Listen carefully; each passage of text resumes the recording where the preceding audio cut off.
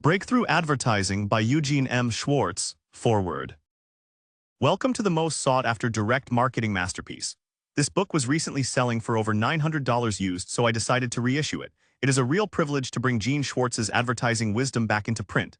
We built a wonderful business based on his wisdom. He was a special delight and a treat to know. Gene was sixto and reminded me of Gary Cooper in The Fountainhead. But Gene had much more charm and wit and a fabulous, unforgettable smile. Exciting sight, watching the multi-talented genius's fingers flying over the keyboard creating another brilliant ad.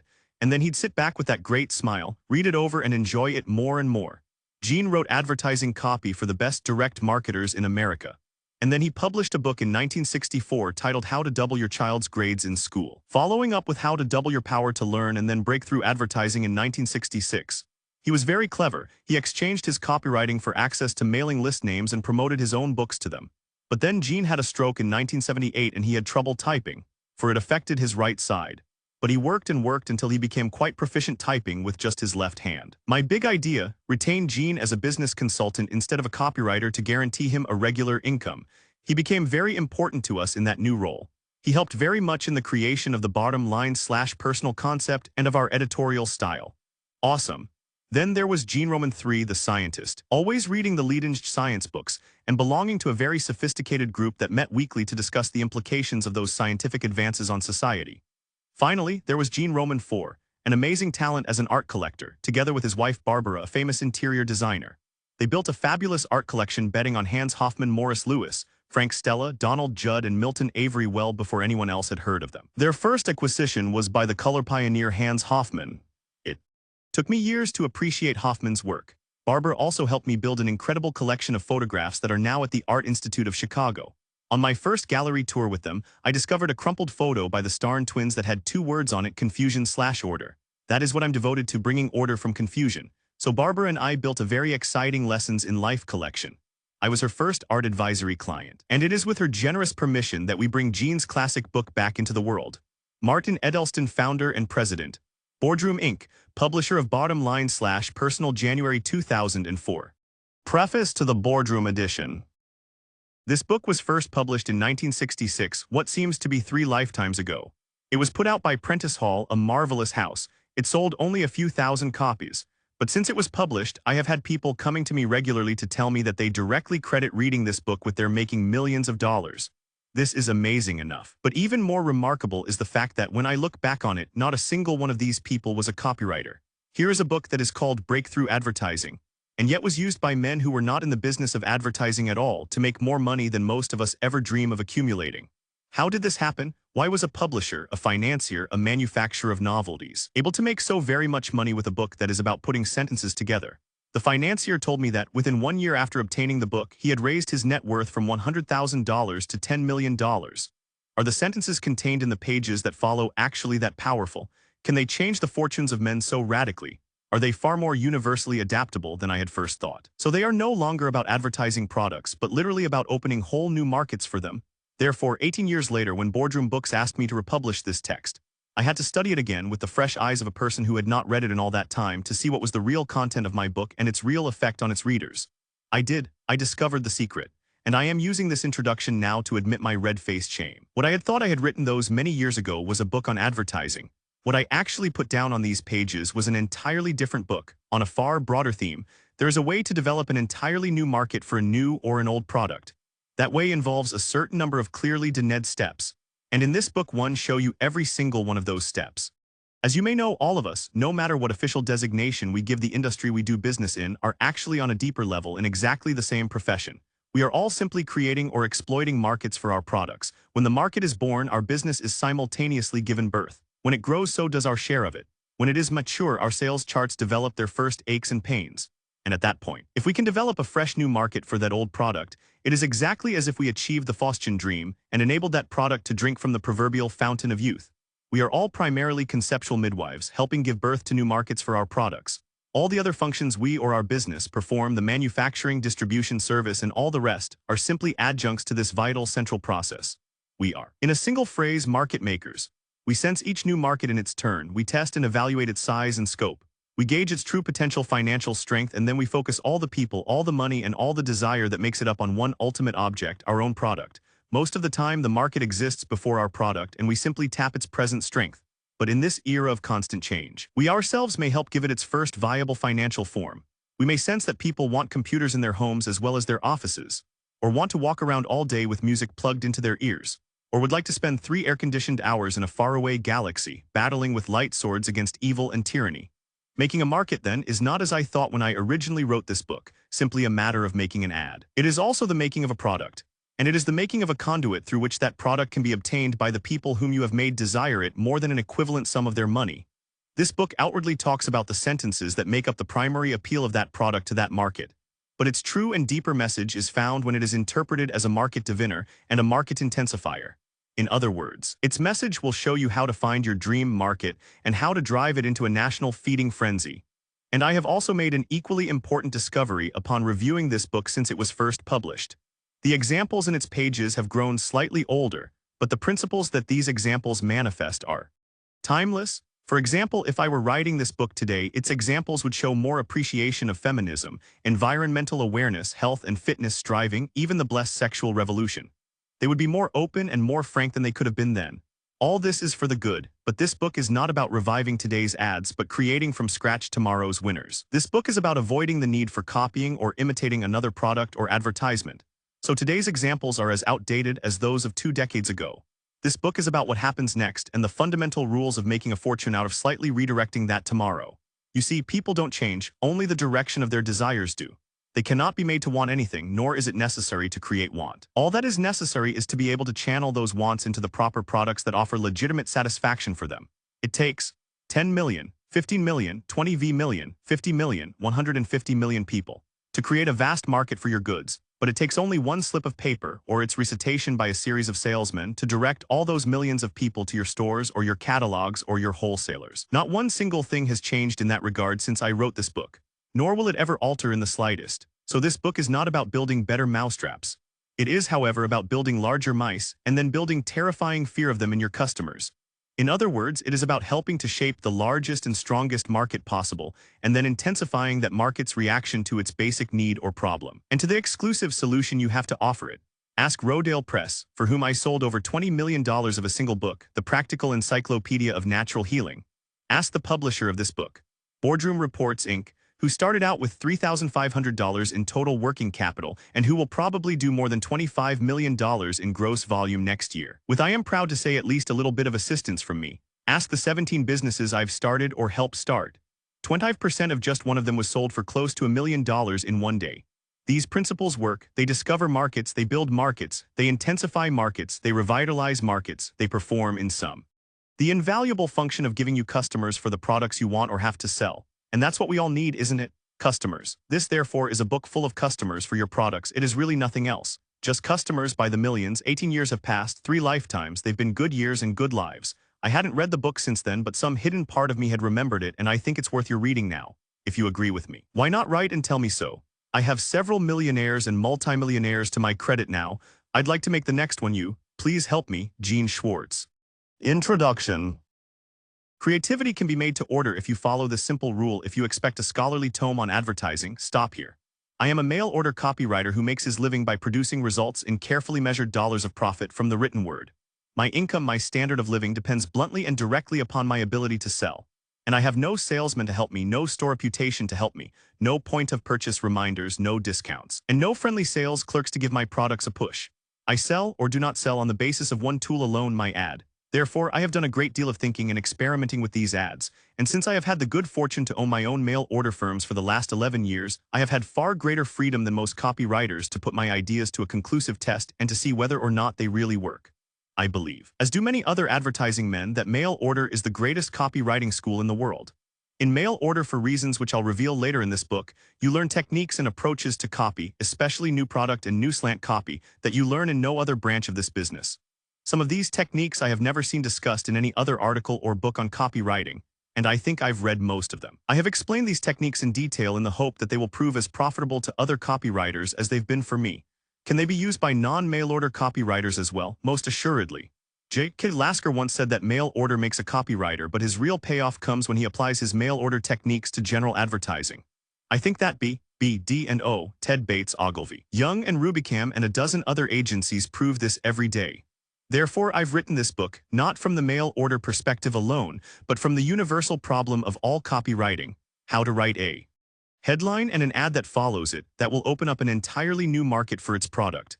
An ad that will give a new product immediate profit, that will give an old product a brand new slant, that will give a competitively battered product a new weapon, not only to protect itself against its imitators, but to actually damage or destroy the loyalty of their following. These objectives cannot be achieved by following somebody else's formula, no matter how successful it was for them. They demand creativity. They demand a brand new headline, a brand new approach to the market, a literal advertising breakthrough. Hence the title of this book. This then is a practical book of practical rules that produce and exploit creativity and that are meant to pay off on the very first ad. To put them to work, you start with these basic facts. Basic facts of life for copywriters. Writing copy is like playing the stock market or being an atomic physicist. Basically, all three of these professions, copywriting, speculation, and science, are exactly alike. The same keys make each one of them work, and if you realize this, you can double the effectiveness of your copy overnight. Consider these facts. All three of them deal with immense natural forces. Gargantuan forces thousands of times more powerful than the men who use them. In science, they are the fundamental energies of the universe. In speculation, they are the billion-dollar tides and currents of the marketplace. In copywriting, they are the hopes and fears and desires of millions upon millions of men and women all over the world.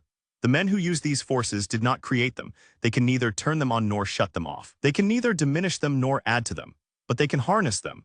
The scientist did not create the energy of the sun, but he can direct that energy into the explosion of an atom bomb.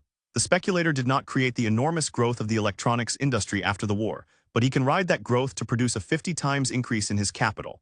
And the copywriter does not create the desire of millions of women all over America to lose weight, but he can channel that desire onto a particular product and make its owner a millionaire. This then is the end goal: to take these gigantic natural forces and harness them to our own uses. But how do we do it? No two of these forces are alike. Each is unique, each operates in a different way. The same formula, carefully worked out to release atomic energy, fails completely to solve the problem of rocket propulsion. The same pattern of investment that spots the upturn in electronics and makes a fortune loses that fortune in uranium. And the same advertising appeal that builds an industry in reducing collapses completely when applied to health foods, even though both advertisements may reach exactly the same audience. Why? Because no formula works twice. Each and every formula is simply the written solution to a particular problem that occurred in the past. Change even one part of that problem, and you need an entirely different formula. That's why memorizing theories won't make you a scientist, or studying charts won't make you a market wizard, or rewriting somebody else's headlines won't make you a copywriter. What will work? Innovation, of course. Continuous, repeated innovation.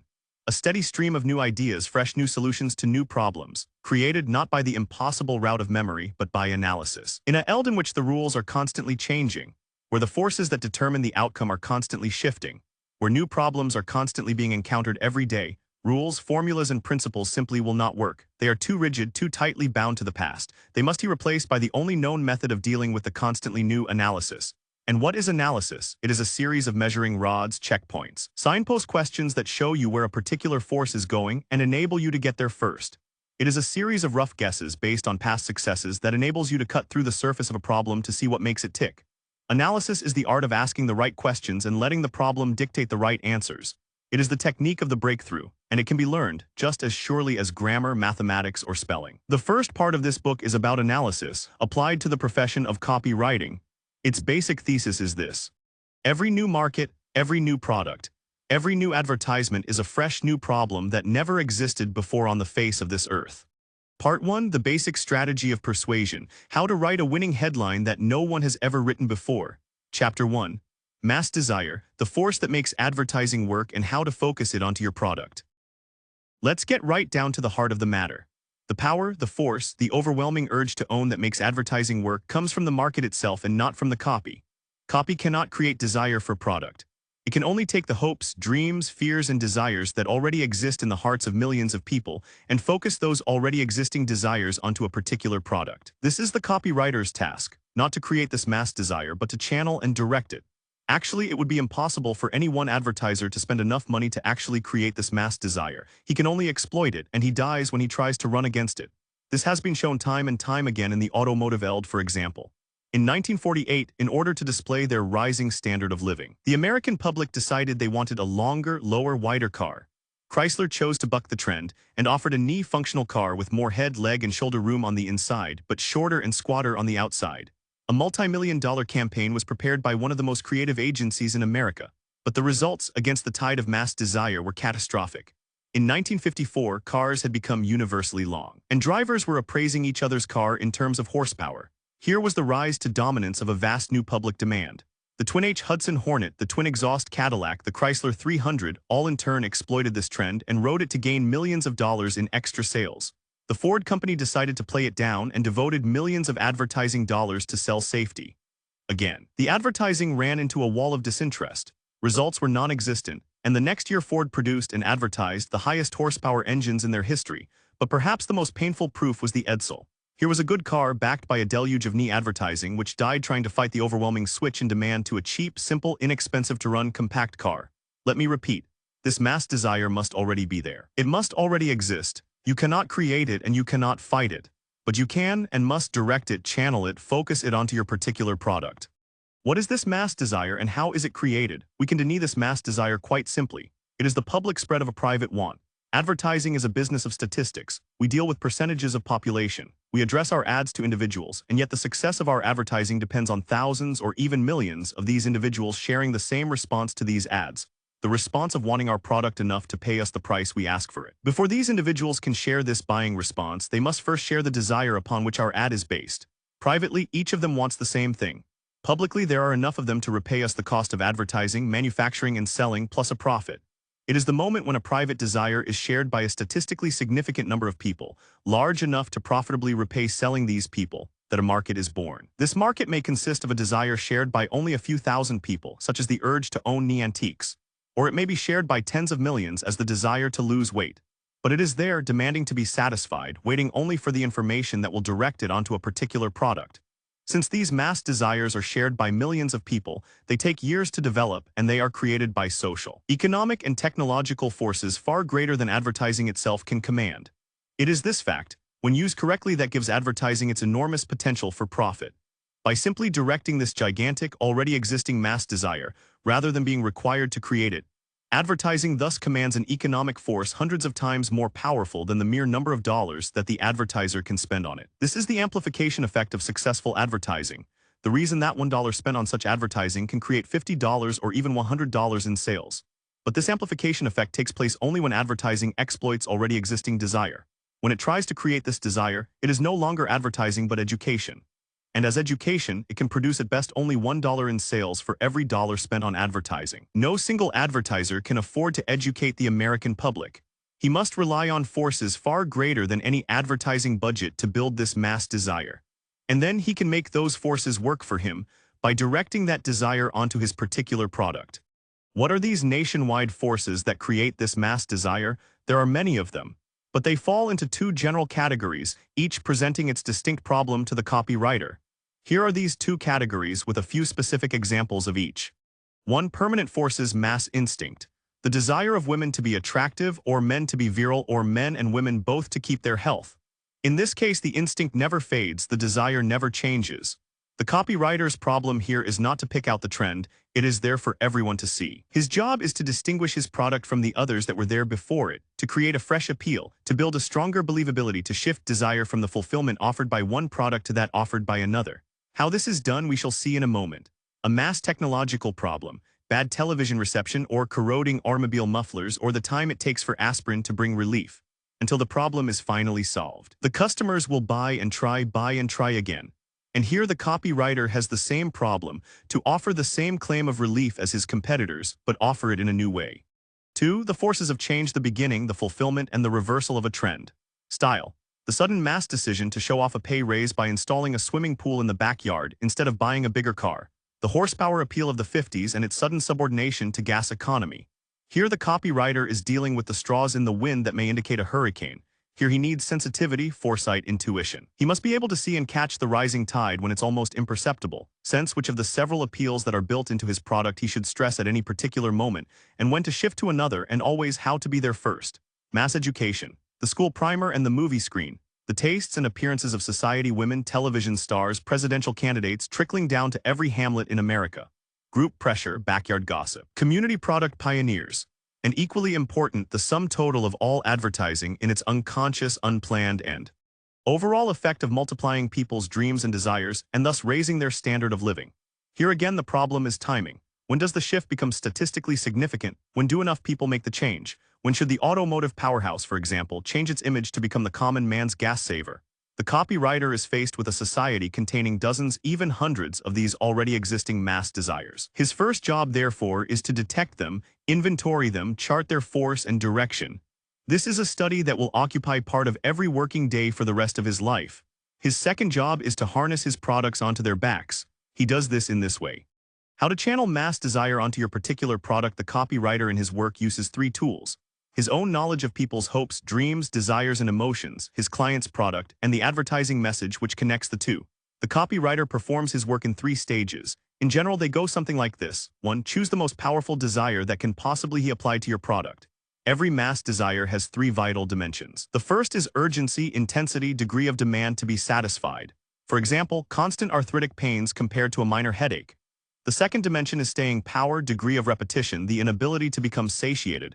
For example, raw hunger compared to a craving for gourmet foods. And the third dimension is scope, the number of people who share this desire. For example, the number of men willing to pay $10 for an automotive accessory that saves gas, as compared to those willing to pay the same price for one that merely prevents future repair bills. Every product appeals to 2, 3, or 4 of these mass desires, but only one can predominate. Only one can reach out through your headline to your customer. Only one is the key that unlocks the maximum economic power at the particular time your advertisement is published. Your choice among these alternate desires is the most important step you will take in writing your ad. If it is wrong, nothing else that you do in the ad will matter. This choice is embodied in your headline. It is for this reason that we spend so many chapters on headlines later on. To sum up the first stage then, you try to choose the mass desire that gives you the most power in all three dimensions.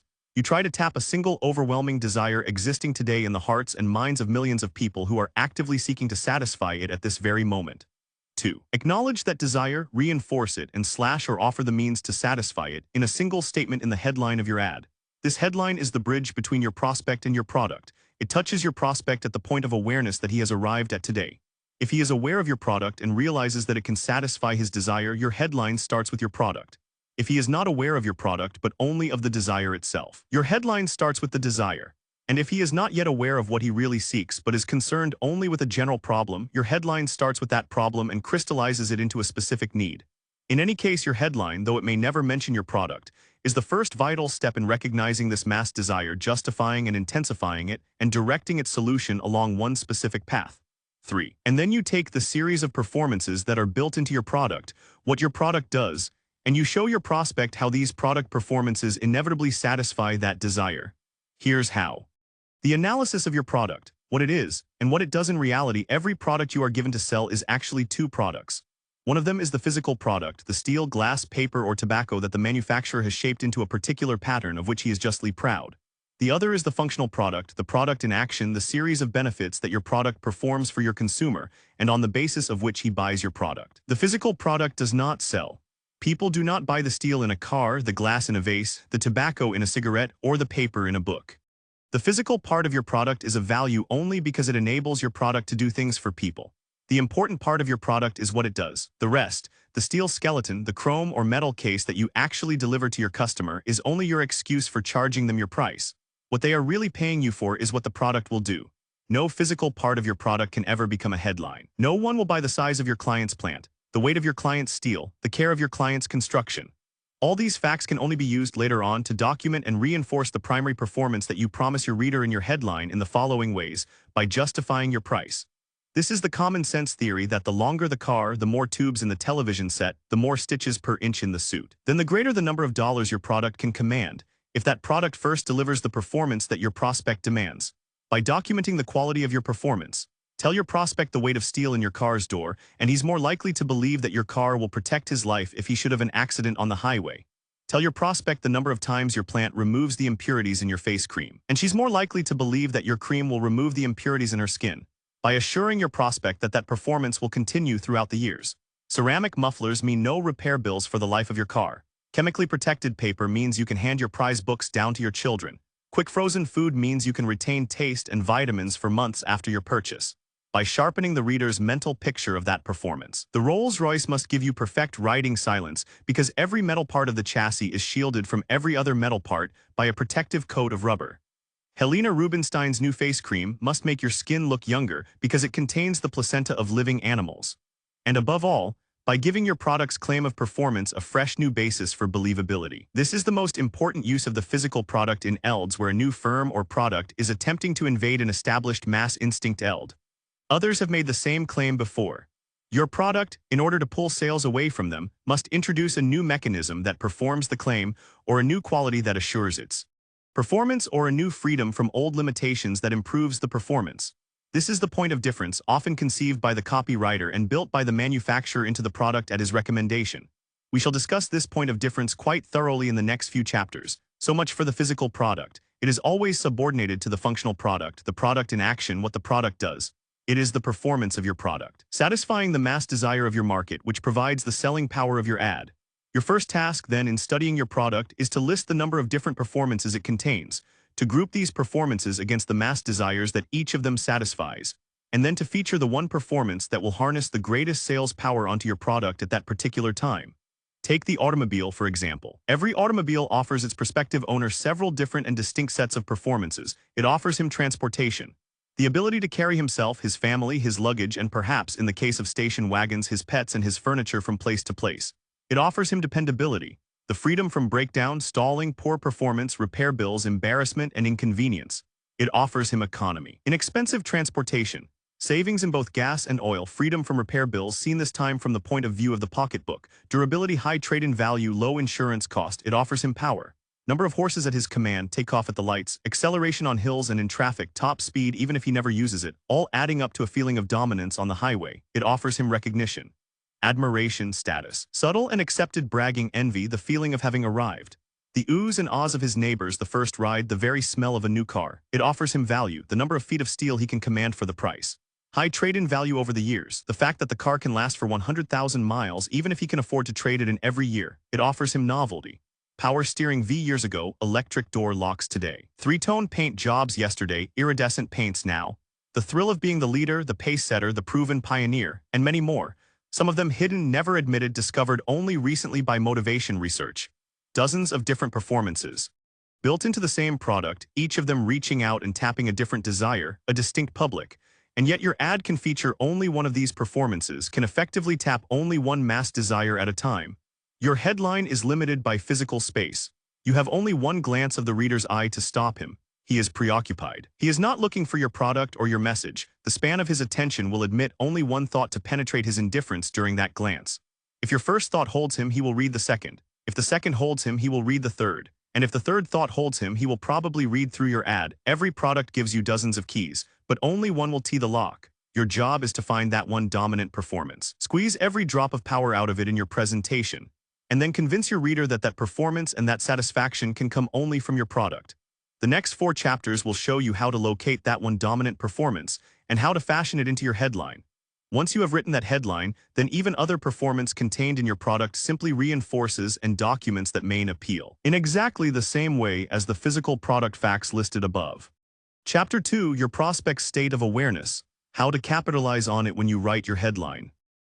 You have now completed the first 2 stages in writing your ad. You have denuded the mass desire that makes up your market, for example, the desire to lose weight shared by millions of women all over America.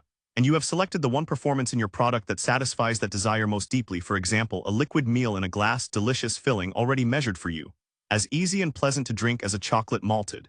This definition of your market, and the selection of the product performance most likely to capture that market, forms the core concept or theme of your ad. You now know where you are going to start with your market and where you are going to end with your product. The bridge between these two, their meeting place, is your ad. Your ad always begins with your market and leads that market inevitably into your product. The beginning of your ad, your headline, is the first step in this process. Therefore, it concerns itself entirely with your market. It may never even mention your product or its performance. It is based entirely on the answer to these 3 questions. 1. What is the mass desire that creates this market, which we have already discovered? 2. How much do these people know today about the way your product satisfies this desire, their state of awareness? 3. How many other products have been presented to them before yours? Their state of sophistication. The answer to question 1 gives you the nationwide force that creates your market. The answer to questions 2 and 3 gives you the location of that market in relation to your product. Your strategy for exploiting or overcoming the answers to these last 2 questions will give you the content of your headline. Let's first read the job we are going to ask our headline to do, and then see how each of these last 2 questions tells us what that headline should and should not say. Your headline's real job. There has been much confusion about how much of a selling job your headline should be required to do. Actually, your headline does not need to sell at all. It does not have to mention your product. It does not even have to mention your main appeal. To demand that a headline should do any of these is to place the full selling burden on approximately 10% to 20% of the total physical space of your ad. That physical space taken up by the headline itself. Your headline has only one job: to stop your prospect and compel him to read the second sentence of your ad. In exactly the same way, your second sentence has only one job: to force him to read the third sentence of your ad. And the third sentence and every additional sentence in your ad has exactly the same job. It is simply common sense that the more of your story you can force your prospect to read, the more thoroughly you can sell him. To attempt to do the same selling job in 10 words instead of 100 or 1,000 is to shoot craps with your client's money. You might as well buy only enough space to print your headline and use the rest of the budget for repeat insertions. It is the copywriter's job to force the prospect to read his client's full story, not just a skimmed version of it. Only to prospects actively seeking the client's specific brand name product. And in a case where you can offer them a special price reduction, can your headline do the full selling job? To attempt a complete selling job with any other kind of headline is simply to admit defeat. What your prospect's state of awareness demands from your headline, we have already assumed that the only reader you are looking for is the prospect for your product. That means that he shares a innate desire with thousands and perhaps even millions of other people all over America. But how much aware is that prospect of that desire? How close is it to the surface of his consciousness? Is he aware only that a problem or need exists, or is he aware if they can be satisfied? And if he is aware that a means of satisfaction exists, does he realize that it lies in your group of products, or specifically in your product by name, or more specifically in your product at a given price? The answer to these questions will help you determine the state of awareness of your market, their present state of knowledge about your product, and the satisfaction that your product performs. It is at this precise point of awareness that your headline begins. In its natural development, every market's awareness passes through several stages. The more aware your market, the easier the selling job, the less you need to say. Let's go down the awareness scale step by step. We'll start at the most aware, the most mechanical selling job, and proceed to more and more difficult problems, requiring more and more creative solutions. When the most aware, the customer knows of your product, knows what it does, knows he wants it. At this point, he just hasn't gotten around to buying it yet. Your headline, in fact, your entire ad needs state little more except the name of your product and a bargain price. For example, Revere Zomer Lens Electric Eye Camera, formerly $149.50, now only $119.95. The remainder of the advertisement can summarize quickly the most desirable selling points. Then add the name of a store or a coupon and close. This is the typical department store, discount store, mail-order bargain catalog type of advertising. It takes advantage of the full weight of all the advertising that has been done on the same product before it.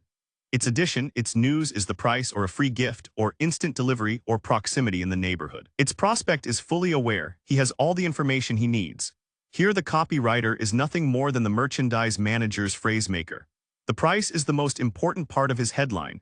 There is nothing creative about his job, and he should receive the lowest possible scale of pay. 2. The customer knows of the product but doesn't yet want it. Here your prospect isn't completely aware of all your product does, or isn't convinced of how well it does it, or hasn't yet been told how much better it does it now. Here, in the approach to this market, is the great bulk of all advertising. Here you are dealing with a product which is known, which has established a brand name, which has already linked itself with an acknowledged public desire, and has proven that it satisfied that desire. Here your headline is faced with one of 7 tasks. A. To reinforce your prospect's desire for your product. B. To sharpen his image of the way your product satisfies that desire. C. To extend his image of where and when your product satisfies that desire. D. To introduce new proof, details, documentation of how well your product satisfies that desire. To announce a new mechanism in that product to enable it to satisfy that desire even better. F. To announce a new mechanism in your product that eliminates former limitations. G. Or to completely change the image or the mechanism of that product in order to remove it from the competition of other products claiming to satisfy the same desire. In all 7 cases, the approach is the same. You display the name of the product, either in the headline or in an equally large logo, and use the remainder of the headline to point out its superiority. The body of the ad is then an elaboration of that superiority, including visualization, documentation, and mechanization. When you have finished weaving in every strand of your product's superiority, your ad is done. Here are sample headlines presenting solutions to all 7 of the problems of this state of awareness. A. To reinforce your prospect's desire for your product by using association. Steinway, the instrument of the immortals. Joy, the costliest perfume in the world. Your prospect's state of awareness, which twin has the Tony. Hair coloring so natural only her hairdresser knows for sure, Miss Clairol. Sensory sharpening tastes like you just picked it, Dole. The skin you love to touch, Woodbury.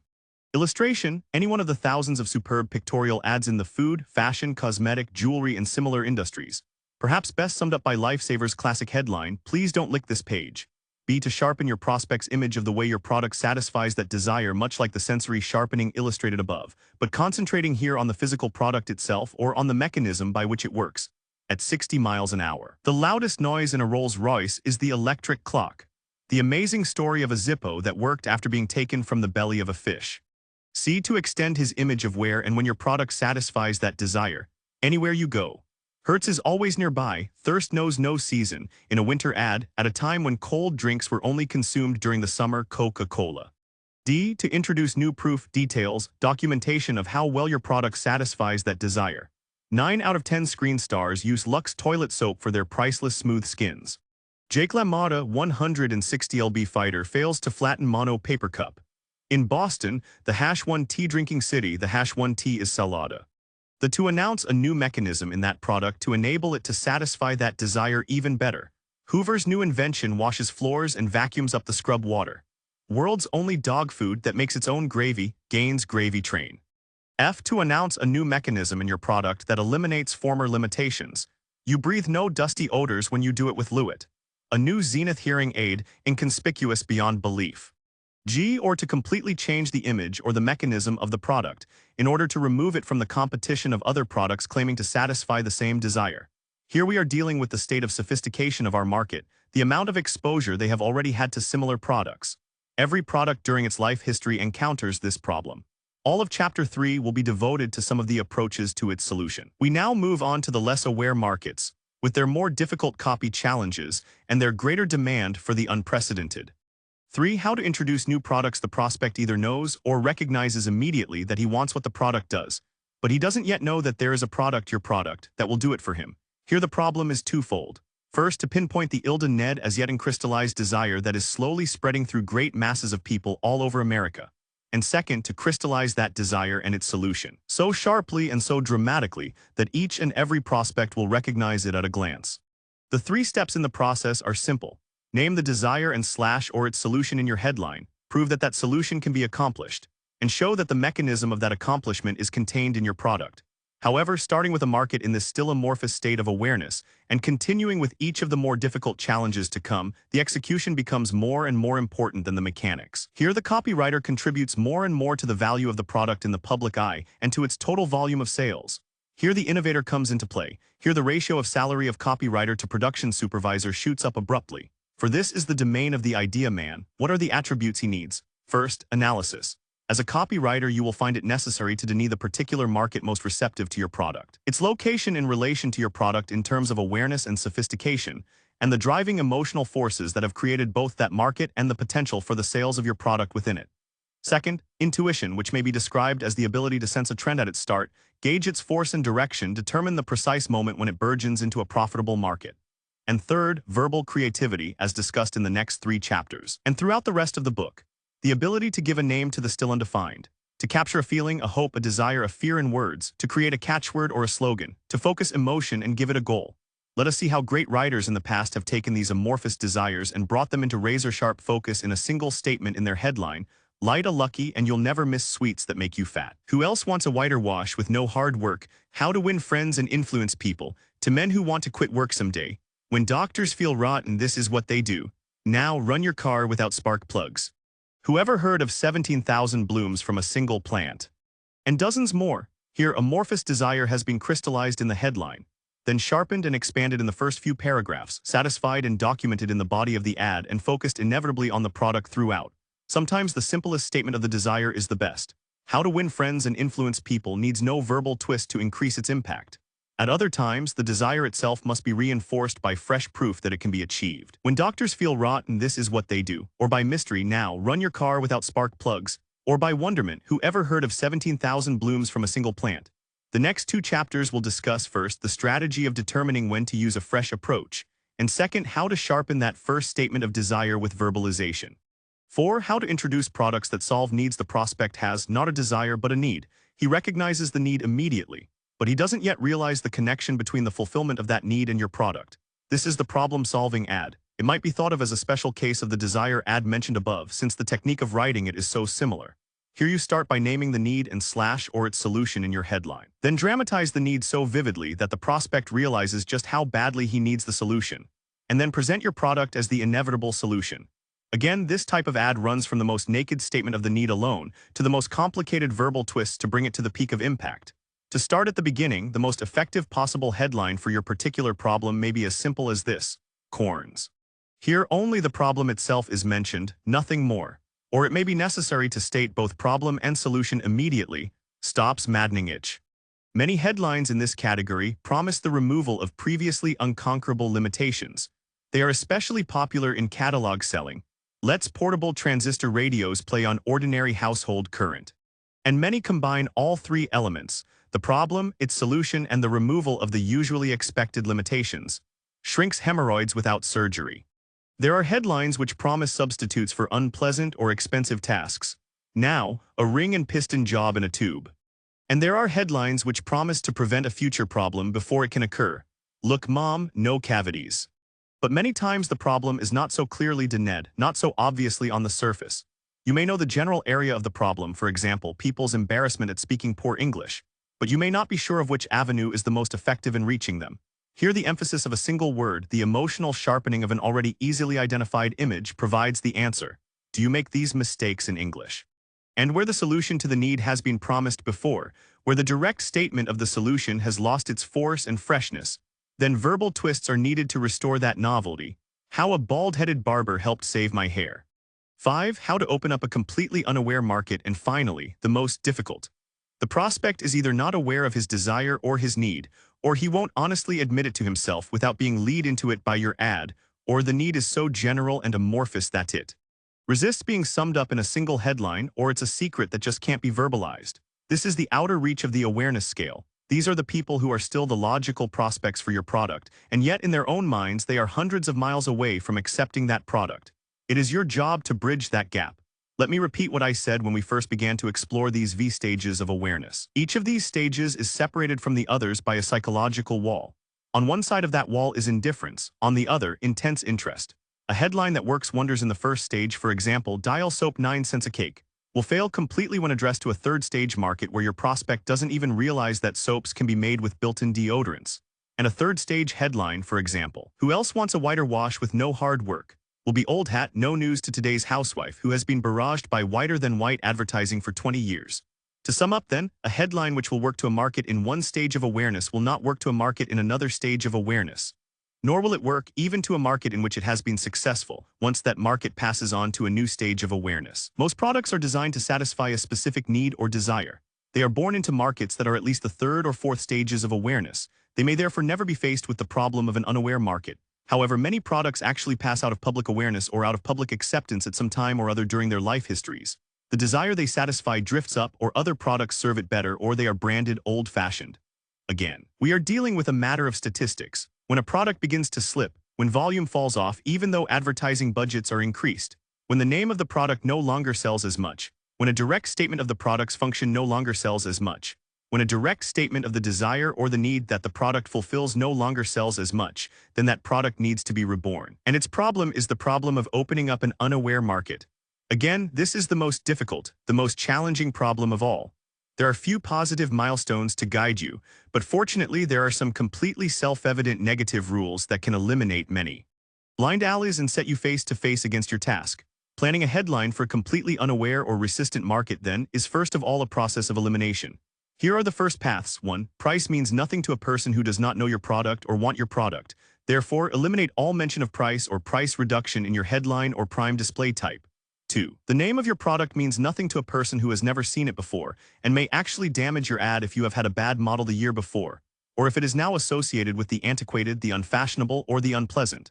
Therefore, keep your product out of the headline and be extremely wary about breaking the mood or disguise of your ad with a prominent logo. 3. And this is the hardest fact of all to accept.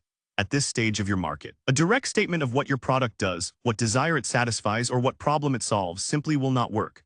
Your product either has not reached that direct stage or has passed beyond it, and you cannot simply shift from one desire to another. You are not faced here with a problem of sophistication, but one of complete indifference or unacceptability.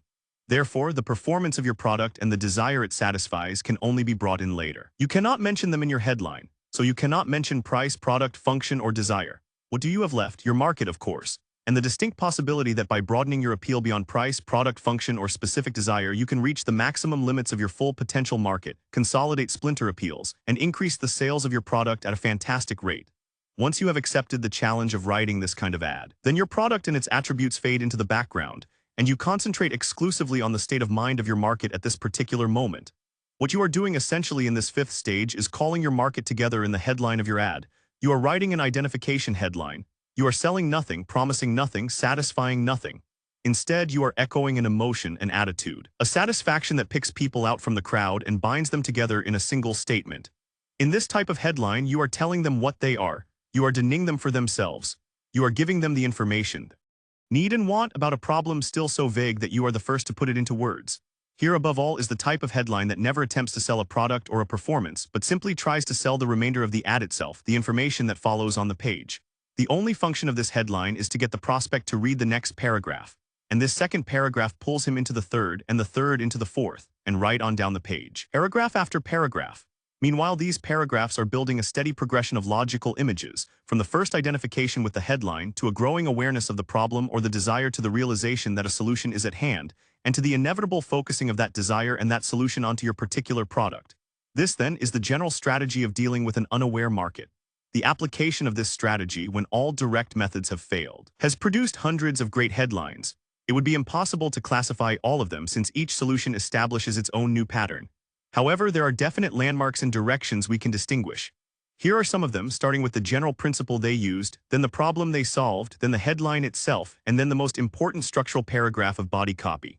Giving words to a hidden dream problem, to expand the market for home correspondence courses beyond that obtained by earn more money and gain more skill headlines. The solution: the University of the Night, the young Lincoln, poring over borrowed schoolbooks far into the night, seeking in the dim light of his log fire the transforming light of knowledge, eager to grow, eager to do. Here is an example which has inspired the man who strives against the odds of circumstances to make his place in the world. Tonight, in cities and towns and villages, thousands of men will drop their daily labors to fight, beneath the lamp, the battle that Lincoln fought. Up from the mines, down from the massive ships. From all the places where men work, they will go home and take up their books because they yearn to grow, because they seek higher training, greater skill, more responsibility. Some of them are men who work in one field whereas their talents and desires are in another. Some are halted in their progress because they do not understand the higher principles of their business or profession. Some left school in boyhood because poverty made it necessary. 50 years ago, these men would have had no place to turn for the courses of study and for the personal guidance that they need. 30 years ago, there was founded a school to help them, a school created for their needs and circumstances, a school that goes to them no matter where they are, a school created in response to a need. The international correspondence schools have developed their scope and usefulness to the growth of that need. Exploiting a hidden fear problem to revitalize the sales of a coffee substitute long after health headlines and pep headlines and taste headlines had failed. Secondary problem to overcome a slipping brand name that was no longer an asset in either the headline or the logo. The solution: why men crack. An authority of international standing recently wrote, "You have overeaten and plugged your organs with moderate stimulants, the worst of which are not only alcohol and tobacco but caffeine and sugar. You know them. Strong men, vigorous men, robust men, men who have never had a sick day in their lives. They drive themselves to the limit. They lash themselves over the limit with stimulants. They crack, often they crash. You have seen them afterwards, pitiful shells, the zest gone, the fire gone, burnt-out furnaces of energy. He was such a healthy-looking man. His health was his undoing. His constitution absorbed punishment. Otherwise, he might have been warned in time. For every action there is an equal and contrary reaction. You learn the law in physics. It applies to bodies. For every ounce of energy gained by stimulation, by whipping the nerves to action, an ounce of reserve strength is drained. But repeated withdrawals exhaust any reserve. Physical bankruptcy, then the crash. It's time to get back to normal, to close the drafts, to bank some of the fires, avoid stimulants. What is good for the boy is good for the man. Borrowed energy must be repaid. 2 million American families avoid caffeine by drinking postum, and 2 million American families are better off for it. leading into an unacceptable problem by starting with a universally accepted image problem to gain both publisher and prospect acceptance for a woman's deodorant. A direct statement of the performance or product would not only offend but would never be published. The solution, within the curve of a woman's ARM, a frank discussion of a subject too often avoided. A woman's arm, poets have sung of its grace, artists have painted its beauty. It should be the daintiest, sweetest thing in the world, and yet, unfortunately, it isn't always. There's an old offender in this quest for perfect daintiness, an offender of which we ourselves may be.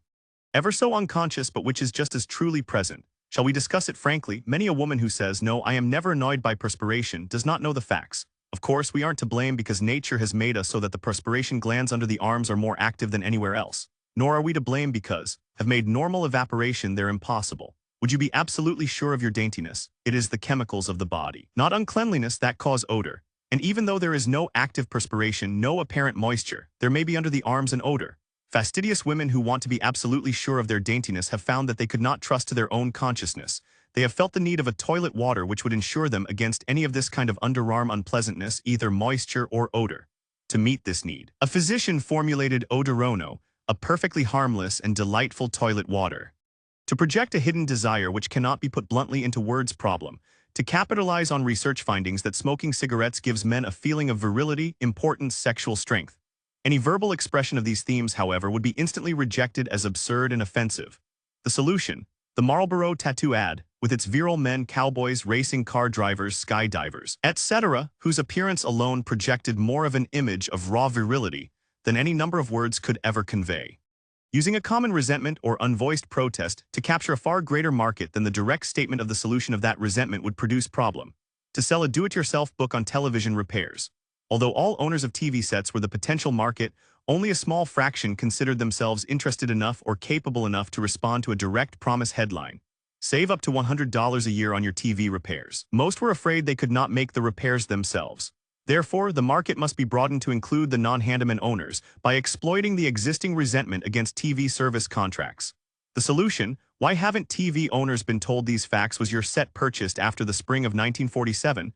Then here is the full, uncensored story of how you can avoid those $15, $20 repair bills, avoid those $30, $60 a year service fees, and still get the perfect movie-clear pictures you've dreamed about. How many times this week have you had to get up to fix a jumpy TV picture?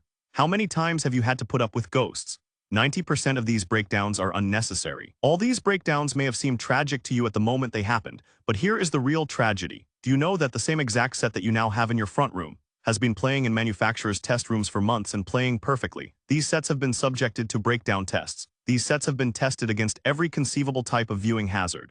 And in almost every one of these cases, these sets have produced perfect, movie-clear pictures without major breakdowns for as much as one full year. Here are some of the reasons why, what TV experts have learned about your set. If your set were properly cared for, as these sets were, it need break down only once during the entire year. If your set were properly cared for, it can actually give you perfect, movie-clear reception the other 364 days of the year. And most important, these experts have discovered that you do not have to be a handyman or a mechanic in order to coax this performance. Here's why. 5 minutes a week for perfect reception. These TV experts have discovered that your TV set is a great deal like your body in this respect, that it gives warning signals before it has a major breakdown. Now, if you had the knowledge to make a few minor adjustments on the outside controls of that set, then you could correct those symptoms. If you do not have this knowledge, then your set will weaken, you will have a constantly bad picture. It's as simple as that. You pay a repairman not for his work but for his knowledge. If you had that knowledge yourself, then you would not have to pay him at all. Now suppose that you had a TV expert at your elbow 24 hours a day. Suppose that every time your set began to flicker or jump, this expert would show you exactly what knob on the outside of your set you could turn. Suppose that every time you were annoyed by ghosts, this expert would show you a simple non-mechanical trick. Yes. And suppose that even when your set went black, this expert could show you all the information you need about your TV set. This is exactly what a new book, The Television Owner's Guide, does for you. Projecting an ultimate triumph that the prospect will identify with problem. To sell music lessons by correspondence to a greater audience than would respond to a direct, play real tunes on the piano. 5 days approach. The solution: they laughed when I sat down at the piano, but when I started to play, Arthur had just played the Rosary. The room rang with applause. I decided that this would be a dramatic moment for me to make my debut. To the amazement of all my friends, I strode confidently over to the piano and sat down. Jack is up to his old tricks. Somebody chuckled. The crowd laughed. Can he really play? I heard a girl whisper to Arthur. Heavens. No, Arthur exclaimed. He never played a note in his life, but you just watch him. This is going to be good. Then I started to play. Instantly a tense silence fell on the guests. The laughter died on their lips as if by magic. I heard gasps of amazement. My friends sat breathless, spellbound. I played on, and as I played I forgot the people around me. I forgot the hour, the place, the breathless listeners. The little world I lived in seemed to fade, seemed to grow dim, unreal. Only the music was real. It seemed as if the master musician himself were speaking to me. Not in words but in chords, not in sentences but in exquisite melodies, a complete triumph. As the last notes of the Moonlight Sonata died away, the room resounded with a sudden roar of applause. I found myself surrounded by excited faces. How my friends carried on. Men shook me by the hand, wildly congratulated me, pounded me on the back with their enthusiasm. Everybody was exclaiming with delight, plying me with rapid questions. Jack, why didn't you tell us you could play like that? Where did you learn? How long have you studied? Who was your teacher? I have never even seen my teacher, I replied. And just a short while ago I couldn't even play a note. Quit your kidding, laughed Arthur, himself an accomplished pianist. You've been studying for years, I can tell. I have been studying only a short while, I insisted. I decided to keep it a secret so I could surprise all you folks. Then I told them the whole story. Have you ever heard of the U.S. School of Music? A few of my friends nodded. That's a correspondence school, isn't it? They exclaimed. Exactly, I replied. They have a new simplified method that can teach you to play any instrument by mail in just a few short months. Projecting the result of a problem in such a way that it will be identified with by people who would reject a direct statement of the problem itself. To increase the sales of a mouthwash, not only on a germ theme which could be immediately accepted, but on the more universal social offense theme which would be rejected in its direct form. The idea of bad breath was too insulting to be taken by the public straight. The solution, often a bridesmaid but never a bride, Edna's case was really a pathetic one. Like every woman, her primary ambition was to marry. Most of the girls in her set were married or about to be, yet no one possessed more charm or grace or loveliness than she. And as her birthdays crept gradually toward that tragic 30 mark, marriage seemed farther from her life than ever. She was often a bridesmaid but never a bride. That's the insidious thing about halitosis, unpleasant breath. You yourself rarely know when you have it, and even your closest friends won't tell you. Sometimes, of course, halitosis comes from some deep-seated organic disorder that requires professional advice. But usually and fortunately, halitosis is only a local condition that yields to the regular use of Listerine as a mouthwash and gargle. It is an interesting thing that this well-known antiseptic that has been in use for years for surgical dressings possesses these unusual properties as a breath deodorant. Projecting the result of an accomplishment to attract people who would be frightened away by the work implied to achieve it. To broaden the market for home correspondence courses, beyond that possible with a direct statement of the immediate result, learning or skill.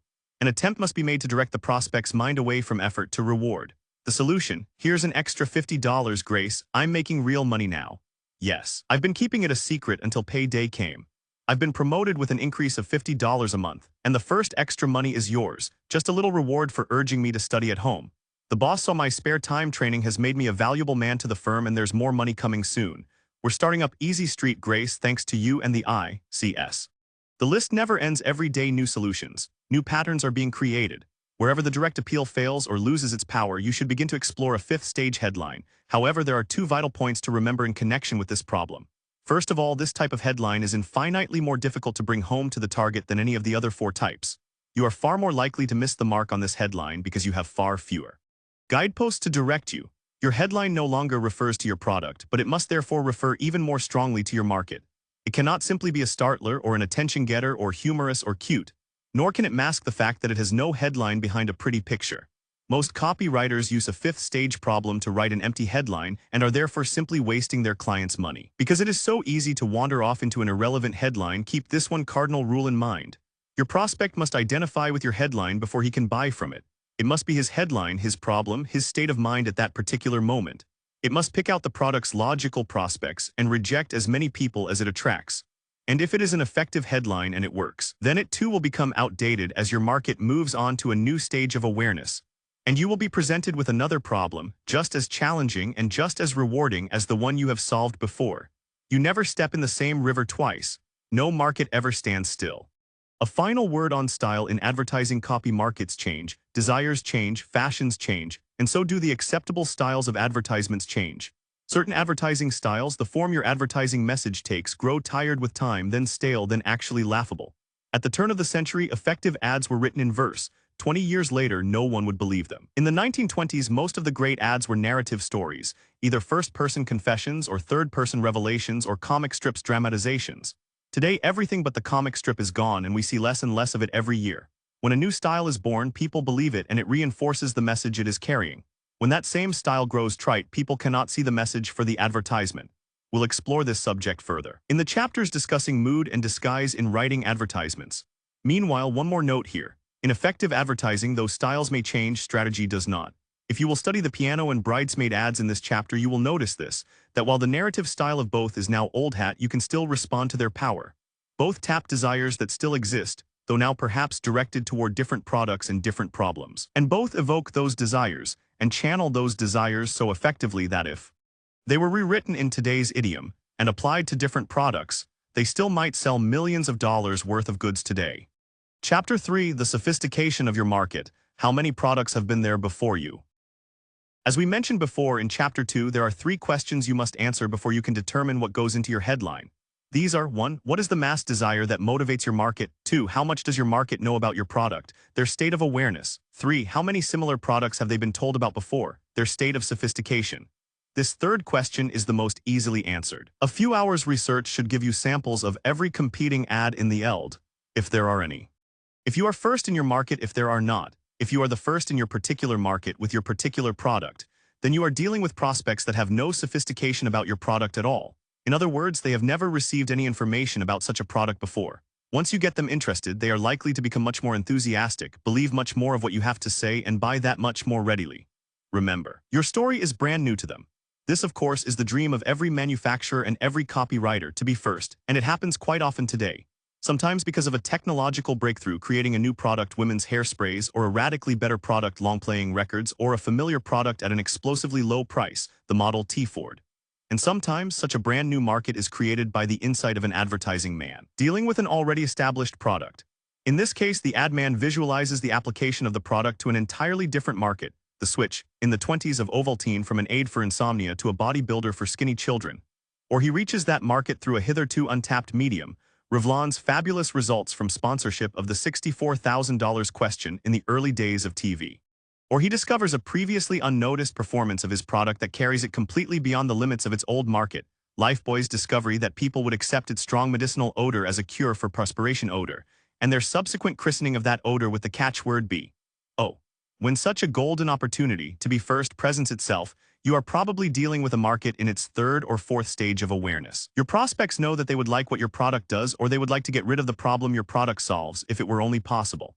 Here, the answer to your third question is quite simple. You are dealing with a market where you are first, therefore they have no previous information about similar products, therefore they are completely unsophisticated, and your exploitation of this answer, your strategy in approaching this market is equally simple. 1. Be simple. Be direct, above all, don't be fancy.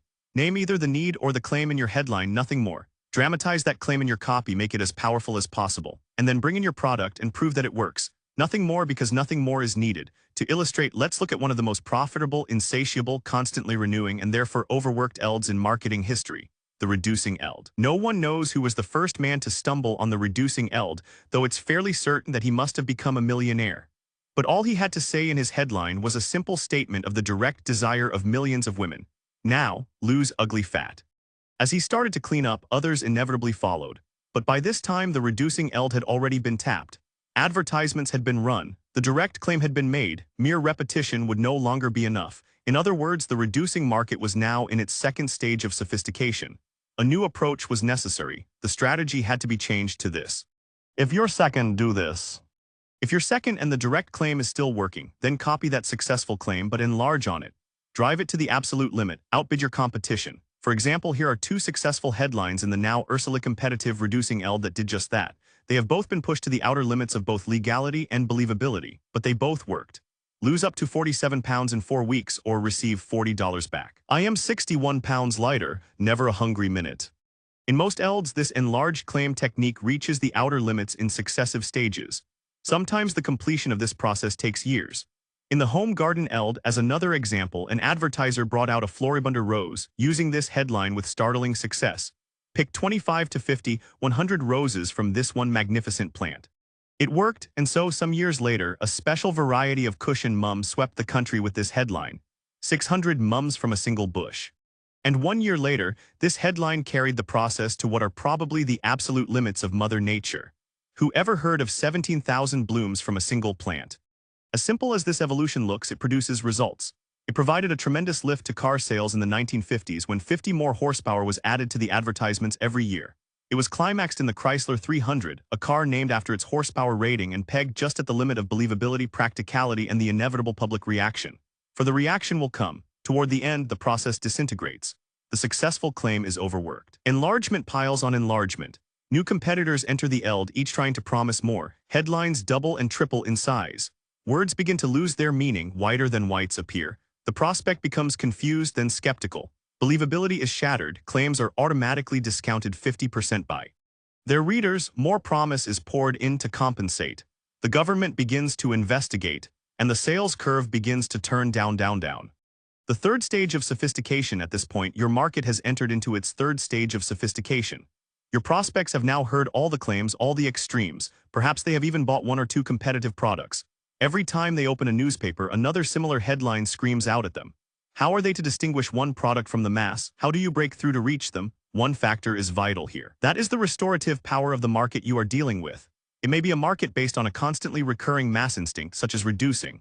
It may be a market based on an unsolved technological problem, such as spark plug replacement. It may be a market that periodically wishes to renew or improve its purchases, such as cars, homes, appliances. In all these cases, the desire never fades. The market continually renews itself. New prospects come into the market. Old customers become dissatisfied with their old purchases, their old solutions, and begin to look again. The mass desire, the tremendous profit potential still exists, but it cannot be tapped by the old simple methods any longer. Women still want to lose weight, but by now they've read dozens of ads for reducing aids, all promising them to take off 20, 30, 40 pounds in a matter of weeks. They no longer fully believe them. Perhaps they believe these ads so little that they won't even try a new product at all. For months, even years, they may simply accept their overweight condition as something that just can't be helped. But the desire never fades. The dissatisfaction builds up month after month. Secretly, perhaps even unconsciously, these women are hoping to find a new product, a new headline that promises them a new way to satisfy that age-old desire. And on this fundamental fact, we build our strategy for selling a market in its third stage of sophistication. If your market is at the stage where they've heard all the claims in all their extremes, then mere repetition or exaggeration won't work any longer. What this market needs now is a new device to make all these old claims become fresh and believable to them again. In other words, a new mechanism, a new way to making the old promise work, a different process, a fresh chance, a brand new possibility of success where only disappointment has resulted before. Here the emphasis shifts from what the product does to how it works. Not accomplishment, but performance becomes dominant. The headline expands. The claim remains, but now it is reinforced by the mechanism that accomplishes it. In the reducing eld, for example, the limits of its basic promise had been reached by headlines like this: I am 61 pounds lighter, never a hungry minute. Now new leaders emerge, avoiding the competition of claims, stressing mechanism instead like this: floats fat right out of your body, first wonder drug for reducing. A vital change has taken place in both these ads, and in every ad that deals successfully with this third stage of sophistication. In the previous second stage ads, the entire headline was taken up by a complete statement of the main claim. Below it, in smaller type in either a subhead or the body copy, came the mechanism that accomplished the claim. Often this mechanism was abbreviated, simply mentioned instead of being explained, indicated by a sort of shorthand. Like this: I am 61 pounds lighter, never a hungry minute. Read the astonishing experience of New York food expert with the famous Eat and Reduce plan. In third stage ads, however, this arrangement is completely reversed. By this time, the basic claim has become well known to almost all its prospects, perhaps even too well known. Therefore, this shorthand can be applied to the claim itself. What was before a V to 10-word headline describing nothing but the basic claim, I am 61 pounds lighter, can be communicated in a single word in a headline devoted to explaining how this claim is accomplished. For instance, floats fat right out of your body. Or first wonder drug for reducing. First, the mechanism is brought into the headline to establish a point of difference, to make the old claims fresh and believable again. And then, once the prospect is told that here is a brand new chance for success, then the claim can be restated in full to make sure that she realizes everything she is getting. Like this: floats fat right out of your body, released for the first time. The amazing scientific discovery that melts up to 37 pounds off men and women, without starvation diets, without a single hungry moment, without even giving up the foods you love. Or using the same third stage arrangement of mechanism in the headline and claim elaborated in the lead paragraph, we have this ad: first wonder drug for reducing, used successfully by thousands of physicians. Lose as many pounds as you like without diets, without exercise, without giving up the kinds of food you love to eat. In both these ads and all others like them, The promise itself is subordinated to the mechanism which accomplishes that promise. This mechanism is featured in the headline. When ads such as these are successful, you are dealing with a market that is in its third stage of sophistication.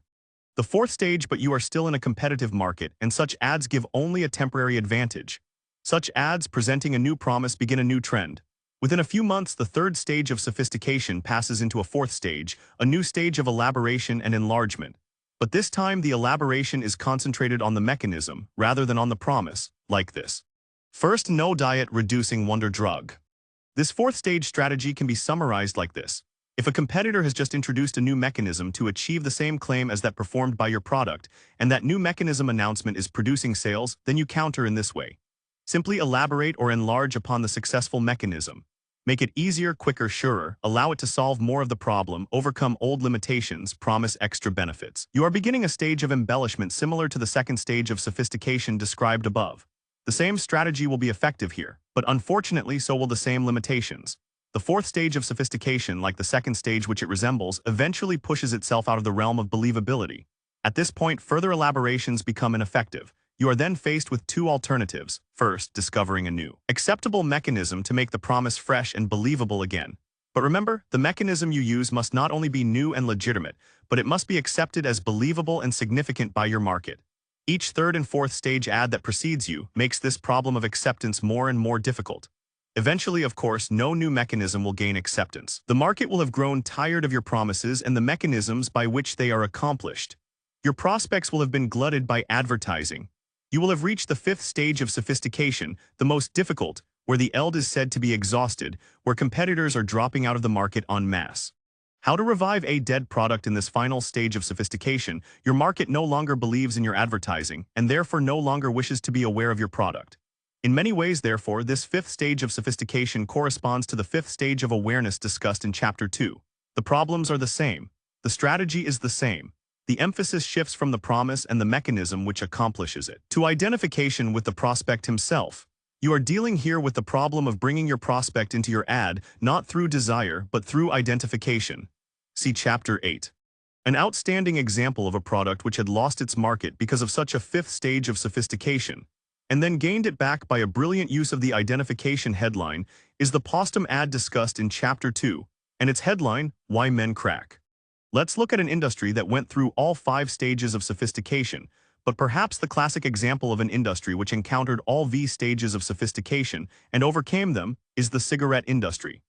The history of cigarette advertising is a continuous battle against competition, against physical and social taboos, even against the very success of its own current advertising, which saturates and exhausts the market by the weight of its combined industry expenditures and constantly demands new approaches.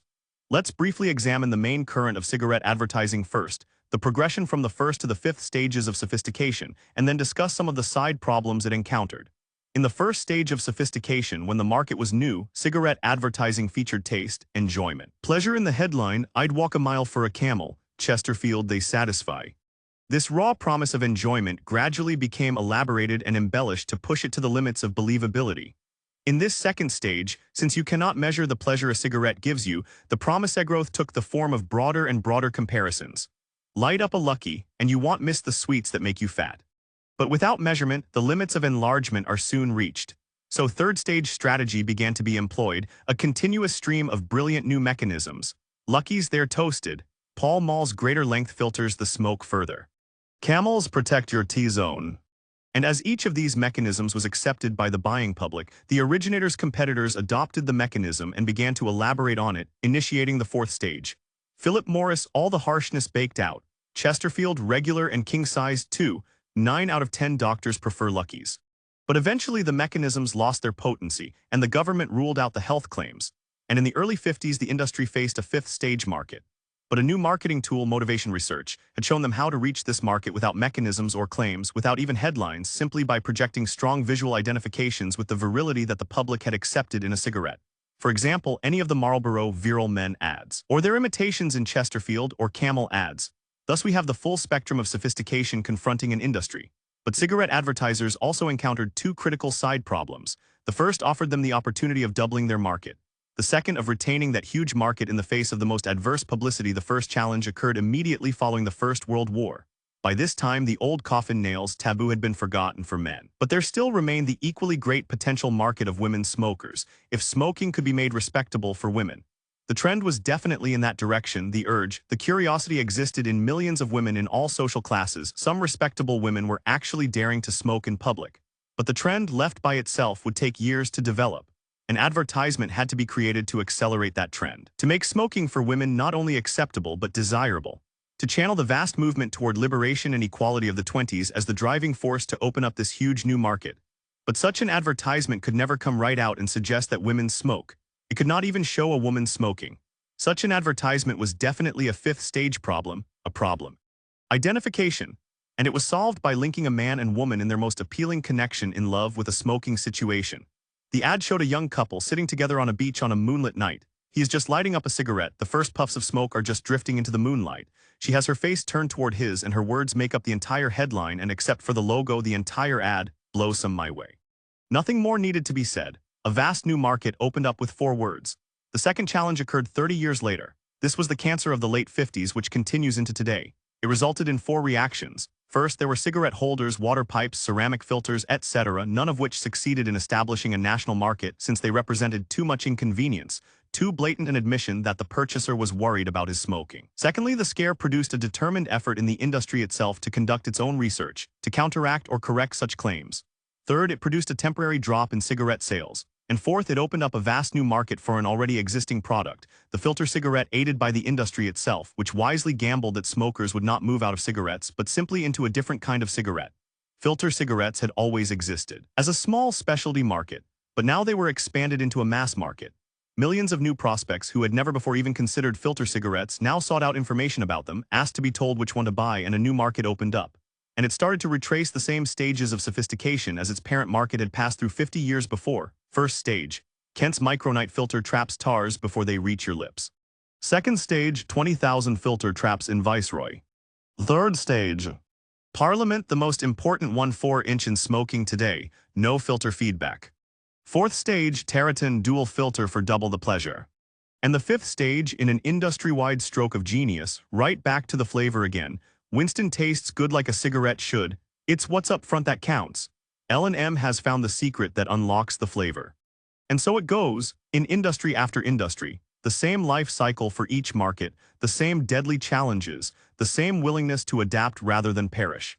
A personal note: in this book I have tried to write a scientific study of advertising, without troubling the reader with whatever personal ethics I myself may observe. Every copywriter who has ever sweated for days to create a new approach will know how it feels to see that approach copied overnight by a competitor. I share every ounce of that feeling, but such events happen every day, and they are effective. Therefore, examples such as those detailed above must be listed. In all objectivity, as a business strategy that has and will solve competitive problems in a competitive industry. I include them here, not as recommendations, but as possible strategies to be chosen or rejected. Chapter 4, 38 Ways to Strengthen Your Headline Once You Have Your Basic Idea. Up to this point, we have been concerned with the strategy of planning copy, of arriving at the theme of our ad and the content of its headline, rather than with the techniques of actually writing this copy. The entire second portion of the book will be devoted to these techniques, but we must pause now and examine one of these techniques out of sequence. It is called verbalization, and it is the art of increasing the impact of a headline by the way in which it is stated. Everything we have done so far has helped us obtain the content of our headline. We now know what we want to say, and we now have to determine how to say it. The most obvious way, of course, is simply to state the claim in its barest form. Lose weight or stop corns, for example, and if you are the first in your eld, there is no better way. But where you are competitive, or where the thought is too complicated to be stated simply and directly, then you must reinforce that claim by binding other images to it with the words in which you express it. This verbalization. And it can accomplish several different purposes. 1. It can strengthen the claim by enlarging upon it, by measuring it, by making it more vivid, etc. 2. It can make the claim new and fresh again, by twisting it, changing it, presenting it from a different angle, turning it into a narration, challenging the reader with an example, etc. 3. It can help the claim pull the prospect into the body of the ad by promising him information about it, by questioning him, by partially revealing mechanism, etc. All of these goals are accomplished by adding variations, enlargements, or embellishments to the main headline claim of the ad. These additional images are bound into the main claim by the sentence structure of the headline. They alter the main claim to make it more effective. They are the second creative step in writing the ad. First, we have seen how to determine the appeal itself. And now how to shape that appeal into its most effective form in the headline. There are, of course, an infinite number of these variations. Every good copywriter invents a few himself, but there are general patterns that most of them follow. Here are some of these guideposts for your own thinking. 1. Measure the size of the claim. 20,000 filter traps in Viceroy. I am 61 pounds lighter. Who ever heard of 17,000 blooms from a single plant? 2. Measure the speed of the claim. Feel better fast. In 2 seconds, Bayer aspirin begins to dissolve in your glass. 3. Compare the claim. 6 times whiter washes. Cost up to $300 less than many models of the low price 3.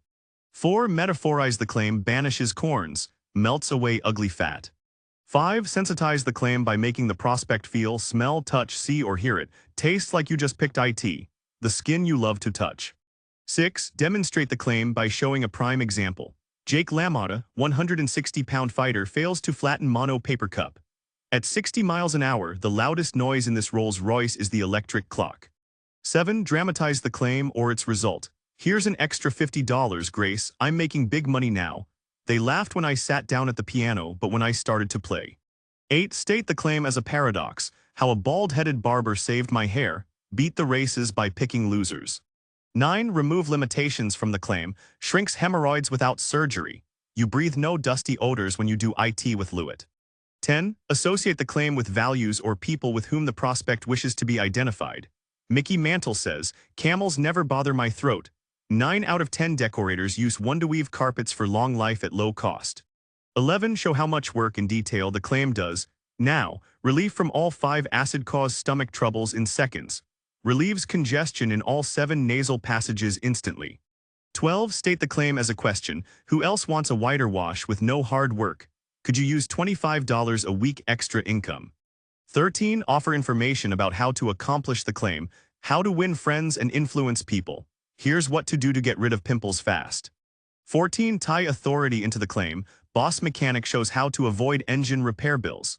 Here's what doctors do when they feel rotten. 15. Before and after the claim.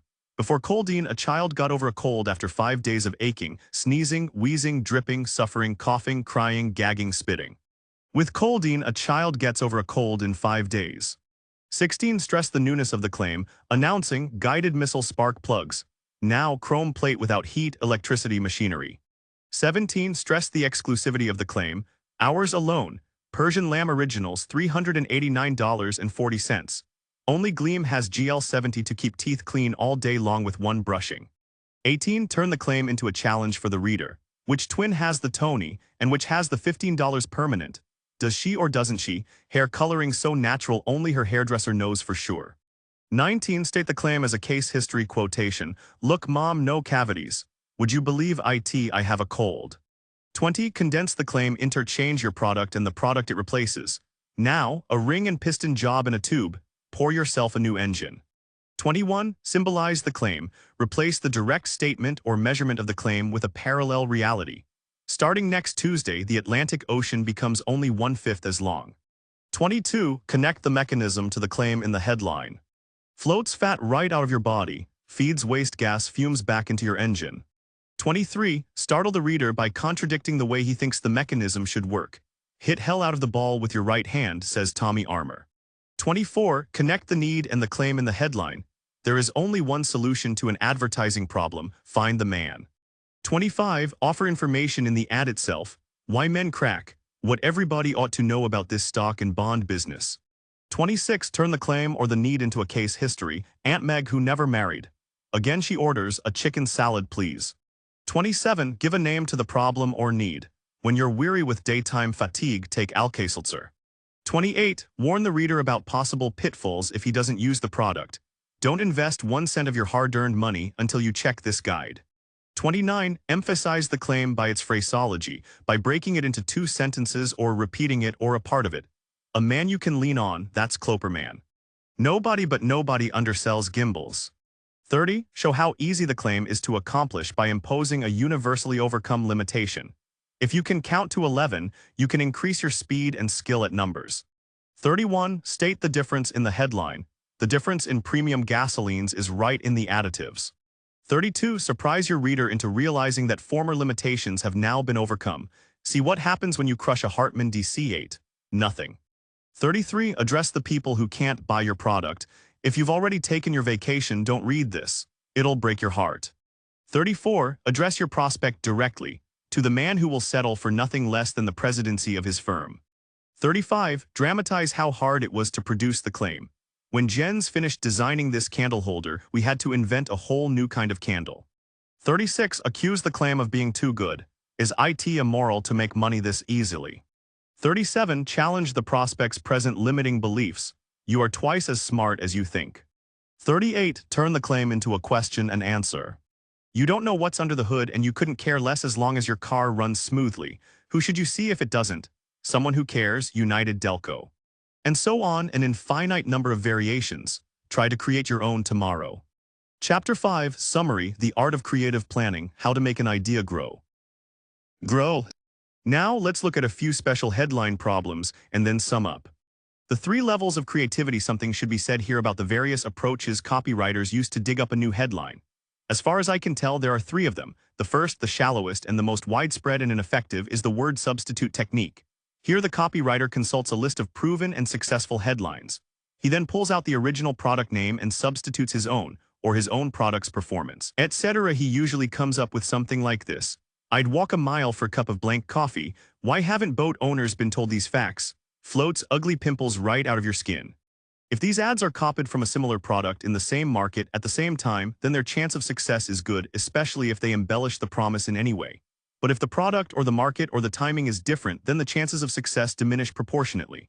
They become echo ads, ads that remind people of some other product. They pay no attention to unique product-market timing relationship that exists at the moment. Therefore, they lose all the strengths that are wrapped up in that relationship. They are the kind of ads that clients write rather than copywriters. The second, deeper and more difficult approach is through formulas. Here the copywriter has memorized a list of rules or principles and tries to pour his headline into them like he'd pour hot lead into a mold. Such rules usually concern the way a headline is expressed. They list methods of strengthening the verbalization of the headline idea, and here they have a perfectly valid use. Several examples of these principles are given in Chapter 4. But the idea for an ad or a headline demands its own shape. It cannot be fitted into someone else's solution. The problem to ease a formula. And the third, analytical approach that we have outlined above with no answers, only guideposts and questions, offers the only way. This is a hard fact to accept.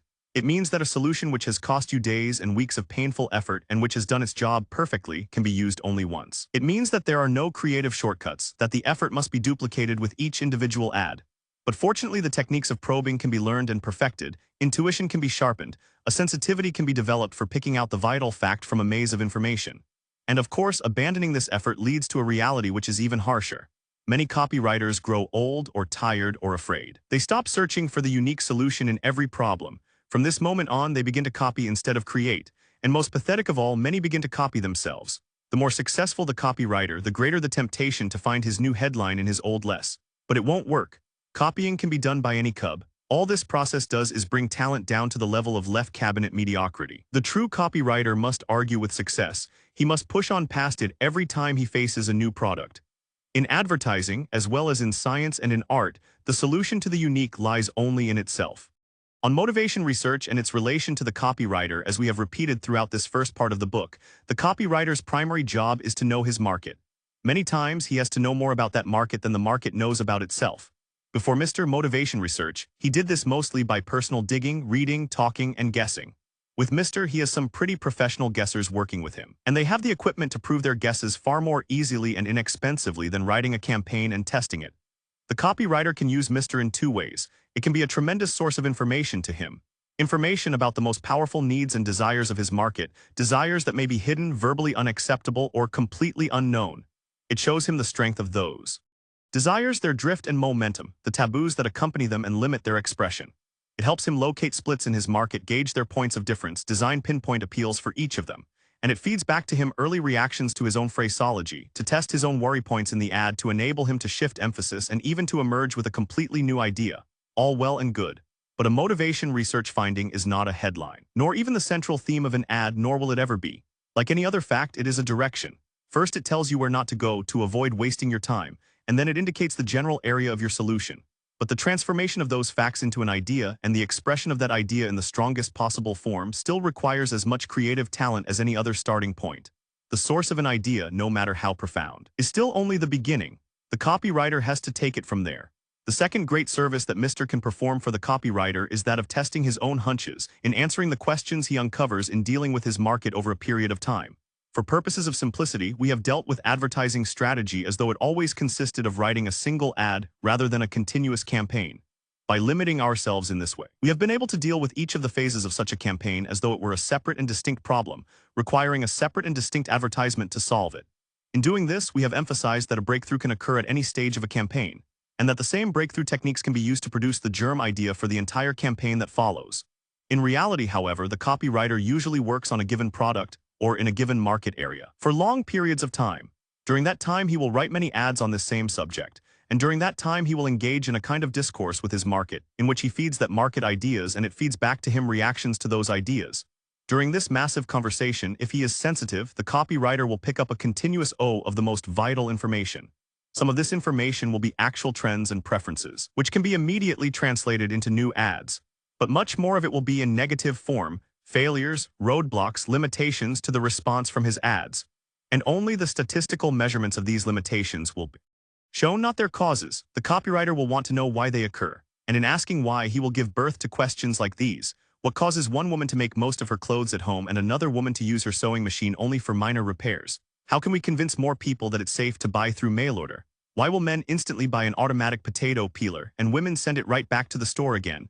These are research questions. They deal with psychological dimensions. The copywriter discovers them and passes them along to his Mr. People to be phrased, tested, and answered. Thus is born a new idea, a new theme, and a new headline, perhaps even a new campaign. On expressing the personality of a product in your headline, one of the most potent discoveries of motivation research is that a product, or a store, or a whole group of products has a distinct and complete personality to the consumer. This personality is a complex quality embracing many traits. In the case of the Cadillac, for example, it consists of quality, prestige, performance, appearance, comfort, resale value, freedom from repairs, and much more. But, and this is the important point to consider in writing your headline, one of these traits will always be the most effective in summarizing and expressing this personality. In the case of Cadillac, it has always been and will always be quality. This summary trait is featured in a series of headlines, or headline illustrations, perhaps blended with one or two of the other traits to give it variety, but always strengthening those other traits by interrelating them to this one dominant quality. Thus the personality is simplified, symbolized, and sharpened to grasp the reader. And then as the reader moves on through the body copy of the ad, this personality is expanded and examined in all its appeals, an ever-enlarging pyramid of persuasion, drawing in all the necessary information, charging that information with desire, terminating inevitably in the one source of satisfaction for that desire, your product. We will examine this concept more thoroughly in Chapter 8 on identification. On the only type of prevention headline that will sell, many copywriters believe that no prevention headline can ever be effective, because it treats a problem that may occur, and that is not actually plaguing your prospect at this moment. The reason they give for this failure is the inability of the prospect to identify himself with a problem that has not already forced itself upon him. This is true, but only for those problems which affect him personally. He is perfectly capable of imagining such problems afflicting his loved ones, his friends, his wife and children, even his nation. This is why decay-preventing toothpaste sold so well when the ads focused the decay, not on the parent but on the children. This is why life insurance can be sold not by picturing the prospect's death, but the horrors enacted upon his wife and children if insufficient money is left over to take care of them. To sum up, a man will not visualize future disasters occurring to himself, but he is perfectly capable of visualizing and buying preventatives from the image of such future problems affecting others around him. On the selection of splinter markets to avoid competition throughout this book, we have assumed that each competitor in a market will try to advertise to that market as a whole. For example, that every reducing aid will try to sell all women that are interested in losing weight. This assumption is not necessarily true in at least two respects. First, it assumes that such a market is all of one piece, for example, that all women want to lose weight for the same reason. They do not, of course. There are at least two major subcategories in the market, those who want to lose weight for appearance reasons and those who must lose weight because of their health. The same general appeal, lose weight, will be effective with both, but certainly the mechanism should vary: speed and ease in the first, safety and permanence in the second. Secondly, a small company with a limited budget may avoid competing with larger rivals for the core of the market, and may concentrate its attack on a smaller segment of that market. This is usually done regionally, but it may be even more effective if it is based on the sociology of the market rather than its geography. For example, A reducing aid may decide to abandon the greater appearance segment of the market and appeal much more specifically to the health segment. This deliberate focusing of the appeal would alter every aspect of the campaign, from the headline through identification copy, through mechanism and substantiation, right down to the selection of media and channels of distribution. Health and geriatric magazines and distribution through doctors rather than drugstores. Eventually, of course, if the appeal is successful and the budget grows, then the advertiser can decide to invade the majority market. If he does this, the success of the initial limited campaign can be used as a point of difference to appeal to the larger market. For example, the fact that women who were forced to lose weight permanently relied on this product more than twice as often as any other, etc. In summary, the first V chapters of this book, which you have just finished, describe a process which may take days or weeks or months to complete. This process begins with a thorough analysis of the market for your client's product, with an attempt to measure the breadth and depth of that market, to identify the gigantic emotional forces that create that market, to delineate and focus those forces in terms of a single image or desire or need, and to channel those forces toward one inevitable solution, your client's product. In order to do this, the second step of this process involves a meticulous study of the product itself, what it is and what it does, the physical product that you will deliver and the functional product that you will sell, all its various satisfactions and performances, again focused to a single image, a single identification, a single claim that will tap the greatest possible emotional force within your market. The combination of these first and second steps gives you the theme of your ad, the desire your market demands and its satisfaction, the need your market feels and its solution, the identification your market gropes for and its expression. And once you discover this theme, you begin the process of expressing it. You explore the state of maturity of your market. You find out how much people know about your product and what it does, how much they've been told about similar products, and how much they care about both. Out of this analysis comes the point of entry for your headline, the point of contact, the point of greatest interest and acceptance on the part of your prospect. It may be located anywhere, in your product itself, in its price and its performance, in the satisfaction your product promises, in the need your market demands from your product, or only in the market itself. But wherever it is, this is the point where you start. Here the searching and the planning stop. Here the words begin. Again, this process may take weeks or even months, and at the end of that time you may have written V or 10 words. These V or 10 words will make up about 90% of the value of your ad. If you are right, they may start a new industry. If you are wrong, nothing you write after them will save your ad. Copywriting on the idea level is an all-or-nothing profession. You build your idea piece by piece. You crowd it into V or 10 words. And then it stands or dies by itself, and everything that follows it stands or dies with it. This is why we have devoted so much time to this planning process, and it is a process. You don't get an idea or a headline, you either build it or you unfold it petal by petal. You dig it out of the market research. You wring it out of the product. You read, you listen, you experiment for yourself, you work hard. You rub up against this product and this market so hard that they seep into your pores. And above everything else, you remember this cardinal right of creativity. What you are looking for in this product and this market is the one element that makes them unique.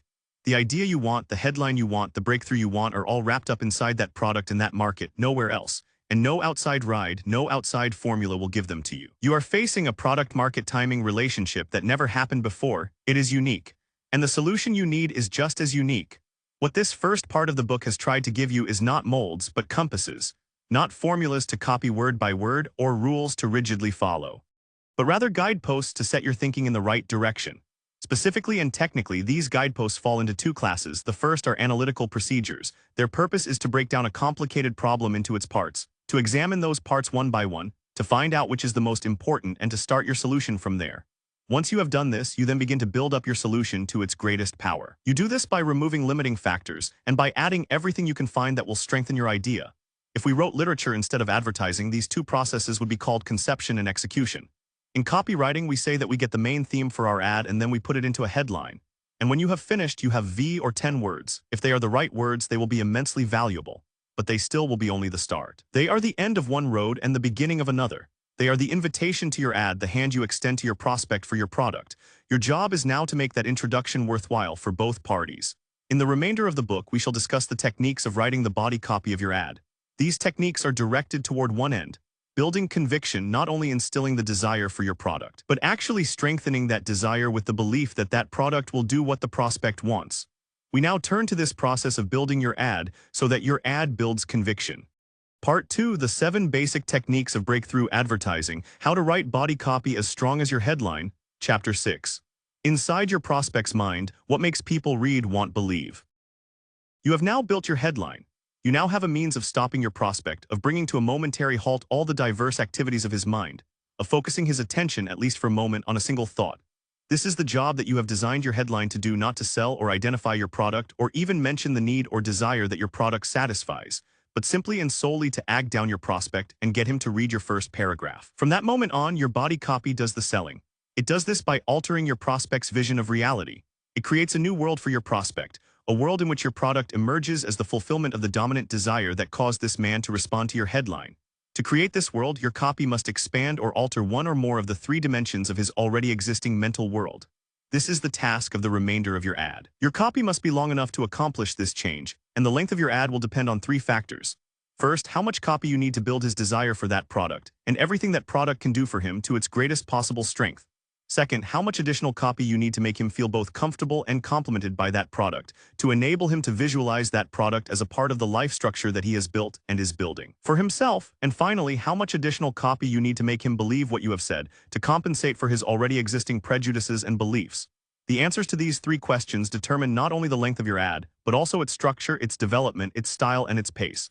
Each of these questions relates to a separate dimension of your prospect's mind, different ways he has of arranging thoughts and feelings. In this chapter, we will examine these three dimensions briefly and sketch in what ways, and to what extent, you can alter or expand them through your ad. And then, in the following chapters, we will detail these mechanisms of persuasion thoroughly along with the most effective techniques of presenting them. And then, in the last chapter, we will try to weave them together into a simple, straight-line, logical progression of images, leading your reader from the headline through the product to the actual purchase. Let us start with these three dimensions of thought and feeling.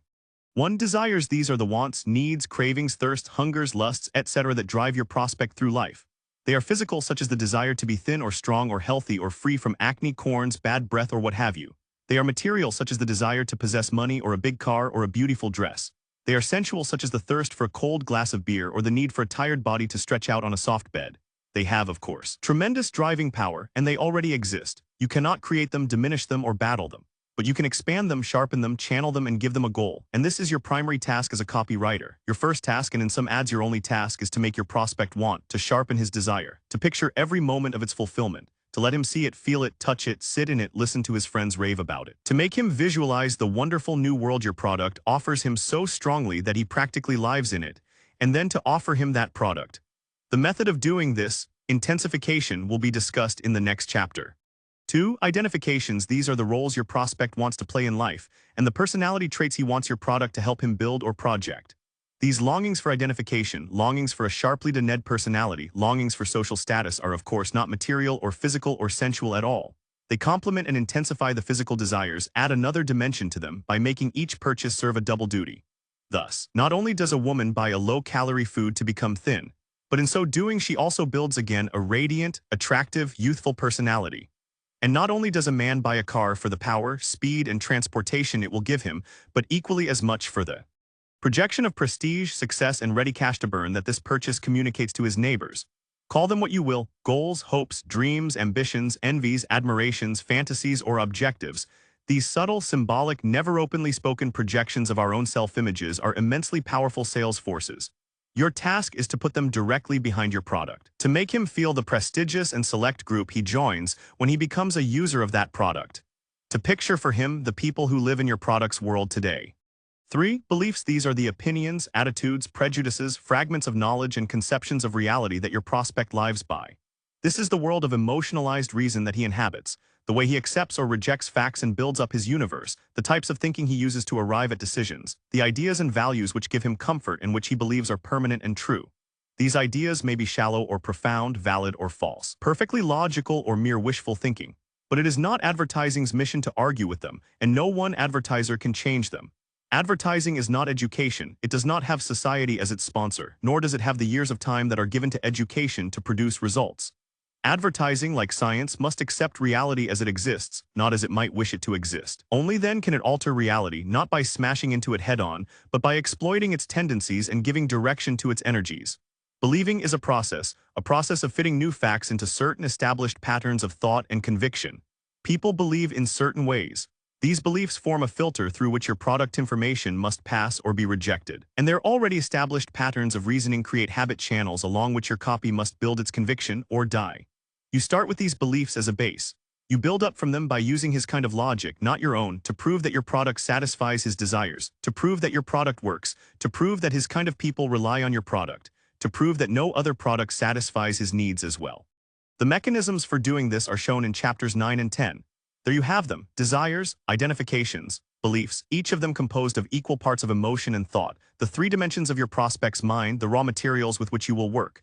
To study them, we shall deal with each of them separately, but in actually writing your ad, of course, you will weave them into each other to create a simple, fluid path of thought from the beginning to the end of your ad. This technique, blending and reinforcement, will be the subject of Chapter 14. The first technique of breakthrough copy. Chapter 7, the first technique of breakthrough copy, intensification. 13 ways to strengthen desire. The force that creates sales that powers our present economy is desire. Mass desire spread among millions of men and women, and the art of salesmanship fundamentally and primarily is expanding this desire, expanding it horizontally among more and more people, expanding it vertically by sharpening and magnifying it, by building it to such a pitch that it overcomes the obstacles of skepticism, lethargy, and price, and results in the sale. Advertising is salesmanship in print. Therefore, above everything else, advertising is the literature of desire. It is society's encyclopedia of dreams, our 20th century wish book. Advertising gives form and content to desire. It provides it with a goal. These desires, as they exist in the mind of your prospect today, are indistinct. They are blurs, hazy, ambiguous, not yet crystallized into words or images. In most cases, they are simply vague emotions, without compulsion or direction, and as such they have only a fraction of their true potential power. Your job is to LL out these vague desires with concrete images, to show your prospect every possible way that they can be fulfilled, to multiply their strength by the number of satisfactions that you can suggest to achieve them. A copywriter's first qualifications are imagination and enthusiasm. You are literally the script writer for your prospect's dreams. You are the chronicler of his future. Your job is to show him in minute detail all the tomorrows that your product makes possible for him. This is the core of advertising, its fundamental function. To take unformulated desire and translate it into one vivid scene of fulfillment after another. To add the appeal of concrete satisfaction after satisfaction to the basic drive of that desire. To make sure that your prospect realizes everything that he is getting, everything that he is now leaving behind him, everything that he may possibly be missing. The sharper you can draw your pictures, and the greater the number of them that you can legitimately present, the more your prospect will demand your product, and the less important will seem your price. How much space can you give to this process of intensification?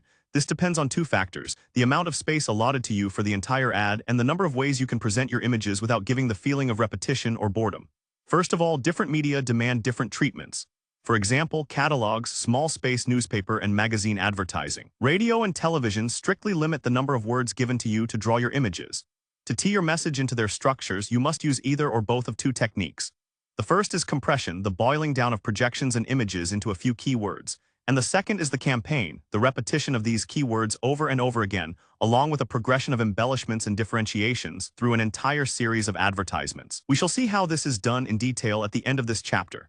On the other hand, large space newspaper and magazine advertising and especially direct mail give you adequate room in most cases to present a full story in these media. The decision as to length depends far more on the second factor, the number of ways you can present your images without giving the feeling of repetition or boredom. No matter what you do, your prospect will take with him only one basic idea, one dominant image from your ad. But with every additional new and different way that you can present that idea, it becomes sharper and more real in your prospect's mind, and it builds up more and more emotional weight. Thus the problem becomes one of perspective, of fresh viewpoints, of new and different detail, of walking around your product in your imagination, and presenting it to your prospect in every way in which it enters his life. You are working against two opposing forces. The first, as in your headline, is the amount of material which has already been presented to your prospect about similar products in other ads. There are stages of market sophistication to be dealt with in body copy as well as in your headline. If your prospect has read the same phraseology before, he will be bored by it, no matter where he encounters it again. And the second obstacle is the phraseology of your own ad. Once you have presented your basic fulfillment in a certain way, then you must vary your viewpoint in your second description or not present it again. Otherwise, you will lose your reader in the middle of your ad. You cannot repeat, but you can reinforce. And every time the same basic promise is given a fresh setting for your prospect, it reinforces the descriptions that went before it and makes your prospect that much more determined to participate. The presenting of a series of fresh, new and different fulfillments for your prospect's dominant desire, our first mechanism of persuasion, is called intensification. It takes many forms with many more certainly to be invented. We will list some of them here, giving the complete copy examples to show how they have been worked out to deal with specific copy problems. Our illustrations in this part of the book will be drawn mostly from mail order. The reason for this is simple. Mail order advertising must accomplish its sale from a single ad, without relying on the cumulative force of the campaign, and without help from product display or salespeople. Therefore, mail order tries to present as much of the complete story as possible at one time. These same techniques apply equally well to all forms of advertising. But there they are usually quite compressed, and their purpose and structure was not quite so apparent. Here are these techniques of intensification. Your first presentation of your claims 1. First present the product or the satisfaction it gives directly, bluntly, by a thorough, completely detailed description of its appearance or the results it gives. For example, this rose ad, more roses than you ever saw on any rose bush. Leading Eastern Agricultural College reports, this fabulous rose variety produced 500 blooms in June, 1523 more blooms in July, 1616 more blooms in August, 437 more blooms in September, 4,076 roses all from one single plant. Can you imagine the fantastic beauty of a rosebush that can easily give you more than 4,000 roses from June to September and then keeps on blooming heavily right up into frost? Can you imagine the fantastic thrill of walking into your garden and actually picking 3 dozen, even 4 dozen roses a day from a single plant, day after day, week after week, and still leave gigantic clusters of bloom on each single plant? Colorful, fragrant roses almost as large as the most expensive hybrid teas, yet blooming by the hundreds at one single time. On one single bush, cherry pink 3-inch roses overlaid with tinges of red that deepen in fire and brilliance as the blossoms unfold, to reveal a dazzling gold splash on their petals. Roses that burst into living walls of blossoms that flame again and again into exquisite masses of bloom in June, July, August, September, October, November, and often stay in bloom weeks after the first snows have fallen. This is the rose with such fantastic blooming power that it will actually give you huge clusters of 10, 12, even 15 flowers on a single stem, and produce those clusters in solid masses of bloom, clusters as large as both of your outstretched hands put together, clusters that actually measure up to 1 full foot across, each stem a complete floral bouquet in itself.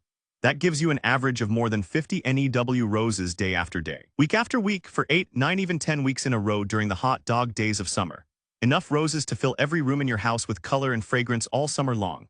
Enough roses to drench your terrace with beauty, to sweep around your home and flood your beds, your borders, your walks, your driveway with solid living walls of roses all summer long, with just a few plants. And this is the rose you can have blooming in your garden now and for years to come. That will make your grounds the garden showplace of the neighborhood, if you accept this extraordinary flower offer now. Or, as another example, this description of the results of a Christmas flashlight projector that shows colored slides of the Bible.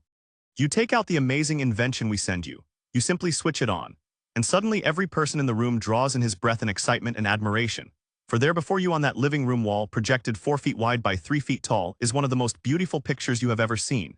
Before your eyes, so real that you can practically reach out and touch her, is the Virgin Mary holding the infant Jesus in her arms. Picture actually glows with exquisite color. You can see every magnificent detail. The animals huddled around the manger, the tenderness in the Virgin's eyes, the smile on the infant's face. It's almost as though you were actually there. Suddenly all the wonderful tales your children have heard, all the meaning and glory of Christmas, come alive before your children's eyes, life-sized, as tall as your children. Scene after scene parades before them on their living room wall. They actually see the angel of God announcing the birth to the shepherds. They witness the star of Bethlehem rising over the world. They stand side by side with the 3 wise men in silent adoration. Before their very eyes they see Christ grow to maturity. They watch him astound the elders of the temple as a small child. They thrill to his first meeting with John the Baptist.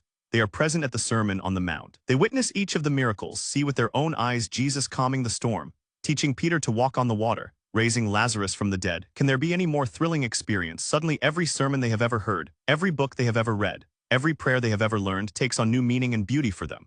This is probably the most thrilling hour you will ever spend with your children. They will ask you to repeat it time and time again. These magnificent pictures will continue to thrill and astound and instruct them for years to come.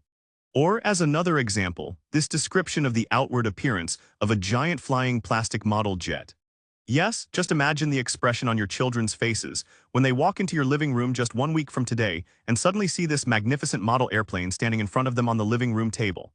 Here is a gigantic, 3-dimensional, all-plastic model airplane, resting securely on its own triple landing gear, and so huge that its tail section alone stands 6 full inches from the table. This magnificent model airplane proudly bears the official colors of Pan American Airways. Its wings and engines are a dazzling silver. Its fuselage is a gleaming white, with a brilliant blue stripe stretching back 21 inches along the entire length of the body. and stamped on both sides of the huge rudder is the Fan American World Globe, and the American flag above it, ready to identify this plane anywhere she goes. Both the wings and the tail section are slanted diagonally back, ready to cut through the air at 600 scale miles an hour. And suspended beneath the wings are the 4 huge engines, each as long and as thick as your child's fingers, each with its own jet sound simulator, to give your child thrill after thrill after thrill when he actually flies this breathtaking model himself. Put the claims in action too. Now that you have presented your main description, you are ready to expand the image. One of the most effective ways to do this is to put the product in action for your reader, to show not only how the product looks and what benefits it gives the reader, but exactly how it does this. As one example, let's continue with our model jet airplane ad. No fuel, no danger, no crack-ups, yet it flies 600 scale miles an hour. All under your complete control. Pick this magnificent plastic model up from the table and hand it to your child. While he holds it, simply attach the U-control line as we show you to the left wing. Then, suspend the model from this control line and begin slowly to swing it through the air. Before your astonished eyes, you will see one of the most thrilling sights of your entire life. This model is perfectly designed for high-speed flight. As soon as it picks up power from the motion of your hand, it will lift up its nose, its wings will begin to cut through the air, it will flash upward and streak ahead of you. As you give it more and more line, it will turn wider and wider. Fly faster and faster. You can fly it in circles only 5 feet wide, or you can take it outdoors and fly it in gigantic arcs 100 feet wide, the size of an entire city lot. You can make this plane soar upward, stall at fantastic heights, dive toward the ground, and then pick up speed and flash upward again in a breathtaking rescue. You can spiral this magnificent model down into a perfect landing. You can fly 2 or more planes in formation. You can have jet races. You can have an entire fleet of breathtaking models flown by every member of your family, and you can have them for only $1 a piece, less than 1/5 the price you'd pay for a plastic model of this size and performance. Or as another example, this product in action description from a brochure selling a self-propelled SH lure. Think of it, to fuel up this amazing live-action lure, all you do is this. Simply snap open the fuel chamber, pour in the absolutely harmless fuel, and close the fuel chamber again. Simply cast or lower that power-packed lure into fresh or salt water and get set for the fishing thrill of your life. For perhaps 1 minute, the lure will float quietly on the surface of the water. But then that water will reach the fuel charge inside, the lure will seem to shudder for a second, and then it will spring dramatically to life. The air around it will be filled with the buzzing sound of a dying bee. Instantly, the nose of the lure will point downward and it will begin its first descent. Slowly, jerkily, like a maimed minnow, it will swim noisily downward, buzzing and humming, traveling about 9 feet every 15 seconds. If no fish intercepts it, it will then automatically stop its descent, slowly raise up its nose, and begin its irresistible climb to the surface again, and again, and again, tirelessly, hour after hour, lengthening out the reach of your own casts. Roaming restlessly over every foot of water beneath you, even on a slack line, even when your boat is tied up, even when you're curled up on the dock, sound asleep. And driving the fish around you into such a frenzy with its swimming and its buzzing that they practically tear the rod out of your hands. They're so anxious to get their mouths into the hook. Bring in the reader 3. Or if your product lends itself to this kind of treatment, put your reader right smack in the middle of this product in action story and give him a verbal demonstration of what will happen to him the first day he owns that product. For example, this passage from an ad selling a power booster for the average car. Picture this to yourself. Next weekend you go down to your car, the same tired car that you've been driving for years. You've made only one simple change to that car, so easy that your 16-year-old son could do it. But now when you turn on the ignition, a modern miracle of engineering science comes to life under your hood. From the very first moment, you'll see and feel the difference in that engine. When you release the emergency brake, your car will glide out of its parking space, roll down the street with your foot hardly touching the gas pedal. Every 30 or 40 seconds, you'll give that car an extra shot of gas, feeling it spurt ahead, testing the new power that's singing underneath your foot. We ask you to pull up to another car at the stoplight of approximately the same year and make as your own. Wait until the light changes from red to green. Let the other car start first. Wait till the other car gets halfway across the street, and then slam your foot down on the gas pedal. Before that other car has even crossed the street, you will have caught up with him. For one brief second, you and that other car will race fender to fender. And then you will flash away from him. You will leave him a full block behind. You will look in your rear-view mirror and see the startled look of amazement on the other driver's face. Show him how to test your claims for, but there is still more room to expand the image along these lines. Turn the demonstration into a test. Let your reader visualize himself proving the performance of your product, gaining its benefits immediately in the most specific and dramatic way possible. For example, in this ad selling a new kind of spark plug, when you get your set of SA fire injectors, here is all you do. If you have an automatic transmission, make a note of how fast your car crawls forward when it is in the drive position with the motor idling. If you have a sports car, a racing car, or boat, make a note of the RPMs as indicated on the tachometer when the engine is idling. If you have regular transmission, put your car in low gear on a level road and notice its speed with the motor idling. Next, screw your injectors right into the spark plug openings. Now, if you have an automatic transmission, put your car in drive and let your engine idle.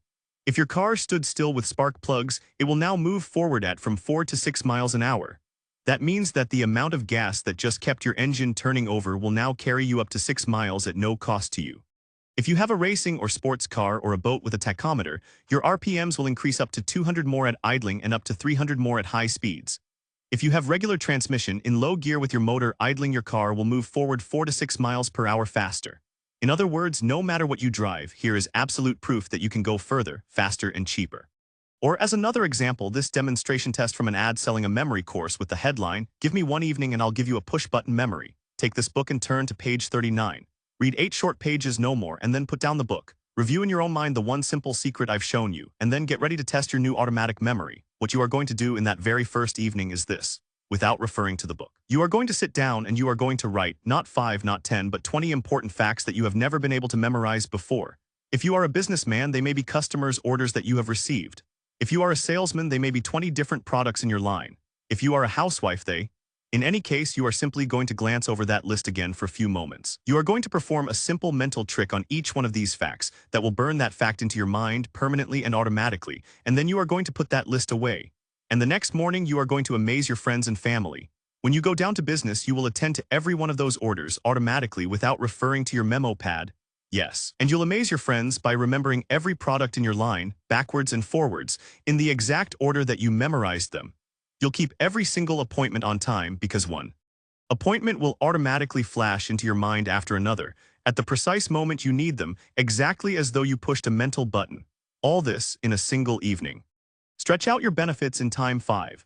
The number of variations of fresh, startling viewpoints is endless. Here is another departure from the product in action theme, showing the product at work not for just an hour or a day but over a span of weeks and months. Here you extend your reader's vision further and further into time, showing him a continuous O of benefits. This passage is taken from an ad for an English plant food. First, the amazing English pellets give your plants a tremendous new burst of growth. New plants and old, they send out dozens of hidden shoots and buds. Some of your plants may actually double in height and breadth the very first month. But this is just the beginning. Within 1 or 2 short weeks, without you even touching your plant, this amazing pellet automatically begins the second stage of its work. It automatically sends out a second wonder-working nutrient that enters into every cell of your plant's bodies, that fills those cells with health and strength and sturdiness. Great tall stems stand up with military precision.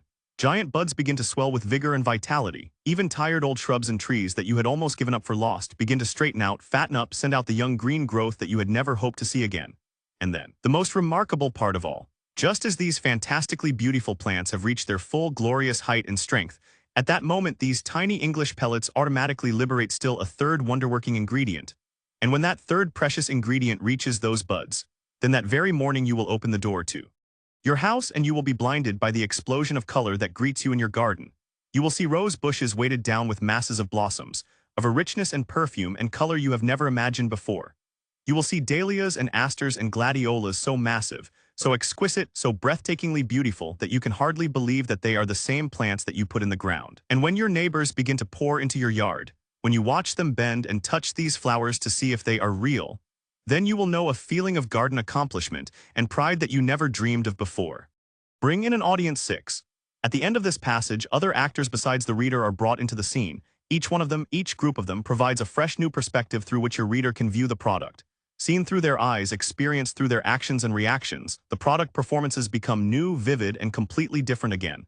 These new participants may be celebrities who relate their experiences through the testimonial. This technique is too familiar to warrant an example here. Or they may be average men and women whom the reader easily identifies with, whose experiences are related through narration or the case history. Probably the most famous example of a narration is the "They laughed when I sat down at the piano" ad quoted in the first section of this book. Here, as an example of the case history approach, we use a passage from a reducing ad, and then. If you were like the men and women whose fantastic case histories were reported by leading medical journals, perhaps you went to your doctor and asked him for an easy WAYOUT, without torture and without sliding back. These doctors had the answer in a tiny gray pill and a common-sense plan. They instructed dozens of patients to test this miracle plan in their own homes under these doctors' supervision. These men and women did not give up the foods they loved, they simply and naturally cut down on them. They were not given any starvation diets. They reported in case after case that they felt more pep, more energy, more youth and vitality than they had known for years. And then day by day, faster and easier and safer than they had ever known before. The ugly excess fat around their bodies melted away. While they were eating 3 delicious meals a day, they were shedding as much as 5 pounds a week. While they were feasting on mouth-watering steaks, thick juicy slices of roast beef, potatoes, butter and bread, they were losing inch after inch after inch from around their waistlines, their thighs, their hips. Clothes that they had discarded years before began to come out of the closets and attics. Men and women both, they beamed to notice a new young look to their chins and faces that they'd thought they'd lost forever. And when the plan was over, these men and women had lost as much as 17 and 25 and even 34 pounds. They had turned back their weight clock 5, 10, and even 15 years. And their trim, slim figures were just beginning. Show experts approving 7. But not only celebrities and ordinary people can be used to reaffirm the product benefits. Experts in the ELD professionals, the sophisticated, the discriminating, the blasé can be called on to register their reactions. There is nothing so astounding as the astonishment of experts. Here the elements of surprise, competition, and discovery all combine to sharpen the image even more. This example is taken from the rose ad mentioned above. Just picture the scene as these college horticulturists began this amazing flowering test of roses. For here gathered in a test field were all the high-praised queens of rosedom, floribundas, hybrid teas, polyanthas, patented roses, and rose blends that today sell for as high as $3.75 for a single plant. Row upon row of roses, prize winners in international competition, the best the world has to offer. And then Nearly Wild started to bloom. Just picture the astonishment on these experts' faces when in the first month alone, Nearly Wild produced over 15 times more blossoms than the average of all other roses combined. How in July alone it produces an average of 50 new roses a day, more than 7 times as many blossoms as the second leading rose. How in August it produced 21 times more roses than its nearest competitor. And then is it any wonder that a famous rose expert upon viewing the results of this test exclaimed, "Why, it's like having a complete rose garden of 20 plants all on a single bush." Or why another rose expert, shaking his head in disbelief, stated, "If we ever released these flowering figures to the public, they'd never believe it. And if they did believe it, we couldn't produce Nearly Wild rose plants to fill the demand in the next 25 years. Compare, contrast, prove superiority. 8. Each new approach suggests others. The competition can be carried into contrast. The disadvantages of the old product or service can be laid side by side with the advantages of the new, throwing these advantages into sharp relief. Here, as one example, is a brief 3-sentence passage from a book club radio commercial that establishes the difference between random buying and book club savings indelibly on the listener's mind. Yes, while your friends were paying $3.95 for their copies of Frank Yerby's runaway bestseller, The Golden Hawk, Book Club members were getting the same exact book for only 99 cents. While your friends were paying $4.95 for John O'Hara's flaming new thriller, A Rage to Live, Book Club members were getting the same exact book for only 99 cents. And while your friends were paying $5.95 for Thomas B. Costain's towering new triumph, High Flyers, Book Club members were enjoying exactly the same book for only 99 cents. Or as another example, here is a passage from a direct mail piece selling a fuel reclaimer, a device for the engine of your car that feeds escaping crankcase gases back into your carburetor. This device uses the suction power of your own motor to scoop up that smoke. And then in one of the most brilliant ideas in engineering history, it destroys that smoke by feeding it back into your engine where it is burned up again as a continuous extra flow of fuel. Think of it. Instead of polluted oil, polluted engine, polluted air, you get a constant stream of extra gasoline flowing into your engine, almost as though you had a free second gas tank connected to your car. Instead of one breakdown after another, one more repair bill after another, each more expensive than before, you get young car power, young car economy, young car resistance to repair bills. Because the deadly sludge causers, acid causers, filth causers that used to ruin your car are now being burned up as fuel in your engine. Picture the black side 2.9, and there's no need to neglect the heaven or hell approach. Here the negative aspect to every promise, the problem that you are liberating your prospect from forever, is painted in all its full black color. You irritate the wound and then you apply the salve that heals it. Thus you derive 2 currents of motivation, repulsion away from the former problem or inadequate product, and the attraction generated by your own product's contrasting solutions. There are several forms in which you can present this before and after picture. You can do it through narration or the testimonial. You can do it by using the pitch technique of product ridicule, or you can simply present straight description of the old product or problem with all its detailed drawbacks, and then follow it directly with a similar description of your new solution in a perfectly parallel style, item by item. Here, as an example, is a passage from an ad selling a new kind of spark plug. Someday, if you ever have a spare moment, lift one of the old-fashioned spark plugs out of your car. Look at the bottom of that plug. In 10 seconds, you'll learn more about gas waste than any book could teach you in a year. If that plug has been in your car 3,000 miles or more, then what you'll see on the bottom of that plug is filth. The firing point of that plug, the most important single point in your car, will be choked, strangled, and fouled with black, filthy carbon. Carbon that robs your car of as much as 20 vital horsepower every time your engine fires. Now wipe that filth away and look at the firing point itself. This is the power point of your car. The pinhead of electricity that turns raw gas into 300 horsepower of driving energy. And what is the condition of that point? Corroded, pitted, scarred, and worn, hardly able to deliver half the spark that it should, wasting gas, wasting money every time you put your foot down on the gas pedal. Yes, you pay $2,000, $3,000, $4,000 for your car, and a single 99-cent part robs you of the real power and enjoyment of that car. At last, a plug so smart that it thinks, now look at the new plug, the revolutionary power flash plug that I'll send you for exactly the same price that you're paving today. Here is a plug that has not only one firing point, but hundreds of potential firing points, that actually eliminates that deadly carbon, burns it up, throws it away, keeps itself sparkling clean on every single stroke. The full blazing horsepower that was there when your car was brand new is still there as much as 30,000 miles later. But that's just the beginning. This plug actually gives you the full firing power you need for every driving condition, smooth, dependable power for city stop-and-go driving, effortless horsepower for the parkway, blazing reserve power for super speeds. And that's still just the beginning. Best of all, this is one of the toughest, strongest, longest-lasting plugs ever made. You could actually pound it against a concrete wall with a hammer without even denting it. And this amazing plug would still fire clean and hot with 30,000 miles. Yes, these fantastic plugs give you such consistent, long-lasting service that we can afford to make one of the most amazing guarantees you have ever heard. Show how easy it is to get these benefits 10. To repeat again, the variations are limitless. At every point that your product touches the life of your prospect, price, availability, ease of use, durability, portability, replacement, and maintenance, even unwrapping the carton it comes in, it furnishes you with another fresh perspective in which to reiterate and reemphasize its benefits. Here is just one example, stressing the ease of application, and contrasting it with the tremendous benefits that application gives you. 1 week from today, you are going down to your car. You are going to lift up its hood, you are going to take the black shining can we send you, and you are going to simply pour its contents into the oil filler pipe of your car. That's all the work you will do, that's all the skill you need. And yet in that 30 seconds work, you will improve that car's performance in 8 different ways. With just 30 seconds work, you will strengthen the engine of that car so greatly that you will get 2 to 3 to 5 miles more per gallon from every gallon you buy. With just 30 seconds work, you will lubricate that engine so thoroughly that you will drive up to 5,000 full miles without even looking at your oil. And with just 30 seconds work, you will protect that engine so completely that you will add up to 4 years to its power and life. You will push off the ring and piston jobs that might cost you $75 each for years. Use metaphor, analogy, imagination 11. Nor do you have to be satisfied merely with the statement of raw fact. There are infinite opportunities for the use of imagination to present those facts in more dramatic form, outside of the rigidly realistic approach. Some of the more famous examples are the Alexander Hamilton ad of the 20s, The Glory of the Upward Path, or the Big Ben alarm clock series, First he whispers, then he shouts. Or this passage from perhaps the most long-lived ad of them all, the Sherwin-Cody English course in which a manual of instruction is personified and given actual life. The basic principle of Mr. Cody's new method is habit forming. Anyone can learn to write and speak correctly by constantly using the correct forms, but how is one to know in each case which is correct? Mr. Cody solves this problem in a simple, unique, sensible way. 100% self-correcting device. Suppose he himself were standing forever at your elbow. Every time you mispronounced or misspelled a word, every time you violated correct grammatical usage, every time you used the wrong word to express what you meant, suppose you could hear him whisper, "That is wrong, it should be thus and so."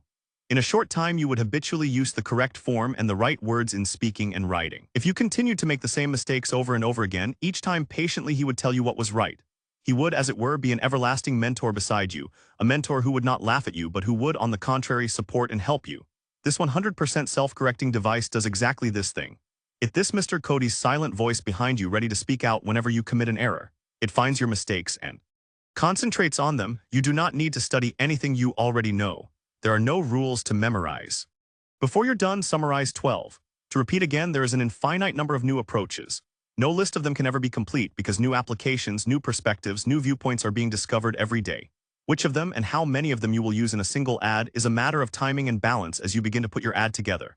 As long as each additional fresh perspective continues to build the dominant desire in your prospect's mind, use it. But if the additional perspective is not different or dramatic enough to renew your prospect's interest in your claims, then leave it out. To a large degree, this is a matter of sensitivity and originality on your part. The sensitivity comes from intuition and experience. The originality often comes from nothing more than hard work. And perhaps the best way to measure the balance between the two, that critical turning point where reinforcement becomes mere repetition, is to reread your ad some days after you have first written it. There are, however, two conventional summary devices which are almost always used and which must be mentioned here. The first of these is the catalog. This is a brief condensed listing of all the product's performances, benefits, and or applications, one after the other, without description, dramatization, or elaboration. Each of the benefits or perspectives which might have been given 3 or 4 paragraphs at the beginning of your ad is here summed up in a single line. There are two types of catalogs: those that expand desire horizontally among ever-enlarging groups of applications or prospects, and those that expand desire vertically by deepening or magnifying that desire. Here is an example of the first type of catalog, used to list all the applications of a blowtorch kit that might conceivably sell it to a homeowner, all in one. Blowtorch, paint remover, soldering iron. Professional propane torch also doubles as fast, safe paint remover and precision soldering iron. Does 101 jobs. Around the house, including laying tile, removing paint or putty, thawing frozen pipes, sweating copper tubing, soldering gutters, repairing electrical work, starting charcoal fires and fireplaces, burning weeds, parasites and damp leaves, thawing frozen locks, light brazing, loosening rusty bolts, car body and fender repairs, soldering aluminum, silver and jewelry and other hobbies, and many, many more. It is quite obvious, of course, that this catalog device uses the shotgun approach. Up to this point, your ad has taken a single dominant desire and developed that single desire to the point of absolute maximum intensity. This willingness to gamble on being precisely right, on having chosen the one most powerful appeal, gives your ad the impact of a high-velocity rifle. But it also demands the accuracy of an expert marksman. Now, through this multi-appeal catalog listing, you have a last-minute chance to hedge. Now you shotgun with every wide-angled appeal, benefit, and application in the book. Before, you were heightening a single desire by picturing the satisfaction of that desire in a dozen different settings. Now you are building an effect of a different kind, one of sheer magnitude of number of infinite possibilities, in the hope that any one of them, or the combination of all of them working together, may provide the extra added push that closes the sale. This catalog technique was born in mail-order book selling, and here it has its widest application. This next example is a continuation of the memory book ad we quoted above, but this is just the beginning of the miracles you can perform with your memory. This secret is just one of the over 50 memory intensifiers contained in this book. For instance, remembering names and faces. How would you like to walk into a room of 20 new people, meet each one of them only once, and then remember their names automatically for as long as you live? Think of the advantage in business when you can call every customer by his first name and then ask for his wife and children instantly by their first names. Think of the impression you'll make when you ask him about the state of his business, his hobbies, when you repeat almost word for word the last conversation you had with him. Think of becoming the celebrity at your club as the member who knows everyone, who can be depended on to avoid mistakes, to win new friends for the organization, to get things done. But this is still just the beginning. This book teaches you to remember exactly what you hear and read. It teaches you how to memorize a speech or a sales presentation in minutes. It teaches you how to remember every card played when you relax at night.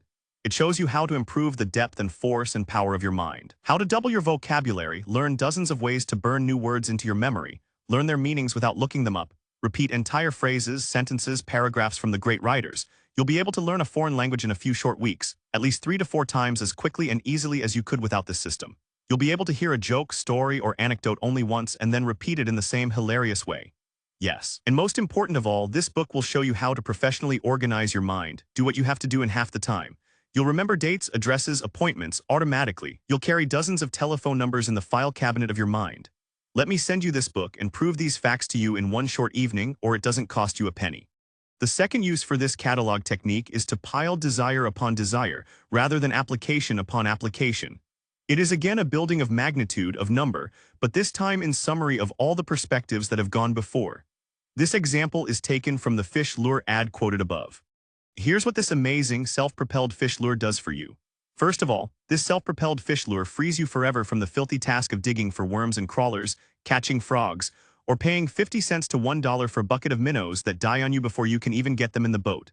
It frees you forever from paying $3, $4, or even $5 for a fancy dead as a duck lure that only works when you tow it, that could never actually swim under its own power behind you. It frees you forever from long, torturous hours of careful work, tying your own flies and lures because you just couldn't buy anything anywhere that would reach out beyond your farthest casts and pull in the fish for you. It means that tomorrow, You can go out in fresh or salt water and haul in the eye poppers with a lure that actually drives them into a frenzy with its crippled minnow action and its dying bee sound. It means that you can weigh down your boat with big-mouthed bass, small-mouthed bass, catfish, dogfish, wherever you drop a line. It means that you can fish better sound asleep at the bottom of your boat, the most fishermen sweating and casting till their arms ache with ordinary dead-as-a-duck lures. And it means that you'll have the time of your life, not only amazing your friends and family with the hauls you drag home behind you, but just watching your fishermen friends' faces the first time they see this incredible self-propelled fish lure in action. Their eyes will almost pop out of their heads. Put your guarantee to work 13. And finally, as you close the sale, as you ask the prospect for action, as you state the terms of your guarantee, you can turn that guarantee into the climax of your ad, the last brief summary of your product's performances, reinforced at every step by the positive reassertion. That guarantee, here is an example from the spark plug ad quoted above. Guaranteed for 2 full years. Yes, you try these amazing power flash spark plugs for 2 full years entirely at our risk. First, test them for 1 full month for surging power, thrilling new driving performance, breathtaking gas savings alone. During that very first month alone, 1. These plugs must give you up to 9 miles more per gallon instantly or your full purchase price back. 2. These plugs must give you up to 31 more horsepower instantly or your full purchase price back. 3. As an extra added assurance, these plugs must continue to give you this power, performance, and gas savings for 2 full years, or we will send you a brand new set absolutely free. Or, as an even better example of the full impact you can gain by using your guarantee as a summary device, here is the guarantee passage from the plant food ad quoted above. These magic English pellets cost only $2.98 for a package of 144 pellets. Since only 1 or 2 pellets are required to treat the average plant, this is an investment of only a few pennies a plant for the most astounding beauty you have ever seen, and these results are completely guaranteed. Here is what we ask you to do when you receive your magic pellets next week. Use them to create super flowers. Place 1 tiny pellet besides each of your hydrangeas, zinnias, any kind of flower that you want super blooms. And if you don't see fantastic new growth within a few short weeks, if you don't watch with amazement while handfuls of new blossoms burst forth from these old plants, then simply return the empty package for every cent of your money back. Use them to create super vegetables and pick huge, breathtaking beauties within a few short weeks. Thrill your family with the sweetest, juiciest, tenderest vegetables you've ever known or every cent of your money back. Yes, use them in your entire garden. Use them on hard luck plants where you've almost given up hope. Use them on the hardest to grow house plants that you know. Yes, even use them in sand and absolutely astound your friends. And if you don't agree that this British invention is a true gardening miracle, if your garden isn't the showplace of your neighborhood at the end of 1 short month, then simply return the empty package for every cent of your money back. At the end of your ad as well as at its beginning, use intensification building desire by presenting continually new images of its satisfaction through your product. It is the first of the processes of persuasion. How to apply these principles of intensification to the campaign as mentioned at the beginning of this chapter, we have used predominantly mail order examples to illustrate the mechanism of intensification. We have done this for 2 reasons. First, because mail order customarily uses long copy and hyperbole, and it is through the extremes of this long copy and these superlatives that we can see these techniques working most clearly. Secondly, we have used mail order for these examples because mail order says all it has to say about a product in a single ad. There are no mail order campaigns, in the sense of a series of different though-related advertisements, appearing one after the other and based on a common theme. Mail order compresses such a campaign into a single ad. It says all it can, everything it can think of in this one ad, which is often laboriously fitted together out of a series of preliminary ads, each of which contributes some element to the finished form. And then, when it has proven itself successful, it is frozen, even to the point of typography, and run until it has exhausted its potential.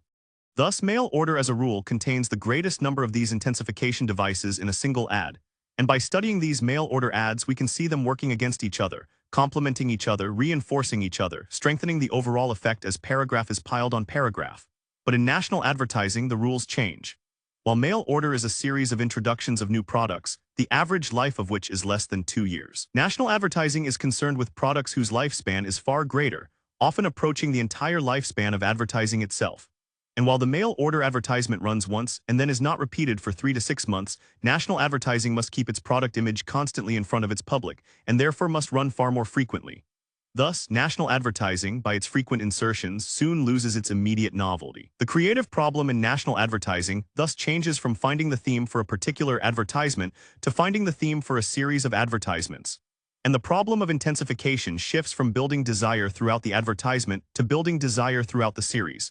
And an entirely new problem of balance emerges, that of keeping continuity throughout the series. By maintaining the dominant image sharp enough and identifiable enough to utilize the desire generated by past advertisements, and at the same time varying that image sufficiently to induce the prospect to read it again and therefore reinforce and sharpen that desire. Assuming that you have found your dominant image, your creative problem now becomes twofold. First, to compress that image into a single statement or picture, so powerful that it will sell the product the very first time it is used, and so true to the heart of your market that it will continue to sell that product, even when it is used over and over again. It is important to realize that, as the campaign develops, this dominant image or idea cannot remain as the headline. To present the same basic headline or lead picture, time after time to the same audience would soon make the campaign unreadable. This leads us to your second creative problem. To present a series of variations or perspectives of that central image, each emerging from your dominant idea, but each so different from the rest that they impel your prospect to read through them and so fresh that they make that dominant idea seem new again. Thus you have your central campaign idea and its continuous restatement in a series of fresh disguises. There are as many different ways to use this basic technique of campaign construction as there are advertising styles. They range from the most blatant and obvious to the most subtle. To start at the top in a brief resume of examples, consider the superbly effective Colgate campaign of the late 1950s. Here the central idea was openly stated and precisely repeated during every advertisement. Gardol, the invisible shield that protects your teeth. The variations consisted of a series of opening analogies. Using television as the most sharply to net example, an invisible shield was shown protecting the announcer against baseballs, footballs, etc., against which they would simply bounce off. The wording of the commercials was ritualistic. Once the initial demonstration was over, there was no variation in the sentences that followed. Just as this invisible shield, the announcer wraps the shield with his knuckles, protects me against this baseball, so the invisible shield in Colgate toothpaste protects your teeth against decay. Here the variations are confined to the opening demonstration in the first 10 seconds of the commercial. These are designed to startle the viewer, the ball being thrown directly at him from within the television set, and this emotional reaction is carried over to reinforce the rigidly repeated remainder of the commercial. Thus you have a quick and startling emotional involvement, welded onto a precise selling message. Equally as powerful is the technique of repeating the exact verbal image throughout a series of advertisements, while varying and freshening the emotional appeal through a spectrum of constantly changing main illustrations. Thus the dominant image is retained intact, continuity is maintained, but there is no feeling of overfamiliarity or boredom. This technique might be named rule and example. Two of its most effective uses recently have been in the hairstyling eld. First with Tony, where the precisely repeated verbal image was, "Which twin has the Tony, and which has the $15 permanent?" Above this unvarying headline was a continuously changing stream of pretty girls, each new picture making the question new again and requiring an interplay of examination between the picture and the copy to discover the answer. The same technique was used some years later by Clairol to sell their hair tint. Here the rule was expressed in the precisely repeated headline, "Does she or doesn't she? Hair coloring so natural only her hairdresser knows for sure." Here again, this headline was reinvigorated by a series of main illustrations of attractive young women in common but glamorized everyday activities enjoying their lives. Here again, the examples not only proved the rule but renewed it. At the other extreme, however, the dominant image may not even appear in the advertisements themselves, but may merely be the underlying theme for the campaign as a whole. Here the continuity is retained, not by a precisely repeated slogan or statement, but by a single, rigidly maintained focal point. This focal point may be a dominant product appeal, such as the Cadillac quality, which is symbolized in every Cadillac advertisement in the identification background photography, in the typography, in the copy style, in the fashions and jewelry that are chosen to appear with the car, and the credit lines that are given to them, even to the highly stylized pen and ink drawings that are used when the campaign shifts to newspapers. Or, if it so merits, the focal point may be simply the product itself. In such a campaign, each succeeding advertisement reveals another fact about the product. Each is completely different, no single phrase or slogan is repeated twice. Here the variations comprise the entire verbal content of the advertisements, but their subject matter and the illustrations are always the same, the product. Perhaps the best example of this technique is the magnificent Volkswagen magazine campaign. Here the advertisements are reduced to severe simplicity. There is no background identification whatsoever. Different perspectives of the product are shown as close-up as possible. Except in the Think Small advertisement against an absolutely bare background. Against this rigid focus on the car itself, to the exclusion of every other visual element, the series of copy messages presents a complete exploration of even facet of the car's performance, utility, economy, durability, service facilities, and what have you. Any single advertisement is sufficient to interest a prospective buyer. Together, especially when concentrated in the same media and reaching the same audience week after week, the series builds an overwhelming impression of novelty and value, the theme of an honest car. Here as examples are only a few of the dozens of different headlines. Think small. The first in the series discussing the merits of compactness as an asset, Lemon. Showing what appears to be a perfectly good car and discussing the microscopic, almost unnoticeable awe in it that disqualified it, our new model. A car that shows no difference, but has dozens of essential engineering changes inside the car, where they won't make present models obsolete. Why you should open the window before you close the door of a Volkswagen. Discussing the fact that the car is airtight and the quality that this fact symbolizes. Our number one salesman. The serviceman, of course, typifying the quality of care the VW owner gets and combating the conception that foreign cars give sparse service. And so on. A series of building block advertisements, making no attempt to tell the complete story in themselves, relying on their ability to grasp the prospective buyer and carry him through a procession of short, sharply focused sales stories that combine to give an informed desire of tremendous depth. Notice, incidentally, that each of these headlines fulfills the requirements necessary to place it at the top of an ad.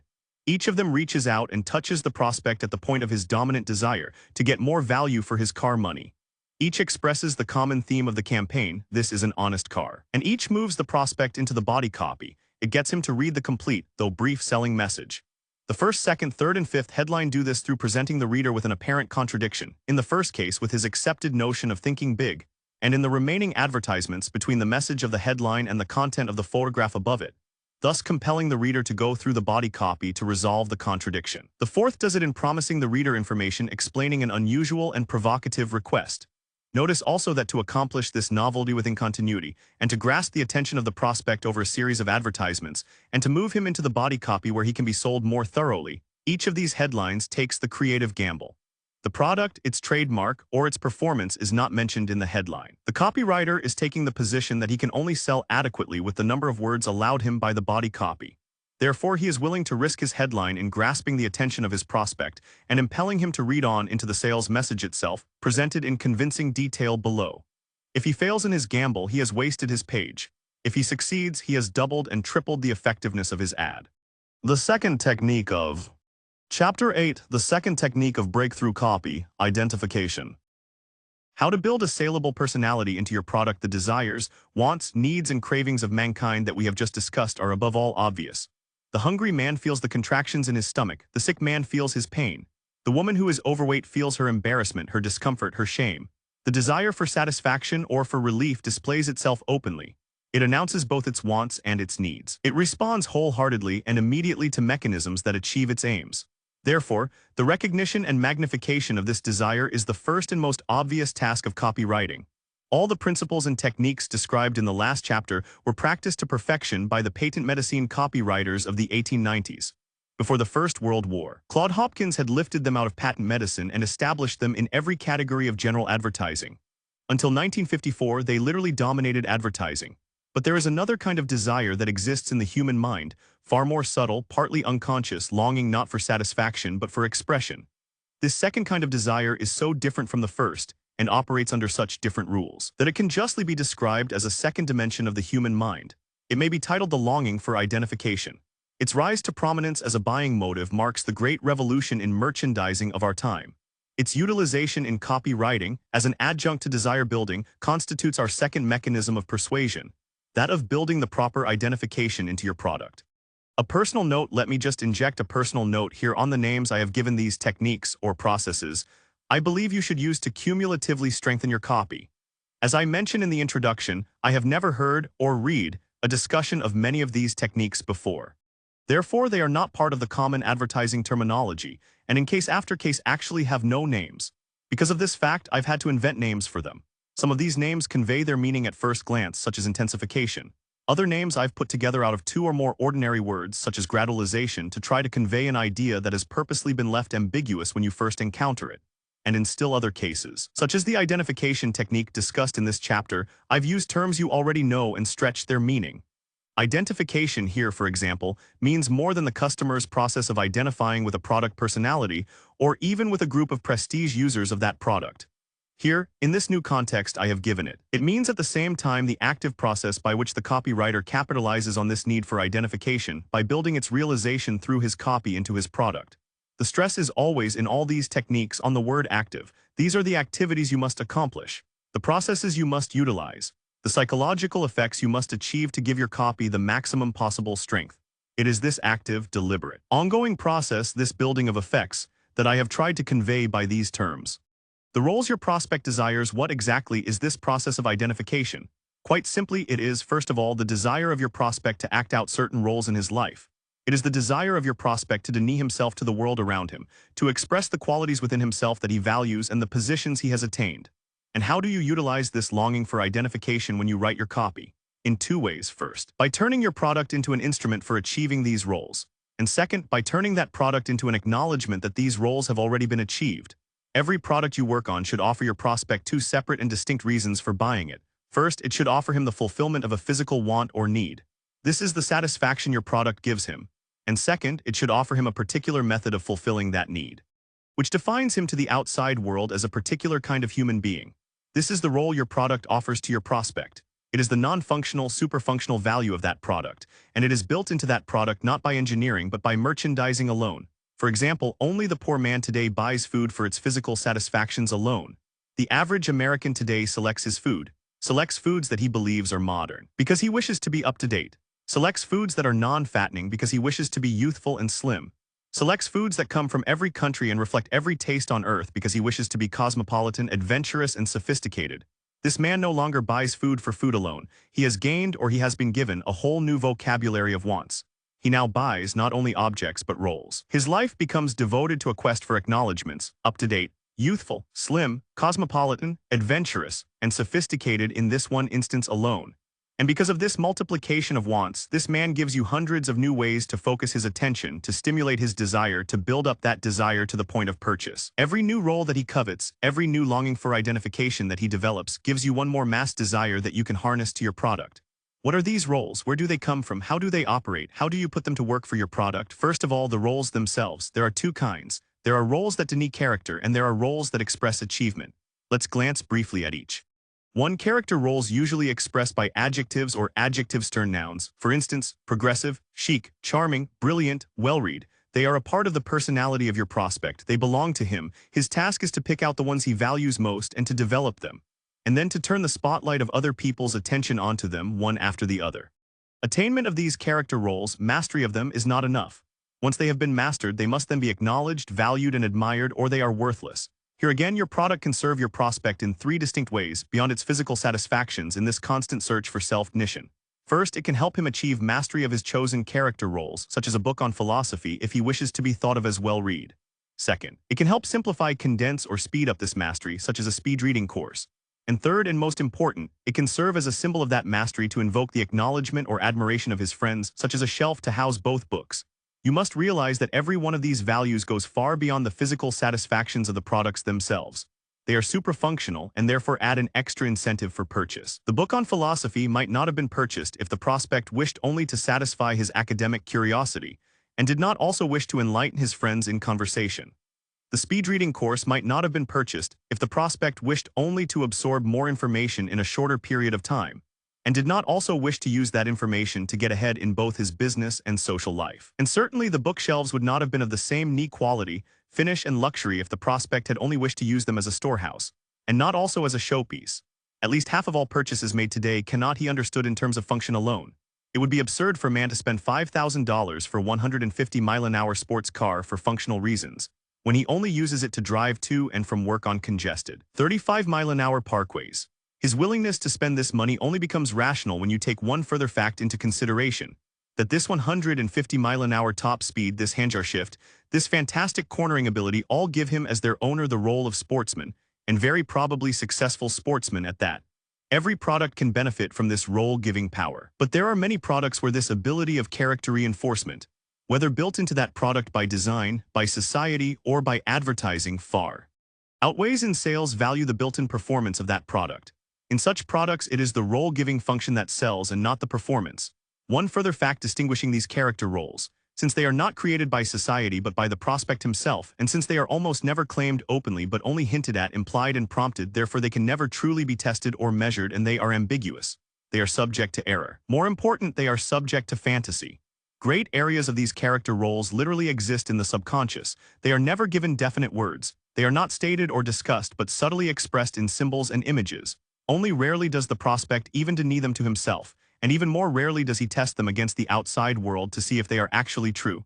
Therefore, your prospect is far more ready to believe in the character roles you assign to him than he is to believe in either your product's performance claims or the achievement roles it may offer him.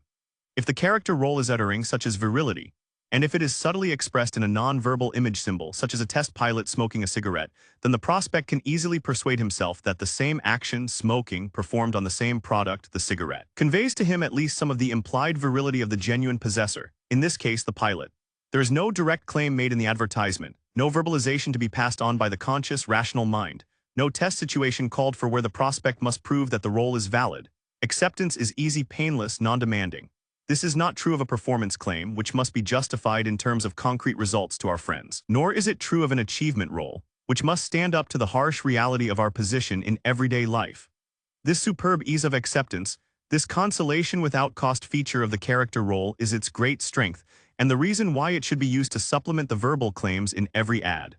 2. Achievement roles. These are the status roles, class roles, position roles that are created by every society on Earth and offered to the men and women who can earn them. In a civilization as complex as ours, there are literally hundreds of them, usually expressed by nouns, with the nouns serving as titles. For example, for men there are executive, home owner, $20,000 a year man, 5 handicap, man on his way up, block chairman, and dozens more embracing every activity of our lives. For women, the primary achievement role to be one is wife, and from then on fashion setter, career woman, good mother, civic leader, power behind the throne, patron of the arts, and on and on. The list for both men and women is endless.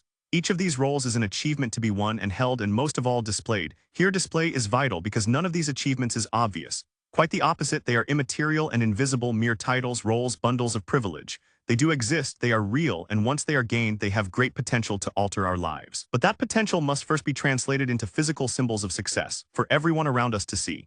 And the easiest and most universally acknowledged symbols of success in America today are the products we can buy. Products that are purchased, not by any stretch of the imagination for their physical function alone, but for the definition they give us as their possessors.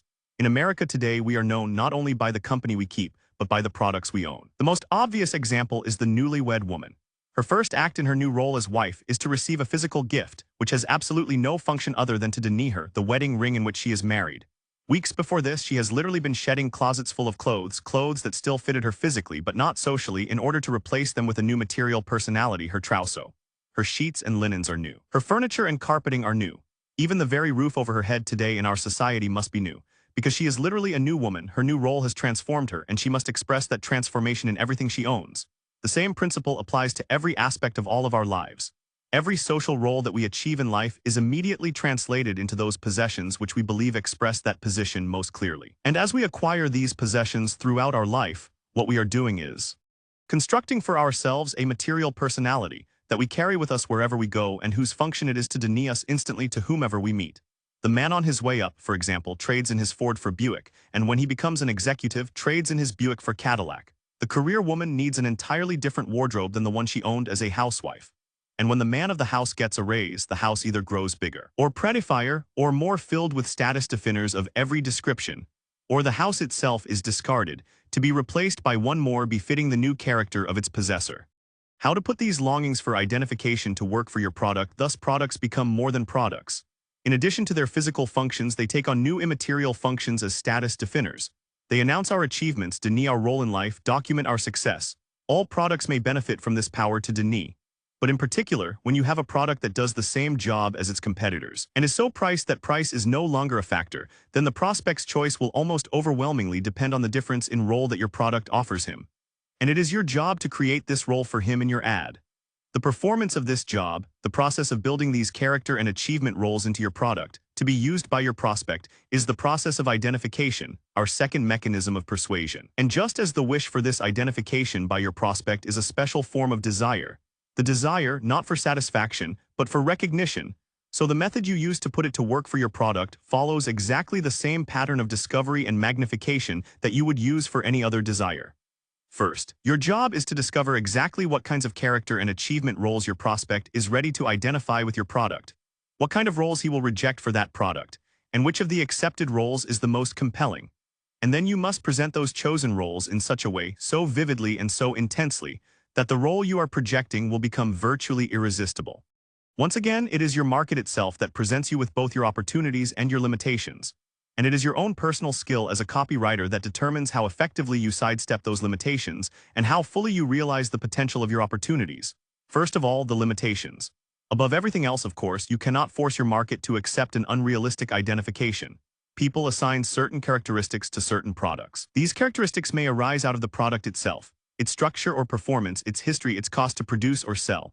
Or they may stem from the role or roles that it plays in their lives today, or that similar products play in their lives, or that these products play in the lives of other people whom they have seen, heard, or read about. These characteristics may be true or false, superficial or profound, uttering or libelous. But as far as your product is concerned, they are as hard as rock and just as determinative. They exist, they are facts, they cannot be changed. If you try to break through them and establish a contradictory image, you will learn that they form the walls of a prison.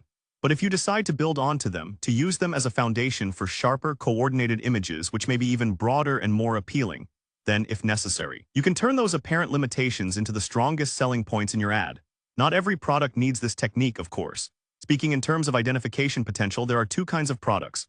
One is the product with built-in prestige, the sports car, the swimming pool, the diamond bracelet. These rare and expensive products already embody the identification appeals most Americans want.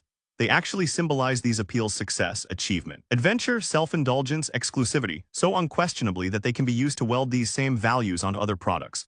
But these other products, by far the overwhelming majority of the products you will be given to work with, have no such built-in prestige. It is up to you to create their prestige for them. And you must do this by building on the characteristics they already possess by using these accepted characteristics as a bridge between the product, the image it already has, and the prestige-filled image that you want to wind up with. We now have all the tools we need to build identification values for our product. We realize that identification longings are a separate and immensely powerful form of desire, a desire not for physical satisfaction but for expression and recognition. These longings for identification are twofold. We all wish to express our character and we all wish to gain recognition for our accomplishments. But we cannot do this openly, verbally. We cannot go around boasting how virile we are or how rich we are. So we symbolize these prestige claims. We express them in terms of products and we buy products that express them. As Americans living in our culture and our century, there are certain character roles and certain achievement roles that we value more than others. The most general and compelling of these are the wish to be virile or feminine, the wish to be exciting, unique, fun-filled, and adventurous, the wish to be friendly and well-liked, the wish to be important, unusual and correct, the wish to be modern and up-to-date, and above all, the wish to be successful, to make something of our lives. These are the roles most Americans buy. In some splinter markets, other contradictory roles may apply. But in the mass, these are the characteristics that will turn the prospects from one brand to another. The primary image of your product there is a critical point that separates the process of building identification from the process of building desire. Namely, that the product you are given has its own personality at the moment you are given it. It has its own characteristics. And these characteristics may contradict what most Americans want, or simply not include them, or simply not include as many of them as you want. For example, a cigarette is not, by itself, a symbol of success. But you realize that if you could make it a symbol of success, you could sell many more of them. Nor is a piston ring by itself a symbol of virility, even though that virility image, if you could create it, would sell many more piston rings. And though household appliances are not, at first glance, symbols of femininity, women would buy many more of them if they could somehow be made feminine. How do you do this? In 2 steps, the first of which is to identify the primary image that each of these products already has in the mind of your prospects. For instance, a cigarette is virile in almost everyone's mind, and a piston ring is precision machined and full of mechanical beauty to almost every man, and household appliances are time-saving by virtue of the very functions they perform. These are the primary images of the products you are called on to sell. These are the accepted images that they already have in your prospect's mind. Your job now is to use these already accepted images as raw material, as a starting point to construct new, double, triple, and quadruple images which draw in more of these most wanted roles into your product personality and multiply its identification appeal. You do this in 2 ways. First, by changing the intensity of your primary image, by emphasizing and dramatizing that primary image if it is already acceptable, or by toning it down if it is negative or neutral. For example, the male virility naturally associated with cigarettes is a definite sales aid. Even with women, the sheer physical act of smoking, of playing with of breathing has been for centuries an assertion of manhood and of daring. But Marlboro took this image of virility and intensified it, deepened it in three ways. First, they presented men who were in themselves virile. Second, they presented these men in situations or occupations that demand virility. And third, they took the further creative gamble of affixing to these men's hands one of the most primitive symbols of virility known to history, the tattoo. A single dominant emotion, virility, symbolized three ways. The impact of repetition reinforced through variation. Far more powerful, far more eye-catching, far more appealing than any one of these images could have been by itself. So far, there has been no difference between this technique and the intensification of desire we discussed previously. Although we are speaking here in visual terms, the mechanics are exactly the same. The intensification of an already existing emotion in your prospect, through a series of reinforcing images expressing the fulfillment of that emotion. With certain naturally favored products, this process of intensification may be all that is required, though even Marlboro, as mentioned below, goes beyond it. But, and this point is imperative, though the process of intensifying desire for your product ends here, the process of building the proper identification for your product, of building prestige for that product, only begins here. For the primary image of your product may not be favorable. It may be negative, contradicting the roles most people want to play, or it may simply be neutral, a wallflower product offering most people no emotional reaction at all. In both these cases, your first suggestion may be to simply discard these primary images altogether and substitute more favorable ones. This has been done in countless advertisements, and it doesn't work for a very simple reason. Because people just won't believe that a product is what it isn't. You cannot contradict accepted images or beliefs in advertising. This is not advertising's role, nor is it really necessary. In order to overcome these unfavorable images, you simply incorporate them in a larger overall image, lower their emotional intensity, and use them as readily accepted bridges to lead your prospect into far more compelling appeals. How to build new images into your product. This is a single process, but it is made up of two steps. First, as mentioned above, a change in the intensity of your primary image, in this case subordinating it even though you retain it. And second, using it as a logical link to bring in any number of more favorable images. One of the most striking examples is the Chesterfield ad of 1926, Blow Some My Way, fully examined in Chapter 3. Here is pure identification advertising, dealing with an unfavorable image of two generations standing that cigarettes are a man's product. Although the objective of the campaign was to make smoking and smoking situations more acceptable to women, it would have been impossible to do this by picturing the woman alone. The idea that women would practice this masculine act in private or with each other was inadmissible. Therefore, the man must be retained. The accepted image must be acknowledged, but he undergoes two vital transformations. First, he is subdued. His figure is darkened, almost blended into invisibility with the background. And his position in the picture, his posture, the arrangement of his hands and face as the light plays over them, all direct the attention of the viewer past the man himself and into the focal point of the picture, the woman sitting beside him. Thus he becomes a mere suggestion of man, leading the viewer into a far more appealing overall image, that of a handsome young couple alone together on a moonlit beach, heightened emotionally with the carefully blended-in suggestions of escape, intimacy, and a sense of shared daring. Because the primary image is there, because the smoking is done by the man, the viewer, even a well-brought-up woman of the 1920s, accepts the situation. But this acceptance, once established, goes far beyond that primary image. This feminine viewer is also willing to accept the romance of the overall scene, including its emotional undertones of escape from the conventional rules and boundaries, and its feelings of relaxation and liberty. She is now willing to project herself into this scene. And in accepting the scene as a whole, she is finally led to accepting the climactic words, "Blow some my way," as being a perfectly natural and acceptable action for her to take, with all its implications for her conduct in the future. This then is the process of identification, of building prestige for your product, to weave favorable social and character images into the personality of your product, in order to reinforce and even dominate those primary images that your product already has. There is only one limit to the number, or the range of favorable images that you can add to that product personality. Simply that you must always include the primary image as their base. They must emerge from that primary image, and they must be logically consistent with its broadest definition. For example, to return to Marlboro, once you have developed the primary image to its peak of intensity, then there is absolutely nothing to stop you from weaving other powerful appeals into this base. Connotations of success can be included by the model's clothes, such as the tuxedo worn in the first ads, or by the possessions he holds. Adventure and excitement can be suggested by the situation you picture him in, such as on a boat, in a plane, riding horseback, etc. Romance by a young girl, mystery and affairs of great importance by a dark background or a briefcase. culture, and intellectual achievement by a rare book or an antique telescope. As a matter of fact, many visual symbols by themselves communicate several different roles of great appeal at the same time. For example, the single image of ownership of a knee painting may express not only success, but also cultural breeding and intellectual accomplishment. Such multi-image symbols perform two vital tasks for your product. They broaden the size of its market by grafting on new emotional appeals, social and character identifications that reach into the fringe areas of that market, that intrigue people who would not be sufficiently swayed by the pure functional values of your product. And second, by adding in these many-sided emotional images, they deepen and intensify the emotional attraction felt for your product by all the men and women who make up that market. Perhaps this can best be shown by taking a hypothetical example of a product with strictly neutral primary images and developing and weaving together a network of far stronger emotional images for it. Let's start with piston rings, and assume that a new type of piston ring has just been developed that lasts longer and therefore saves oil and gas.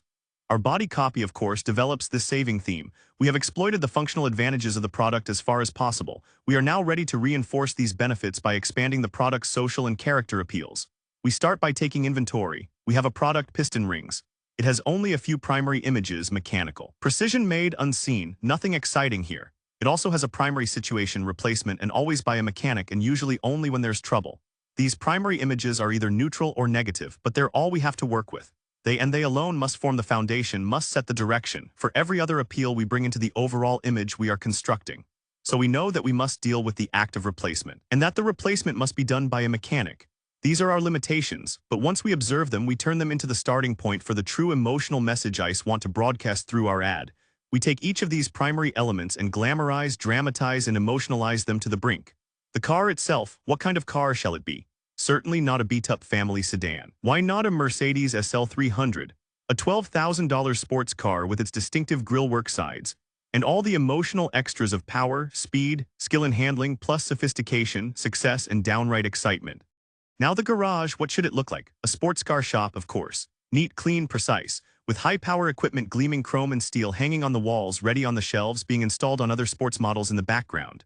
The mechanic is not young, not old, simply mature, rugged, knowledgeable, precise. He's sure of what he's doing. There isn't a wasted motion or a wasted tool anywhere about him. The owner of the car is young, wiry, virile. But he too has been around. Put into words, these images must take on a measure of disbelief, which we express by saying they're corny. However, expressed in visual terms where they can be symbolized and therefore implied rather than named, they enter into our minds unnoticed and we accept them without question. Verbal terms, words, and sentences can be used to imply images of identification, but these are different types of images and must be conveyed in a different way. We will touch on this verbal image building again as related to excitement and mood in Chapter 14. The owner is not a professional driver, but he races the car for sport. We know this by the rollover bar over the back of the seats. He loves this car, its perfect shine, its gleaming chrome engine, its complete absence of even a spot of dirt. He too is precise, the chronometer on his wrist. And he carries his success with a complete casualness, the absence of any special driving out tee, just slacks and a sport shirt. And what about the relationship between the two men? Knowledge complementing skill. The expert in one eld advising the expert in another. Comfort, understanding, teamwork leading to mutual achievement. And what are they doing? Replacing rings, of course. But not because the old rings have developed trouble. Nothing in this car would be left unchecked long enough to have developed awe. But because this mechanic is installing these new rings in this car as high-performance equipment, exactly as he would install a supercharger to increase its horsepower. Everything about the picture, its camera angle, its composition, its lighting, the angle of the men's heads and arms as they examine the rings, develops the emotion of precision and the excitement and drama of discovering new performance through greater and greater precision. It is a picture, a situation and a mood that invites participation. The reader may not notice every emotional detail that you have developed, but he will sense the excitement and pleasure that you have built up. He will wish to share in this world, and he will buy the product that gives him this world, that offers it as a bonus to all its functional and physical satisfactions. On the limits to the images your prospects will identify with, I must insert a warning here. Although these identification images are immensely powerful when used correctly, there are also strict rules and limits to their use. And if they are used incorrectly, they can be disastrous. Many campaigns have collapsed because they have asked their market to identify themselves with an unbelievable image. For example, the deodorant soap campaign of several years ago that used an elite society image to sell the mass market. The men and women who composed the market could not make the jump between themselves and the characters pictured in the ad. And they not only refused to believe the suggested identification, but the disbelief spread to the performance claims themselves and killed the sales. The key to avoiding such mistakes, of course, is the structure of the word unbelievable. What makes an image or a claim or an idea believable or not believable? We shall discuss this question thoroughly in the next few chapters. However, in relation to image building, the answer lies in 2 points. 1. What do people already believe about the personality of your product? Do they believe today that it has the character traits that you say it has? And if they do, can they identify themselves, their lives, their present position in society, or their next step up in society with these traits? If the answer to both these questions is yes, then you can use the image exactly as you've conceived it. If, however, either one of the answers is no, then you must move on to the second step. 2. What other primary image do I have to use as a believability bridge to connect what my prospect already believes with what I want him to believe when he finishes my ad? If he doesn't believe that my product has those desirable character traits, then I have to start with what he already believes. I have to use these images as a base and build up to my desired overall image as we discussed before. And in addition, if my prospect believes that my product does possess these target traits, but doesn't believe that they relate to his life, as it exists in either the present or the future, then again I have to use a bridge image. I have to insert a first scene image that he can immediately identify with, and use that acceptable identification as a hook to having my target image onto. For example, in the Marlboro ad, men who would never identify themselves immediately with a yachting costume or an opera hat accepted the image completely after it was introduced by the acceptable virility concept of the male model smoking the cigarette. If you demand that your prospect jump across a believability chasm, your ad will fail. If, however, you build a bridge of ideas or images across that chasm, starting on his side, then he will let you lead him almost anywhere. On saleable identifications springing from the physical product itself, we mentioned in Chapter 2 that for the purposes of preparing an advertisement, every product can be considered to be 2 products. There is the functional product, what the product does for the consumer, and there is the physical product, what the consumer actually gets. In tapping mass desire, we put aside the physical product and concentrated on functional performances. Now, in searching for image sources to build powerful identifications, we re-examine the physical product itself. The physical product can be broken down into 3 separate areas. 1. Its appearance. 2. Its components and structure. And 3. The technical background from which it emerged. Each one of these areas has image potential. In each one of them you may find strong primary images that already exist. Or in each one of them you may be able to graft on related images that will greatly increase the sales of your product. For example, the appearance of your product. As you receive it, that product's appearance is probably determined by function. Let's say that the product is mechanical, like a car. In this case, its appearance will be a combination of what it has to do: roll on a highway, carry 6 people, shelter them against wind and rain, etc., and the cheapest practical way of doing it.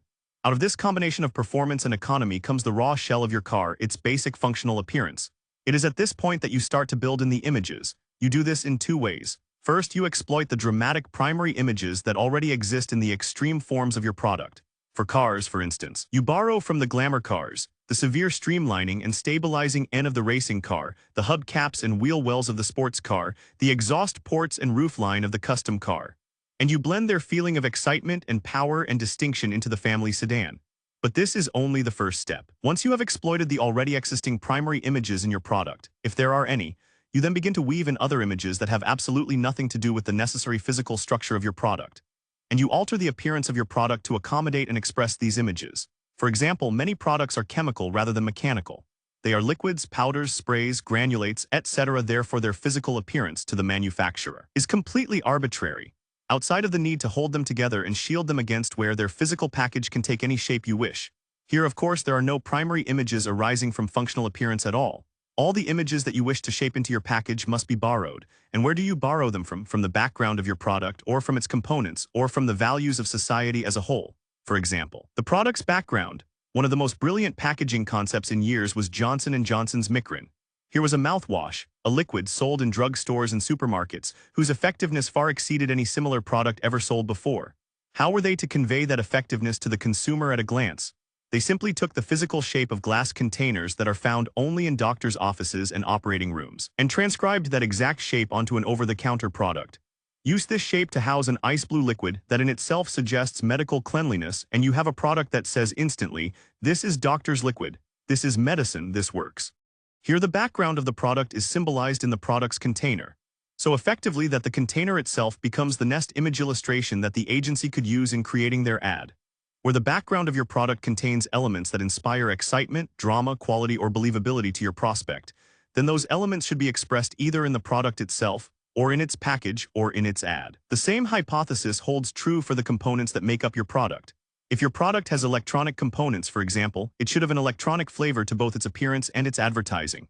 Show the radar installations, guided missiles, jet aircraft that use the same parts. Life for the average man is dull, completely lacking in adventure. Offer to let him participate in the frontier explorations of our world, and you have welded a tremendously potent appeal onto your product. The third technique of breakthrough copy. Chapter 9, the third technique of breakthrough copy, gradualization. How to make your prospect believe your claims before you state them. As we have learned before, for the purpose of persuasion, the human mind may be divided into three dimensions, three great rivers of emotional force that determine the reaction to your ad and therefore its success or failure. The first of these dimensions is desire, want, yearning, motivation with specific goals and / or cures in mind, with the prospect begging to be shown how to obtain them. It is the copywriter's job to make sure the path to these goals goes through the product, and to make sure that the prospect can visualize every drop of satisfaction that their achievement will give him. The second dimension is identification, the need for expression and recognition, unformulated, unspoken, at least partially unconscious, searching for symbols, definitions, and embodiments. It is the copywriter's job to crystallize these self-definitions and embody them in his product, so that the product may be used not only as a source of physical satisfaction, but also as a symbolic extension of the personality of the prospect for whom it is intended. Until now, this book has been concerned with these first two dimensions. They have determined the selection of our headline and our illustration, and most of the content of our ad. But important as they are, desire and identification alone are never enough. By themselves, they can never produce the full reaction the copywriter must have if he is to achieve the maximum success with his product. No matter how intense the desire, no matter how demanding the need to identify, both these reactions must be fused with a third great emotional force, belief, before they can produce the final overwhelming determinant of action, absolute conviction. It is this fusion of desire and belief, this conviction, this certainty, this feeling in the prospect of being right in his choice, of being assured of what he has been promised, that the copywriter seeks as his ultimate goal.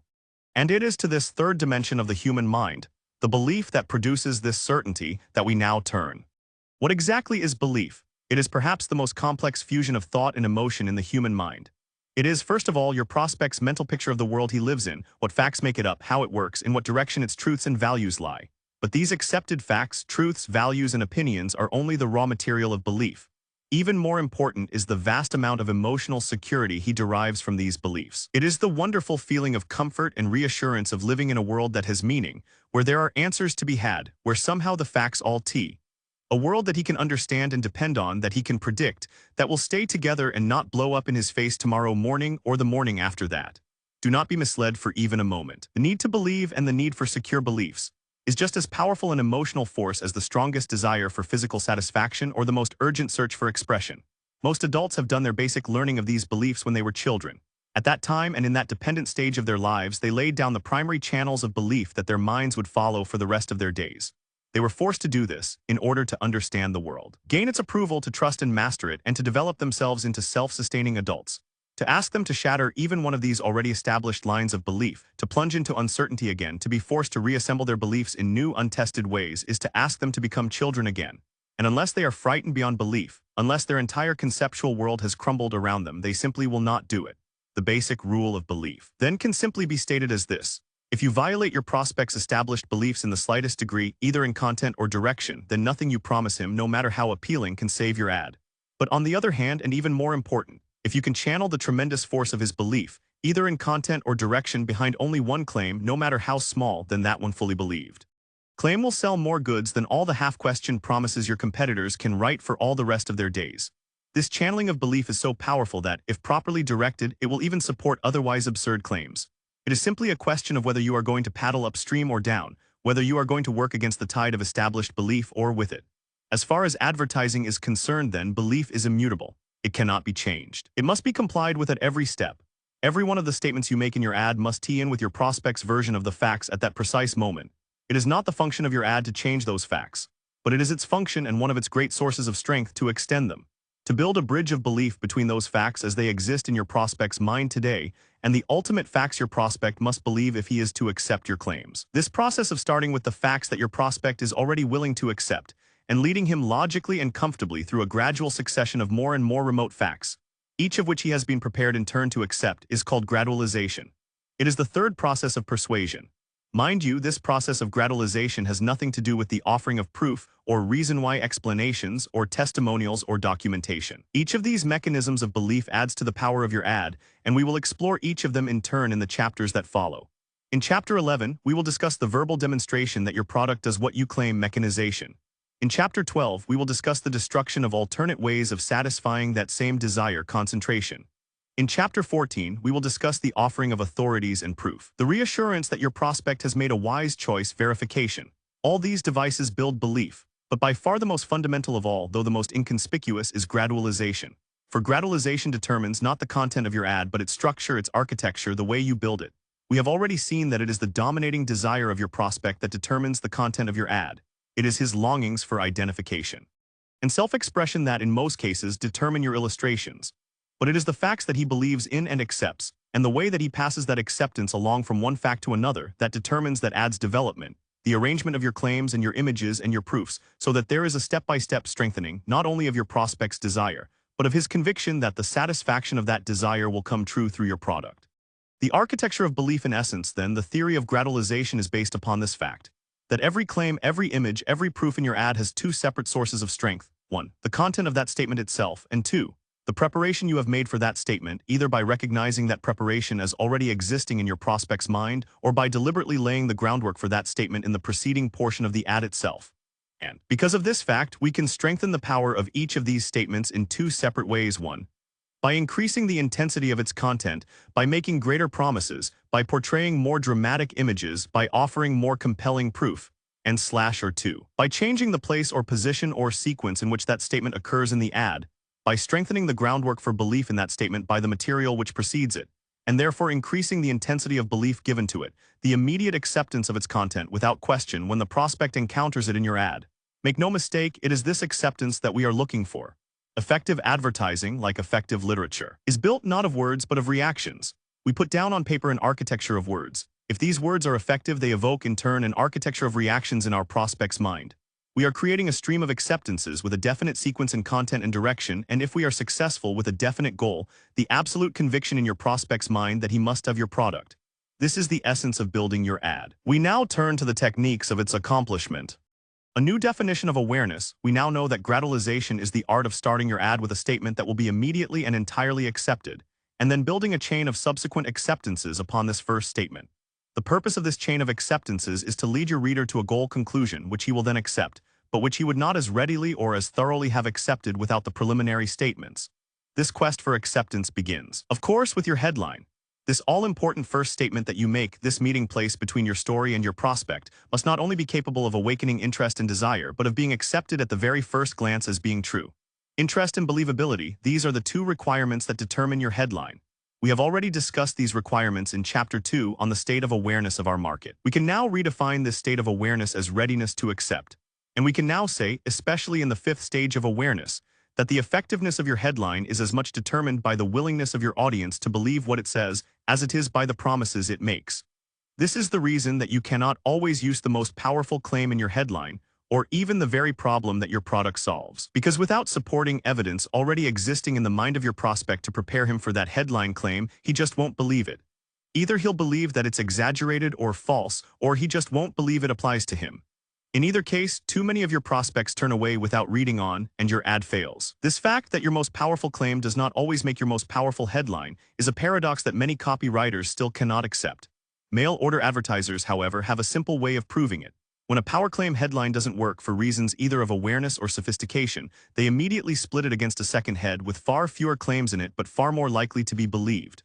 Then they build a belief bridge from this second headline to the same exact claims they had featured in the first, but now anticipated by careful preparation every step along the way.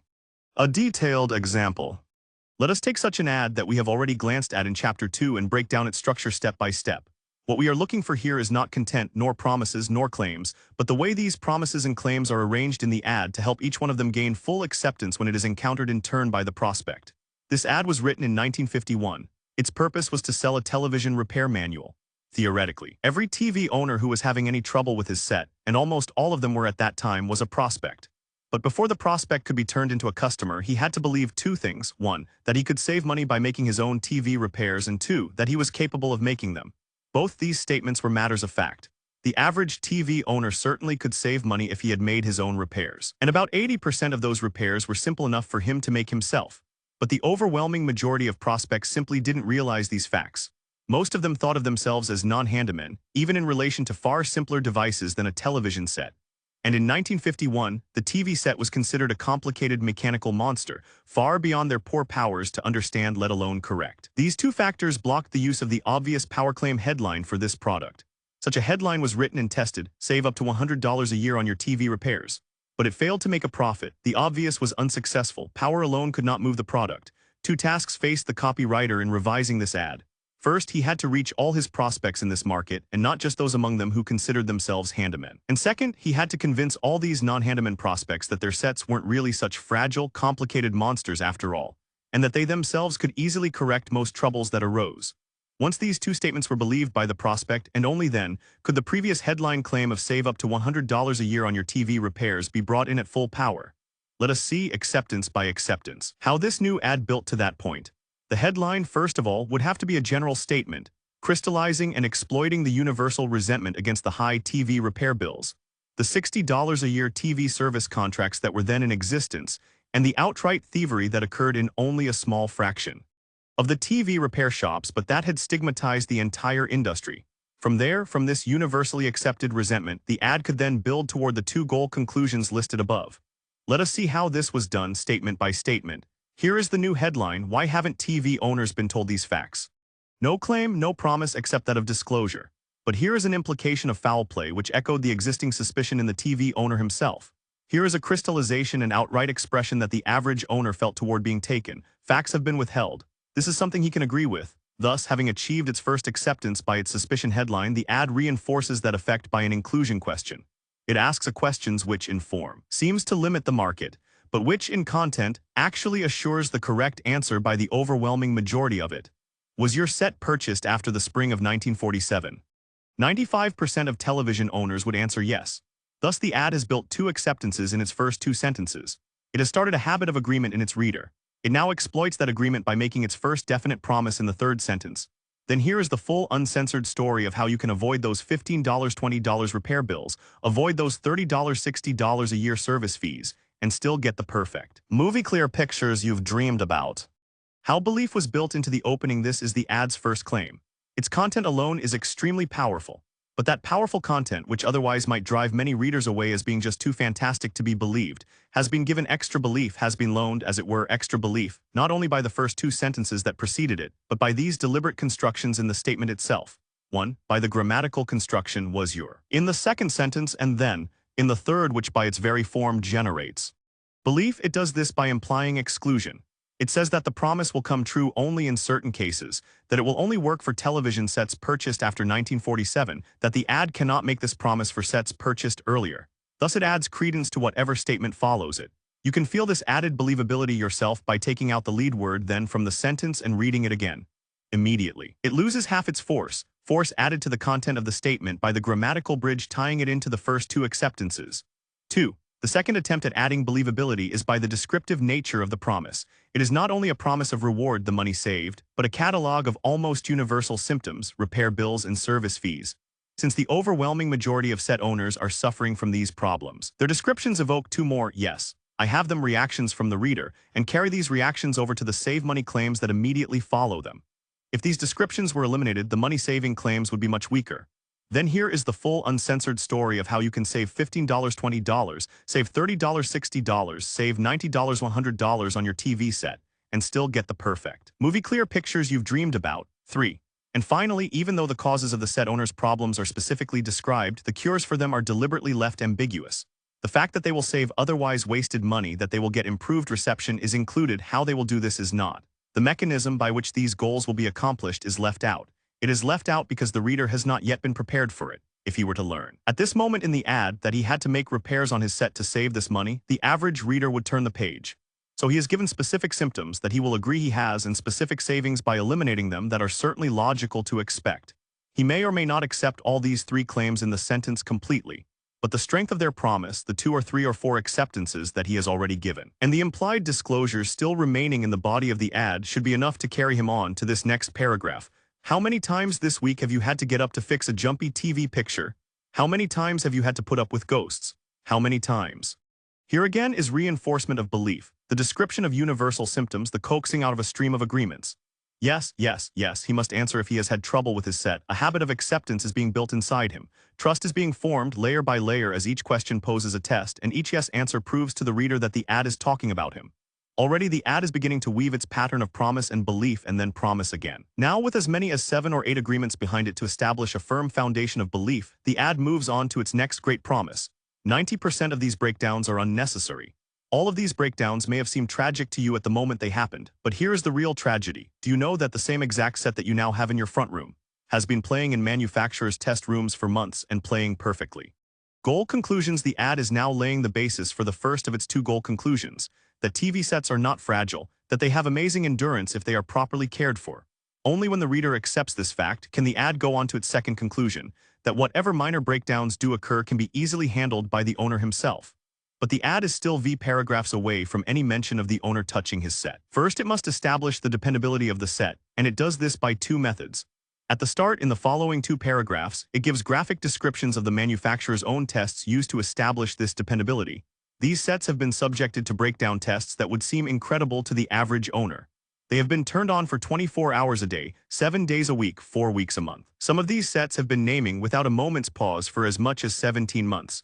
These sets have been tested against almost every conceivable type of viewing hazard, up to 120 miles away from the station, against the interference of an entire warehouse of electrical appliances, in special steel-ribbed buildings which ordinarily would produce several distinct ghosts. And in almost every one of these cases, these sets have produced perfect movie-clear pictures without major breakdowns for as much as 1 full year. Here are some of the reasons why. Then, when the reader has fully visualized the impact of these test reports, the ad now turns to expert authority and logical construction to reinforce this belief. Notice in the next few paragraphs how the ad picks up the already accepted condition. If your set were properly cared for as these sets were, and uses that now established condition to prove the series of statements that follow it, what TV experts have learned about your set. If your set were properly cared for as these sets were cared for in these tests, it need break down only once during the entire year. In other words, you may actually have to call in a repairman only once during the entire year. You can save the $30, $60 service fees you are now paying, and you can save most of the serious repair bills. If your set was properly cared for, it can actually give you perfect movie-clear reception the other 364 days a year. It can give you this perfect reception without special electronic equipment, without the help of a repairman, up to 100 miles away from your station. Notice that in these 2 paragraphs, the ad returns to the claims made in the 3rd sentence, repeats them almost word for word, and then gives logical proof in logical form for each of them. As we have pointed out before, these claims, you can avoid those $15, $20 repair bills, avoid those $30, $60 a year service fees, and still get the perfect movie-clear picture you've dreamed about. Were stated in the 3rd sentence without supporting proof at that time, but with strong implication. Here is the full uncensored story. That such proof would follow. That proof is now submitted in an extremely formal and logical structure. Thus the ad again weaves proof into promise, repeating previous claims in a new context of full documentation where it could only suggest that they would be proven before. Notice also that this logical proof, if your set were cared for, it need break down only once a year. You need call a repairman only once a year. You save the service fees and most repair bills. Is in itself solidly grounded in the test proof presented in the paragraphs before it, being subjected to breakdown tests against almost every type of viewing hazard, and produced perfect pictures without breakdowns for as much as 1 full year. Thus a chain of proof upon proof is constructed, each new statement repeating the heart of the proof before it. Thus the ad has now proved, by using the mechanism of intensification, by repeating the same theme content 7 different times in 7 different ways, that your TV set is dependable. The ultimate objective of this was the first goal conclusion. At this point the reader is convinced that it is true. The ad is now ready to go on to prove the second goal conclusion, that the owner can correct minor breakdowns himself. It begins this proof in the very next paragraph in this way, and most important, these experts have discovered that you do not have to be a handyman or a mechanic in order to coax this performance out of your set. Here's why. Notice that it is in this paragraph that the entirely new to the reader assumption that you can X your own minor breakdowns is first introduced, yet its novelty is deliberately concealed. It is presented as though it were simply another rephrasing of the by now already accepted dependability conclusion. There is therefore no break in the logical O of proof. Acceptance is built into this entirely new statement in these 4 different ways. 1. By paragraph parallelism. By framing the statement as the last of a series of similar paragraphs, all the others of which have already been Accepted instead of physically setting it off as a new point with its own subhead and a different construction, as the reader would ordinarily expect. 2. By the lead word and a tie-in phrase which indicates that the sentence accompanying it is the same as those that have gone before. 3. By immediately following and by a second tie-in phrase, most important, which again implies that the remainder of the statement is part of the series that has gone before. 4. And finally, by repeating the phrase, these experts have discovered, which echoes the identifying subhead at the beginning of the series and carries on the acceptance momentum of the series as a whole. All these deliberate constructions combine to give this short but vital transitional paragraph the acceptance, and therefore the believability of all the careful planning that has gone before it. They allow the reader to make what otherwise might be a jarring transition from already established proof to an entirely new promise with a minimum of effort. Now the ad builds its final step, showing that the only repairs that the average owner will have to make are actually minor external adjustments on his set. Notice how it integrates this new extension of its previous thought into what has gone before by starting with the phrase, once again, these experts have discovered. Here are the next 3 paragraphs, 5 minutes a week for perfect reception. These TV experts have discovered that your TV set is a great deal like your body in this respect, that it gives you warning signals before it has a major breakdown. For instance, after your set was installed, it probably played perfectly for the first week. But then it began to suffer from the vibration, the jarring, the interference of other electrical appliances in your home. The picture might suddenly begin to flop over or flicker. Lines may appear on your screen. Now, and this is important, if you had the knowledge to quickly make a few minor adjustments on the outside controls of your set, then you could correct those symptoms, you could keep that set playing perfectly, and you could prevent major breakdowns in exactly the same way they were prevented in these manufacturers' tests. If you do not have this knowledge, if you do not make these adjustments, then your set will weaken, you will get a consistently bad picture, and you will have to call a repairman. The second goal conclusion of the ad has now been reached. At this stage of the copy, the reader now knows, 1. That his set is dependable enough to avoid major breakdowns during by far the greatest majority of the time he will play it, and 2. That if he obtains the proper knowledge, he can correct minor breakdowns himself and help prevent the gradual formation of major breakdowns by making a few simple adjustments to the outside controls of his set.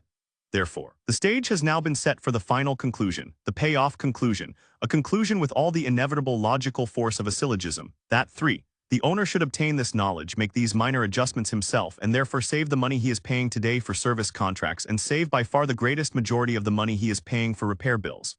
Here is how this final conclusion is phrased by the copy. It's as simple as that. You pay a repairman not for his work but for his knowledge. If you had that knowledge yourself, then you would not have to pay him at all. A restatement of our basic theory, we have taken a great deal of space to analyze in exact detail one ad and the structure of believability that underlies the effectiveness of its claims. We have done this for 2 reasons. 1. To show how the goal conclusion, the introduction of the product claim itself, may be made far more effective if it is delayed till the prospect has been prepared to accept it. 2. To show how this full acceptance, this willingness to believe without question can gradually be built up, layer by layer, agreement by agreement, by use of the proper structure. Let us now state formally some of the rules we have discovered in this analysis, and some of the devices you can use time after time to create the maximum structural believability for each of your advertisements. Here are the basic principles. Gradualization is the art of stating a claim in such a way that it will receive the greatest possible acceptance and or believability from your prospect. Belief ultimately depends upon structure. Just as desire depends upon promise, so belief in that promise depends upon the amount of preparation that promise has been given before your reader is asked to accept it. One fully believed promise has 10 times the sales power often partially believed promises. Most copywriters try to strengthen ads by piling promise upon promise. What they usually get for their troubles is greater sales resistance from their prospects and trouble from the etc. They could far better invest the same time in strengthening the believability structure of the original justifiable promise. Now, how do you strengthen this believability structure? What are the devices you can choose from to add believability to any promise in any ad? Here are at least a few of them. Once you get the feel of using them, you'll probably develop a whole armory of your own.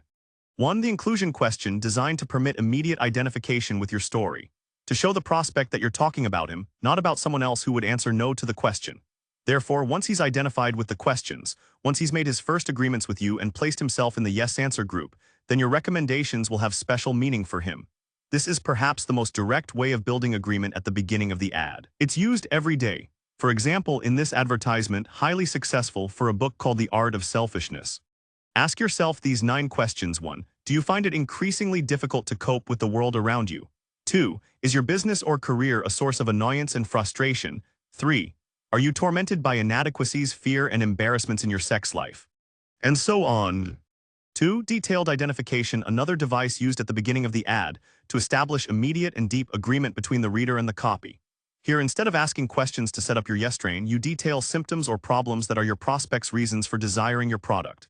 Thus again, your reader knows that you are talking about him, that you have been there yourself, and therefore that your recommendations will help answer these problems, his problems, that you have cataloged so well.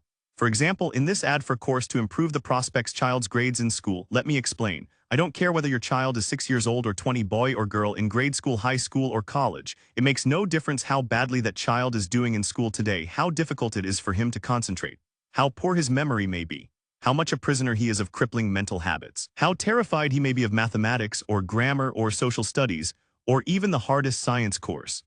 Of course, here, as in the inclusion question, your copy must be accurate. You must know enough about the reader's problems to make every word you write ring true. If you don't, you'll shatter your believability net and he'll simply turn the page. So, before you write, research. Learn to know your customer. This is always the essential first step in any kind of copy. 3. Contradiction of present false beliefs, again used at the beginning of the ad, and again used to prepare a foundation for strong claim statements that the reader might never accept raw. Here you come bluntly out and say, I know you think this is true, but I'm going to show you it's false. Best used, of course, in conjunction with strong authority strong enough to contradict present unpleasant beliefs and get away with it. For example, in an ad for cosmetics invented by a famous plastic surgeon, from this moment on, forget everything you have ever heard or read about what age must do to your appearance.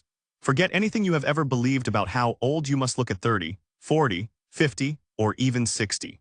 Here you are not looking for agreement as much as you are for a loosening of previous beliefs. You are saying that the old limitations are passing, and your next paragraph should be your first introduction of your positive claims, in somewhat the same way that this ad goes on, because starting with this moment you are about to enter into a new world of beauty, a world where ordinary fruits are transformed into anti-wrinkle cosmetics, and so on. 4. The language of logic. So far, the devices we have discussed have been used to build belief at the beginning of your ad, to serve in the crucial transition from your headline to the stream of intensified promises that you are going to use to close the sale. We have discussed the process of intensifying desire in Chapter 7. We now turn to the simultaneous and equally important task of maintaining belief in each new statement as you present it. Here again, your objective is to build belief at the same exact time that you build desire. To do this, you interlace each new promise with language signals that show that it logically follows from everything that has been proved before, and that it therefore can be believed without hesitation. What are these language signals? They are, of course, the vocabulary of logic. They are the words we use when we reason, when we argue, when we prove our point in any discussion and force others to agree with us that we are right. They are among the most powerful words in the English language, for the very simple reason that they give the flavor of conviction to the promises into which we weave them. These words have been used for centuries in court, in politics, in science, even in that most loved form of American fiction, detective stories, to show others that proof has been offered, that reason has been used, that one statement logically and inevitably follows from another. Therefore, after centuries of conditioning, the words themselves, regardless of the content of the statements to which they are attached, now carry conviction. Therefore, they should be woven throughout your ad wherever they logically apply. For example, let's look at some individual lines in a number of different ads. Let's see how each of these words, which I'll italicize, gives a tone of reason and logic to those sentences in which they're incorporated. For example, in the famous Sherwin-Cody ad, why do so many find themselves at a loss for words to express their meaning adequately? The reason for this deficiency is clear. Most persons do not write or speak good English simply because they have never formed the habit of doing so. Or in this ad for a book on how to manage difficult people, take as an example the man who habitually refuses to follow your instructions. There is a basic underlying reason for this. Mr. Given shows you how to find that reason and then explains the means of correcting it. The whole solution can be surprisingly easy once you have realized the underlying causes. Or for a book on learning how to learn. But simply by putting your locked-up learning powers to work today, as easily and logically as this. And so on, there are dozens of such phrases for you to use. Among them are, this has been proved by thousands. Sound impossible, not at all, it's actually as simple. Here's why, and most important of all is the fact that, therefore, this was without a doubt the most thorough. They discovered in case after case that. This, again, is the language of logic. It is a language equally as filled with emotion as the language of desire. Interwoven into your promises, so subtly that the reader never even notices that it is there, it gives your claims the invaluable air of conviction. 5. Syllogistic thinking. Now we go from the language of logic to the mechanisms of logic. This is the role that reason plays in your ad. This is the moment when you prove that your product works, through the mechanism of logical reasoning. For example, in one of the most successful automotive accessory ads of all time, the copywriter wanted to prove that his spark plug was superior to the ordinary plug, even though it costs twice as much. Since the point of difference was simply that his plug delivered a larger spark, the copywriter built up his case in this way. Your car runs because gasoline is fed into the cylinders where a spark causes it to fire. This action causes the gas to explode. This explosion pushes down the piston. Now here is the important thing to you. The larger the spark is, the more powerful the explosion. The more powerful the explosion, the more power you get from your gasoline.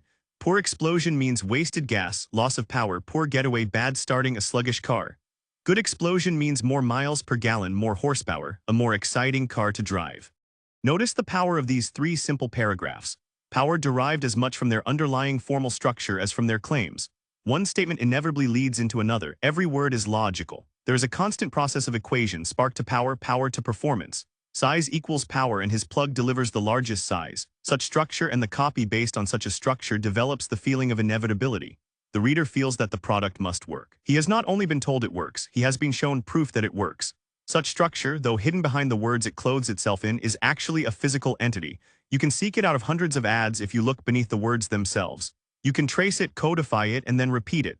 Once learned, it becomes a powerful tool in selling hundreds of products. We will explore these structures in more depth in the next 2 chapters on redefinition and mechanization. 6 other belief forms. Once you grasp the fundamental idea that form structure determines believability, then all sorts of opportunities open up to you. You realize that simply by the arrangement of your claims, you can add to their believability. For example, contingency structures such as if, then, or is your, then, repetition of proof echoing such as these experts found.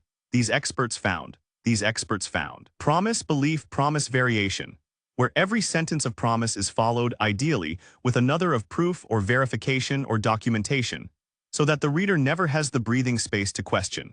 Paragraph parallelism, where the same word structure used in an accepted statement is then picked up exactly and used to borrow acceptance for a fresh claim. There are many more, of course. Some are words, some are chains of reasoning, some are merely the physical arrangement of the copy on the page. All have the same objective: to gain continued acceptance, to prevent rejection, to build conviction. Belief is the goal. Now let us look at some other methods of reinforcing it. The 4th technique of Chapter 10, the 4th technique of breakthrough copy, redefinition. How to remove objections to your product. Time and time again, you are going to have to sell a product that has built-in handicaps. That, along with its promises and its functions, also has certain aspects to it that actually repel the prospect. No product, of course, is perfect. If only for the reason that he must pay money for what you have to sell, your prospect starts with a basic minimum of resistance against buying your product. But this resistance is intensified by certain drawbacks in some products, often to the point where, unless you take definite action in your ad to redefine them, these drawbacks will actually kill your sale. Let us now look at the 3 general categories of drawback and then at the 3 types of redefinition that eliminates them. First, of course, there is the product that is or that sounds too complicated, too hard to use. Second, there is the product that is not important enough, whose basic appeal doesn't have a statistically broad enough market. And third, there is the product that just costs too much. Its price is so much above the price of other products in its class that people simply turn away when it's mentioned. It's amazing how many products fall into one or all of these categories. Fortunately, the same mechanism, redefinition, helps you deal with all 3. Redefinition is the process of giving a new definition to your product. It says that the product is this rather than that. Its objective is to remove a roadblock to your sale, if possible, before the prospect even knows it exists. Perhaps the classic case of redefinition is that of Lifebuoy soap in the 30s. Lifebuoy was a good soap that did a good cleaning job, but it had one overwhelming drawback: a horrible medicinal odor. Since the odor couldn't be removed without removing the cleaning power, the problem became one of redefinition. Put simply, how do we change this odor from a liability into an asset? The answer, of course, was the famous B.O. campaign. The prospect's attention was focused on the odor of his own body, an odor which he was told would drive away people and which does. He was then told this odor must be eradicated not with an ordinary soap, which was not powerful enough to do the job, but with a soap with the odor-destroying power to make a longshoreman acceptable at a society ball. Lifebuoy was this super powerful soap. And the overwhelming proof that you could smell the moment you opened the wrapper was the strong medicinal odor built into every cake. This is the simplest and often the most effective kind of redefinition. A simple concept judo, a complete reversal, turning a liability into an asset with a single idea. Wherever you can use this IP-op method, do so. But most problems of redefinition are more complicated and demand more complicated means of dealing with them, using many of the devices we have just examined in the process of gradualization. Let us now turn to these devices and see how they can present an entirely different image of the product to the prospect than you would have imagined had you not thought them through beforehand. One simplification, our first category, is the overcomplicated product, the product that sounds too hard. To see how to replace this image with a more favorable one, let's look again at the television repair book ad that we discussed in the last chapter. As you remember, the original ad for this product failed because it promised "do your own TV repairs" in its headline. This was considered too difficult by the average set owner, even though the ad said it's easy. It's simple, it's quick in the next paragraph. Therefore, since the ad confronted the prospect with the fact that he would have to make repairs before it made those repairs easy and simple and quick, he simply turned the page and tuned the ad out. The second ad did not discuss repairs. It discussed breakdowns and expenses. And as we have seen, it spent its first several paragraphs showing that these breakdowns and expenses did not have to occur at all if the sets were given the proper care. Up to this point, the ad has talked about the prospect's world and compared it with a far more promising world where expert care produces trouble-free TV viewing. Now the two worlds must be joined through the product. This joining is called by the pitchman the turn. It is a transition of great delicacy. It must be accomplished without a jar. In this ad, it begins in this paragraph, and most important, these experts have discovered that you do not have to be a handyman or a mechanic in order to coax this performance out of your set. Here's why. We have already seen how the repetition, these experts have discovered, and the paragraph parallelism tie this statement into the stream of belief that has been built up before it. Now, however, we are going to look at this same paragraph from another point of view to see how it provides the first step in eliminating any fear of making your own repairs. Notice, of course, that the very fear of the average owner that he is not a repairman is here brought out in the open, specifically stated, but now framed as a promise. Notice too that there is no mention of the word repair at this point. It is still too early at this point. Though the average owner might be willing to accept the idea that he could coax better performance out of his set, it would still be too much to ask him to believe that he could make repairs on that set at this point. This leads to the final step. The ad must now redefine what the reader thinks of when he hears the word repairs. It must now lay a new foundation of feet, showing that almost all the repairs the owner will have to make are actually only minor external adjustments. It now proceeds to do this in the following 3 paragraphs, which we have already studied in the last chapter, and which we will now look at again to see the second process of persuasion redefinition, which is also occurring in them. Here are the paragraphs again: 5 minutes a week for perfect reception. These TV experts have discovered that your TV set is a great deal like your body in this respect, that it gives you warning signals before it has a major breakdown. For instance, after your set was installed, it probably played perfectly for the first week. But then it began to suffer from the vibration, the jarring, the interference of other electrical appliances in your home. The picture might suddenly begin to flop over or flicker. Lines may appear on your screen. Now, and this is important, if you had the knowledge to quickly make a few minor adjustments on the outside controls of your set, then you could correct those symptoms, you could keep that set playing perfectly, and you could prevent major breakdowns in exactly the same way they were prevented in these manufacturers' tests. If you do not have this knowledge, if you do not make these adjustments, then your set will weaken, you will get a consistently bad picture, and you will have to call a repairman. Now, what occurs in these 4 paragraphs is actually a redefinition of the term repairs in the reader's mind. This is done in 3 separate but integrated ways. 1. By immediately comparing the television set to the human body, and therefore minor maladjustments in the set to warning signals given off by the body before it becomes seriously ill. By making this comparison, the copy relates the intricate, technical working of a television set to something as commonplace and familiar as the running nose that warns you of an approaching cold. Because of this comparison, some of the mystery of the set is explained away, and the owner gains a new feeling of confidence in dealing with it himself as something he understands. And at the same time, this comparison distinguishes between the relatively rare major breakdowns and the far more frequent minor maladjustments, which he can now treat himself as easily as he'd take a cold tablet to stop his running nose. 2. By continuously describing these minor maladjustments as warning signals and symptoms rather than breakdowns or repairs. This makes them sound easily corrected before real trouble, which might require technical skill and complicated tools, can develop out of them. 3. And finally, by stating outright that these minor adjustments can be corrected by making a few minor adjustments on the outside controls of your set. Therefore, repairs are redefined as adjustments. Troubles on the TV screen are redefined as warning signals or symptoms. And repair calls or breakdowns are carefully segregated into the least likely to occur 5% of all possible TV troubles. Therefore, with this redefinition in mind, with this reorganization of facts accomplished by the copy, there is no longer any reason for the average set owner not to make his own minor adjustments, rather than pay a repairman to make them for him. The objective has been accomplished. The ad can now go on to specifically state how much money the owner will save by making these adjustments, and where he can buy the book that tells him how. In exactly the same way, whenever there is a process which is difficult, whenever there is a product which is hard to use or difficult to apply, The copywriter's first task is to simplify that application in his prospect's mind. This holds especially true for new inventions which actually simplify processes which formerly were too difficult for the average prospect. A new breakthrough is not merely accepted because its manufacturer says so. Its claims for ease and simplicity must be proved in the ad, or the reader will simply shrug his shoulders and say it's just another copywriter gone wild. Such a situation is one of the most frustrating experiences you can have. Here is a product which you know is far easier to use than anything ever introduced in this ELD before, because you've used it. But no matter how loud you scream easy in your ads, people just seem to ignore you. What do you do? The answer is twofold. 1. Redefine, as this chapter shows you. 2. Mechanize the new simplicity, as you'll see in the next chapter. Remember, innovation without acceptance is valueless. The more people know that something is difficult, and the more revolutionary and therefore different your product is, the more resistance you will meet from them in accepting it. You must therefore lay a base for acceptance by redefining the entire ELD for them before you bring in your product. Let's look at one more example of such breakthrough advertising and see the solutions the copy offered that made the product a success. One of the great ads of all times, of course, is the Sherwin-Cody ad. Though most advertising men are familiar with the ad, they do not realize that the course itself was a tremendous departure for the times, far easier and simpler than anything else that had gone before. But the prospects for such a course were absolutely convinced that good English was too hard for them. They had tried to learn it before and had failed. Therefore, any new course that could be successfully sold to them would have to redefine English for them, redefine mistakes in English for them, and certainly redefine the process of turning bad English into good English for them. The Cody ad is a masterpiece of gradalization.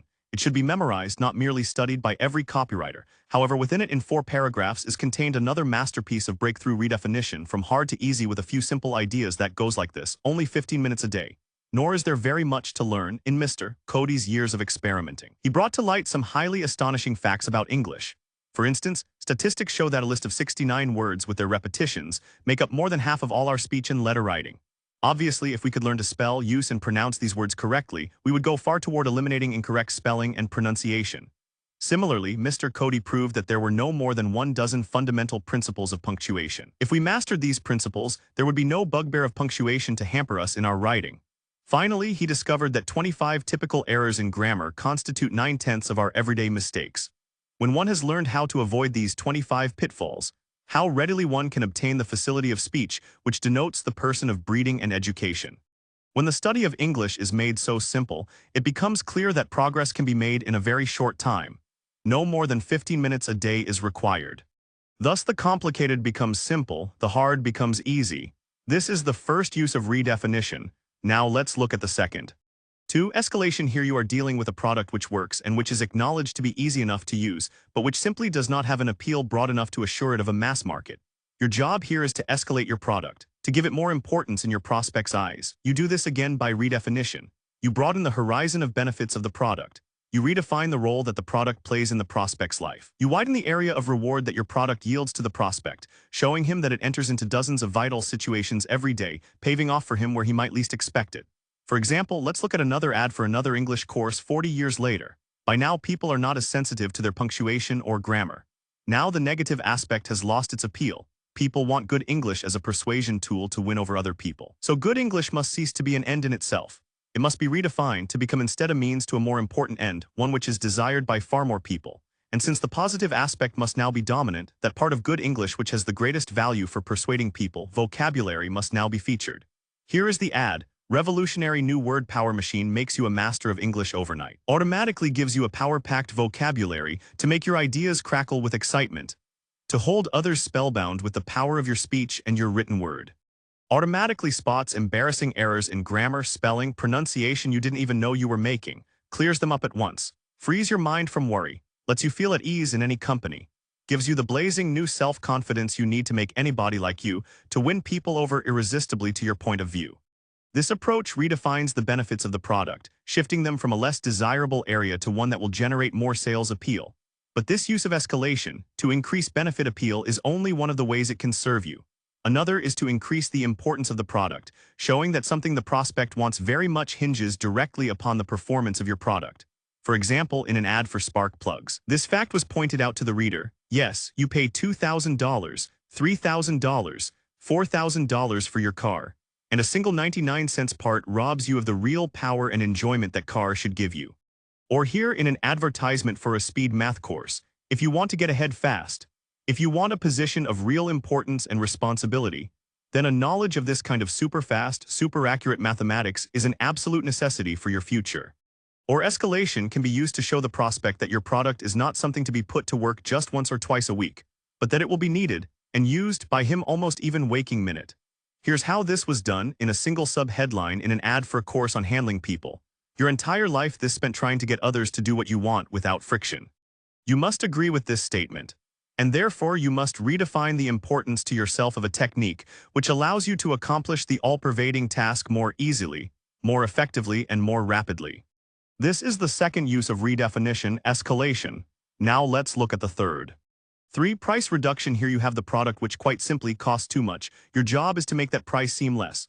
You do it by a very simple act of redefinition like this. Why does the product cost too much? Because it's being compared with other products in the same ELD. And how do you whittle away psychologically at this price? By switching the comparison and relating it to some other more expensive standard. For example, here is an enormously successful mail order ad for spark plugs, which sold for $1.49 each, or 1.5 times the standard for the ELD and twice as much as the discount price. Did the copywriter therefore say that they may cost a little more but they're worth every cent of it?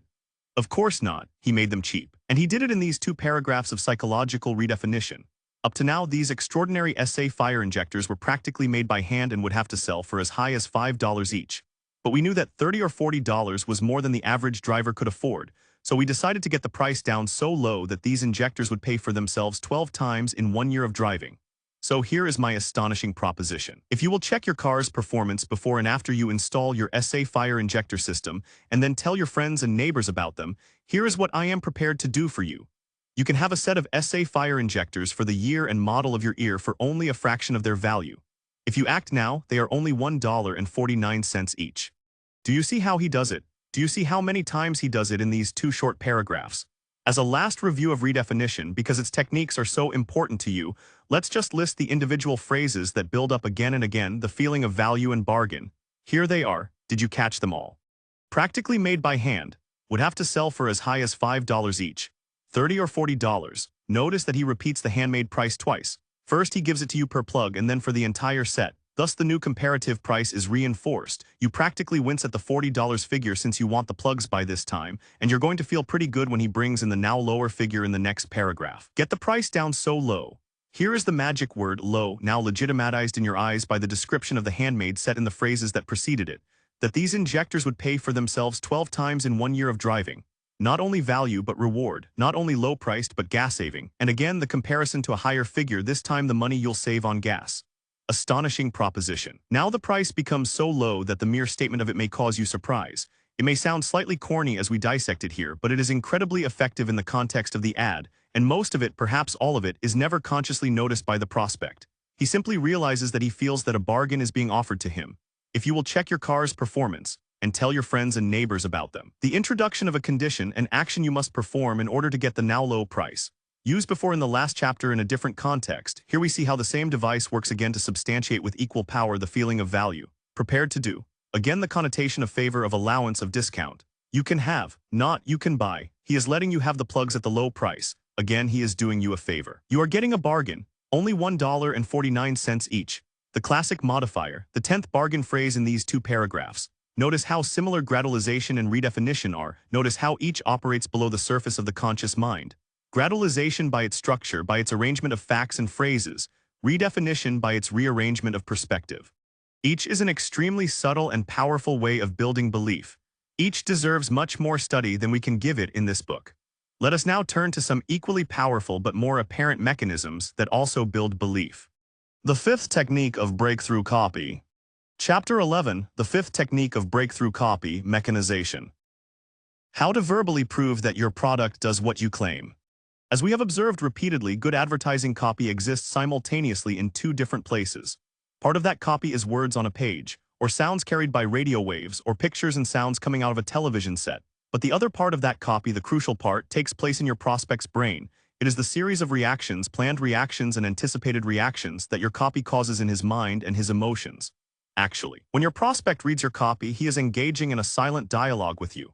You are feeding him ideas and images and emotions in a planned pattern, and he is feeding back to you reactions to these ideas and images and emotions. You hope, you plan that these reactions will be favorable, that they will be controlled reactions. that he will see the images you are projecting, that he will understand and agree with the ideas that you are advocating, that he will share the emotions you are suggesting he feel and even embellish and intensify them. But also at the same moment, you must be aware of the fact that included among these reactions are also a number of inevitable anticipations or demands or questions on his part, and you must answer these questions or your copy will fail. What are these demands he is going to make from time to time on your copy? Basically, they fall into three classes. 1. Demands for more information, more image, more desire. You have whetted his appetite, now you've got to satisfy it. He is saying to you, tell me more. 2. Demands for proof. He knows he wants it, now he wants to know that it's true. He is telling you, oh yeah, who says so? 3. Demands for mechanism. He knows he wants the end result, now he wants to know how you're going to give it to him. He is saying, how does it work? To write good copy, you have to play a dual role. At the same time, you have to be copywriter and prospect. You have to develop an almost foolproof sensitivity to these inevitable reactions. You have to know the exact point that they are going to come in. You have to anticipate them. You have to switch copy direction, LL in the wanted material, at the precise point that your prospect loses interest in one theme and demands the other. This is one of the most difficult parts of writing copy, and the exact spot where many good ads break down and lose their prospect. And since such anticipation points occur several times in a single ad, you will find yourself working over the same paragraph of unimportant copy hour after hour. All you know is that at this point something went wrong. At this point your prospect is dissatisfied. We will discuss these problems of copy direction, anticipation points, etc. in Chapter 14 on interweaving. At this point, however, let's look more closely at the third demand, the demand for mechanism. Verbal proof. This is the vital question. How does it work? Your prospect is asking you here to give him a mechanism. He likes what you promise, he wants what you promise, but he has to be convinced that your product can actually give it to him. You have to demonstrate your product in words logically so that he can understand exactly how it gives him the end result you promise. Since the beginning of advertising, of course, the copy that furnishes this information, that provides this mechanism, has been called reason why copy. Claude Hopkins was its master, but there have been few great-selling ads of any period that do not use it to convince their prospect that their product actually works. In fact, the basic question you must ask yourself about this device when you sit down to write a piece of copy is not, should I use it? Or should I build a mechanism into this copy? But simply how much? How much mechanism does this copy need? This, of course, depends, as so many other things in your copy, on the state of awareness of your prospect. Is he familiar with the mechanism by which this product works? Does he accept it? If so, then this part of your job is done for you. Other advertisers have spent their money to make this mechanism familiar to your prospect. Stage 1. Name the mechanism. You may now take advantage of their investment by simply naming the mechanism and going on to beat them with your price or other features. For instance, in the conventional camera ad to back the headline claim, all that you'd have to do is name your mechanisms like this. Take foolproof photos with the Zenofin 1750 with electronic light setter. Push-button zoomer lens, magazine load, only $135. Here are the three mechanisms which ensure the perfect pictures are simply named and not described at all. The prospect is already familiar with the way they work from the other ads he has seen, and any further detailing of their nuts and bolts would simply bore him. Therefore, you name them in as bold type as possible and go on to compete with your price. Most catalog copy and retail copy needs to assume only this abbreviated form. It deals with products which are already known and whose mechanisms are already understood and accepted. Therefore, any further wordage on these points would only be wasted. But now we come to that vast array of products whose mechanism cannot simply be named. Why? For two basic reasons. Stage 2. Describe the mechanism. 1. Because the prospect doesn't understand their mechanism. And 2. Because everybody else has the same mechanism and the same promise and the same price. And the market is getting tired and you need a new way to compete. Let's look at the simplest case #1 first. Here your mechanism is not so well known or not known at all and you can't simply name it. You have to go into more detail, you have to describe it. So you have the classic situation of promise, reason why. You build a strong, quick promise, and then you follow up with the reason why you can deliver that promise. This 1-2 punch of promise and reason why is as old as advertising itself. Here, for instance, is how Rinso used it in 1926. First, they give the promise like this: who else wants a whiter wash with no hard work? How would you like to see your wash come out of a simple soaking? Whiter than hours of scrubbing could make it.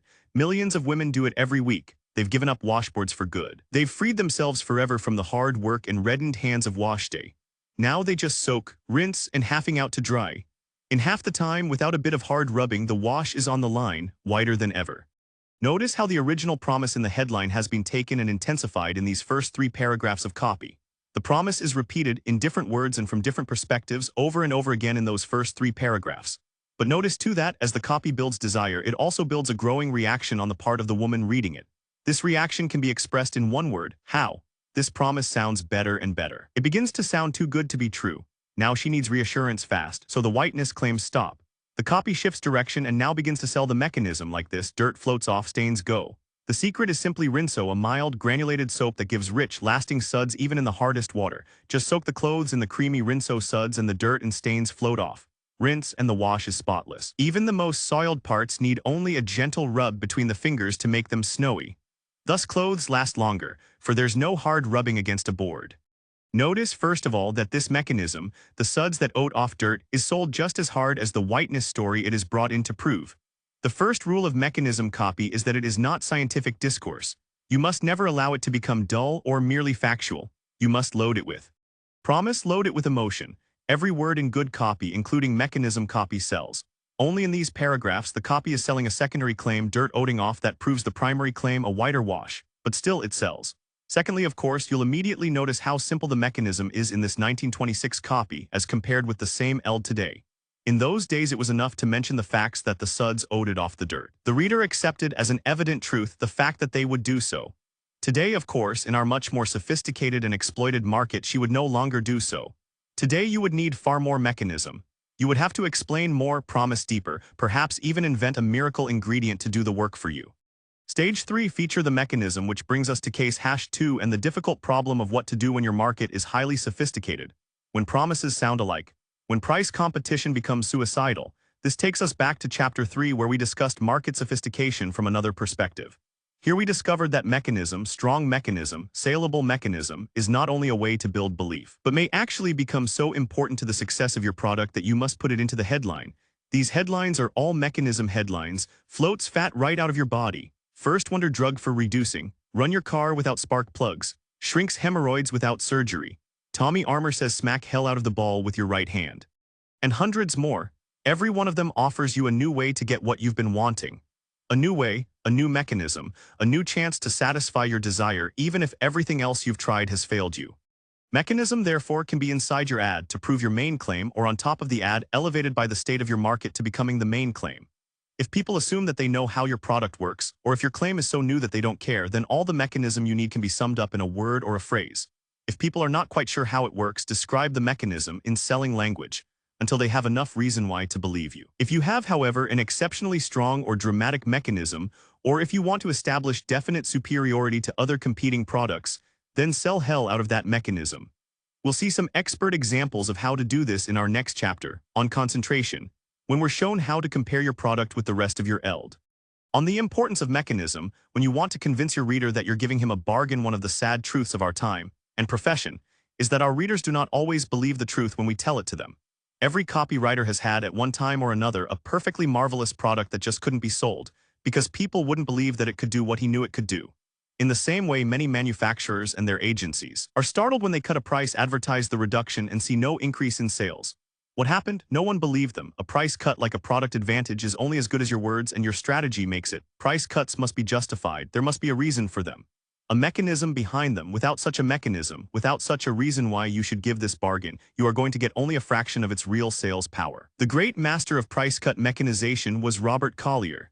His book, The Robert Collier Letter Book, is one of the great classics of copywriting know-how. Here is just one example of how Collier made his price cuts not only believable but dramatic.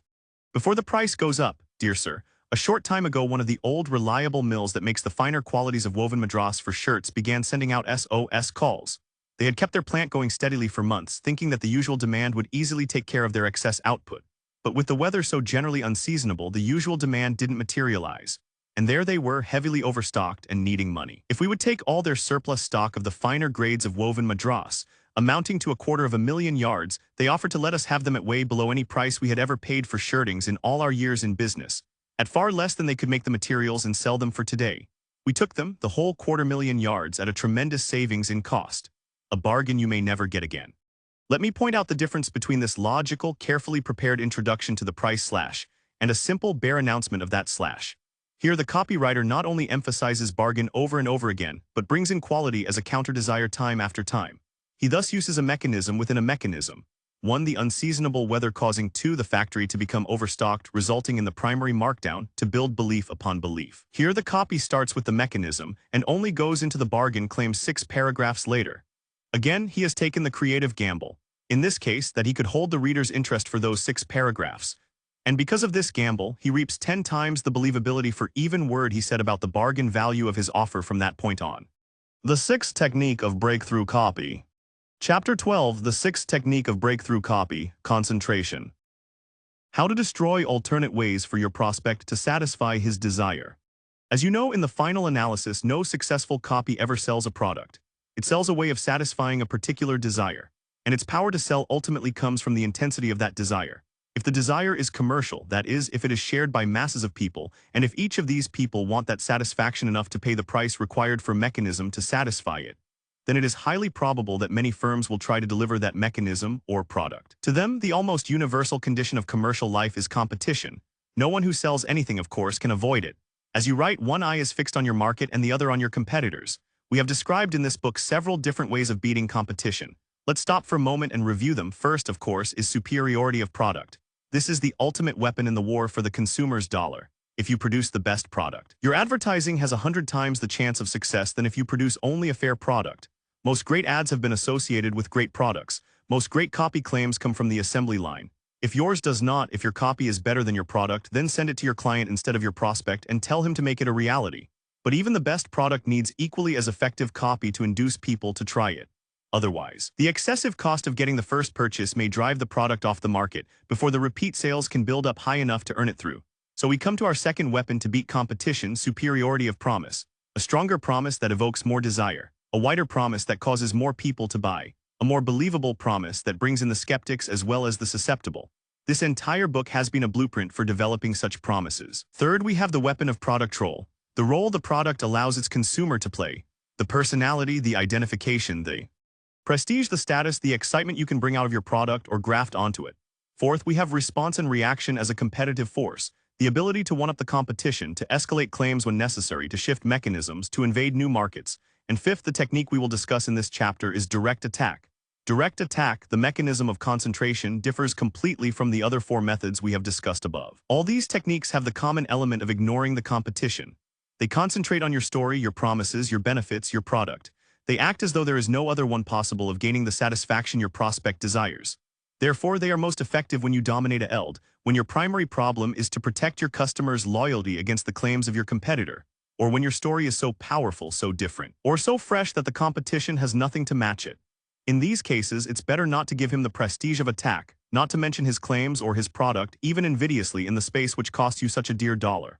But in many other cases, especially where your advertising budget is much less than his, especially where the bulk of your prospects are already customers of his, your first problem may be to crack his image, to shatter their loyalty, before you can rechannel their desire around to you. What concentration is but this process of concentration, this careful, logical, documented process of proving ineffectual other ways of satisfying your prospect's desire, is much more than mere attack. If you can only attack another product, without showing at the same time, by comparison, how your product provides what the other lacks, then say nothing at all. Never attack a weakness unless you can provide the solution to that weakness at the same time. The reason for this is simple. Your prospect knows that your attack is biased. If therefore you are attacking another product only for your own good, in other words, to win the sale by disparaging your competitor, what you will probably evoke in his mind is skepticism and dislike and very little else. But and this is the critical point in this process, if you can show your customer that this attack is for his own good in his service because your product will eliminate this weakness, then you have a sales story he will accept. Then you will make him question even the most ingrained loyalty. Concentration, therefore, is the process of pointing out weaknesses in the competition, emphasizing their disservice to your prospect, and then proving to him that your product gives him what he wants without them. Notice that all the techniques that we have developed in the last few chapters are used here. Intensification to show the penalties of continuing with the old product. Gradualization to show the logical cause of the weaknesses and how they can now be cured. Mechanization to prove that your product removes the weakness, and so on. Concentration is therefore a complicated process, taking up sizable space to do its job properly and combining almost every trick you have learned in this book. To see how incredibly effective it can be, however, let us look at two masterful examples. The first is our spark plug ad again. As you remember in the copywriter has told his prospect that he can run his car without spark plugs, that he can get more gas mileage and more power if he puts re-injectors into his car instead of the old-fashioned plugs. Now he goes on to 1. Provide the mechanisms which prove his own claim, and 2. To destroy the prospect's confidence in plugs forever in this brilliant piece of interweaving copy.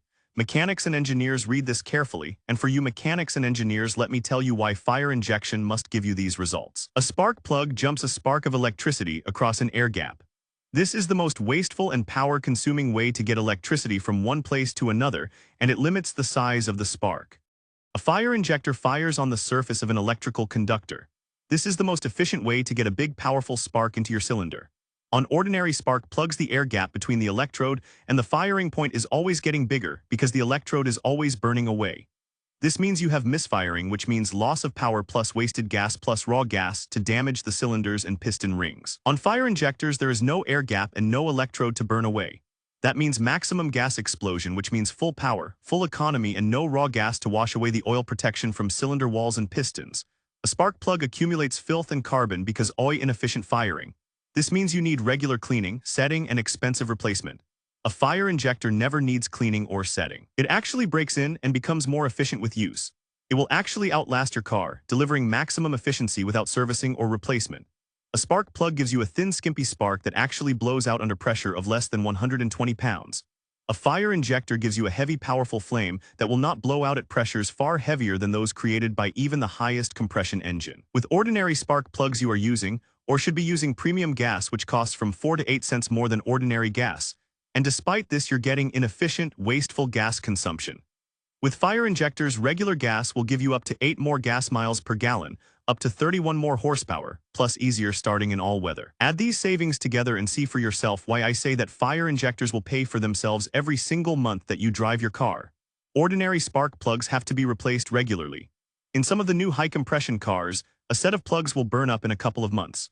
A fire injector installation is guaranteed for the life of your car without cleaning, servicing, or replacing. These are some of the reasons that the U.S. Air Force pays premium prices for surface-supported injectors for their aircraft, and why you will ultimately find fire injectors in all automobiles. Let's see how he does it. I hope that by now you have spotted many of the techniques he uses to gain his effects, to build the overall power of this sequence.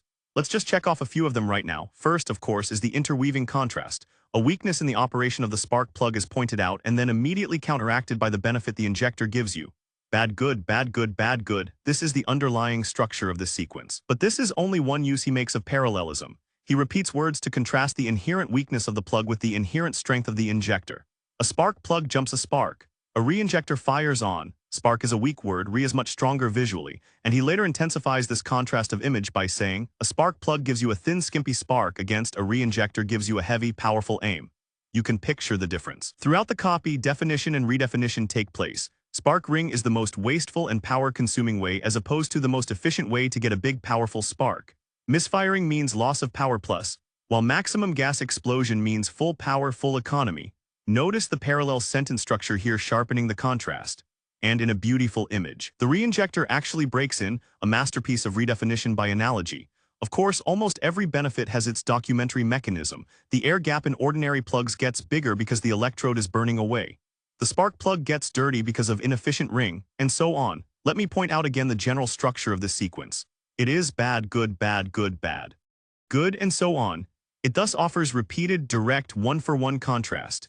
It explores a number of performance factors of vital interest in the prospect, showing the bad and then the good side of each of them. A second strategy. This is one way of accomplishing your concentration. But of course, it is not always feasible because the points you wish to contrast may not be so easily and clearly broken down one by one. You may be dealing instead with a time sequence, a recurring, unpleasant experience with which the prospect is familiar and which you wish to sharpen before you provide him with the antidote. In this case, your concentration copy would adopt a different structure. Something that looks more like this. What happens to you now with the product or products you are using currently? What will happen when you switch to the new product? Here is such a structure for an ad selling a reducing pill. Let's look first at the negative copy. For years, doctors have known that ordinary reducing plans that you pay $5, $10, and even $15 for in the stores are completely passive, that they depend strictly on your own willpower, on your ability to starve that fat off your body. All that these ordinary reducing plans are able to give you. For your $5 or $10 or $15 are hunger-appeasing products, pills, powders, and liquids that do nothing more than swell up in your stomach, that do nothing more than dull your hunger a little. But not one of these products could do anything to actively help you reduce your weight, to take the strain off that starvation diet, to actually help you burn up that ugly fat, oxidize that fat, melt it away forever. So what happened? If you were overweight, you struggled to do the job of reducing by yourself. You took your hunger-appeasing pills religiously. You pushed away the foods you love. You spent week after week. Torture, and finally, if you were lucky, you carved off 5, 10, or even 12 precious pounds. And then your willpower snapped. You broke your terrible diet. You discovered that your little pills were useless to keep you away from the foods you loved. And the fat flowed back, heavier and uglifier and more deadly than ever before. Again, let's glance at the means the writer used to get his total effect. In the first and second paragraphs, definitions and redefinition. Ordinary reducing plans are passive. They depend on your own willpower. They can do nothing to actively burn up fat. And in the third paragraph, the equating of taking ordinary reducing pills with doing the job of reducing yourself. Next, logic, cause, and effect. Given the acceptance of these definitions by the reader, the third and fourth paragraphs become a logical necessity. This tone of cause and effect is conveyed in the phrase, "So what happened?" Now, of course, the third and fourth paragraphs condense an experience which is all too common to every woman who has ever tried to reduce. She has lived through this herself time after time. She recognizes each of the symptoms. And so she finds herself nodding her head, agreeing with each in its turn, building up a stream of acceptances which carries more and more conviction as she finds her own experiences more and more thoroughly described. And then, at the climax, in the last line of the fourth paragraph, the destruction of the old methods of reducing is complete. Notice the use of the word, and to tie this final indictment in structurally with the stream of sensory experiences that have gone before it. There is no doubt that the fat has come back again in this woman's life. If it hadn't, she wouldn't have read this much of the ad. But here the inevitable implication buried in a sentence with which no woman could disagree is that it was the failure of the pills that caused the failure of the diet. Thus the stage is set for the hero product to emerge. It has already been foreshadowed in the second paragraph, in the negative accusations that these ordinary methods can do nothing actively to burn away fat. Now the copy goes on from failure to promise like this. And so you tried another passive plan, and another, and another. And then if you were like the men and women whose fantastic case histories were reported by leading medical journals, perhaps you went to your doctor and asked him for an easy way out, without torture and without sliding back. These doctors had the answer in a tiny gray pill and a common-sense plan. In their hands so tiny that they could balance it on the tip of their little finger, was perhaps the greatest weapon ever discovered against deadly excess fat.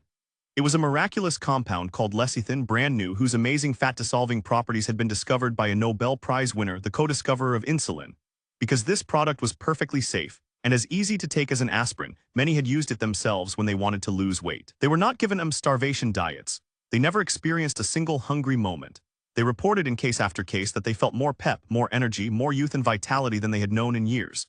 And then day after day, faster and easier and safer than they had ever known before, the ugly excess fat around their bodies melted away. While they were eating 3 delicious meals a day, they were shedding as much as 5 pounds a week. While they were feasting on mouth-watering steaks. And so on, right back into intensification copy with its strong picture image cell.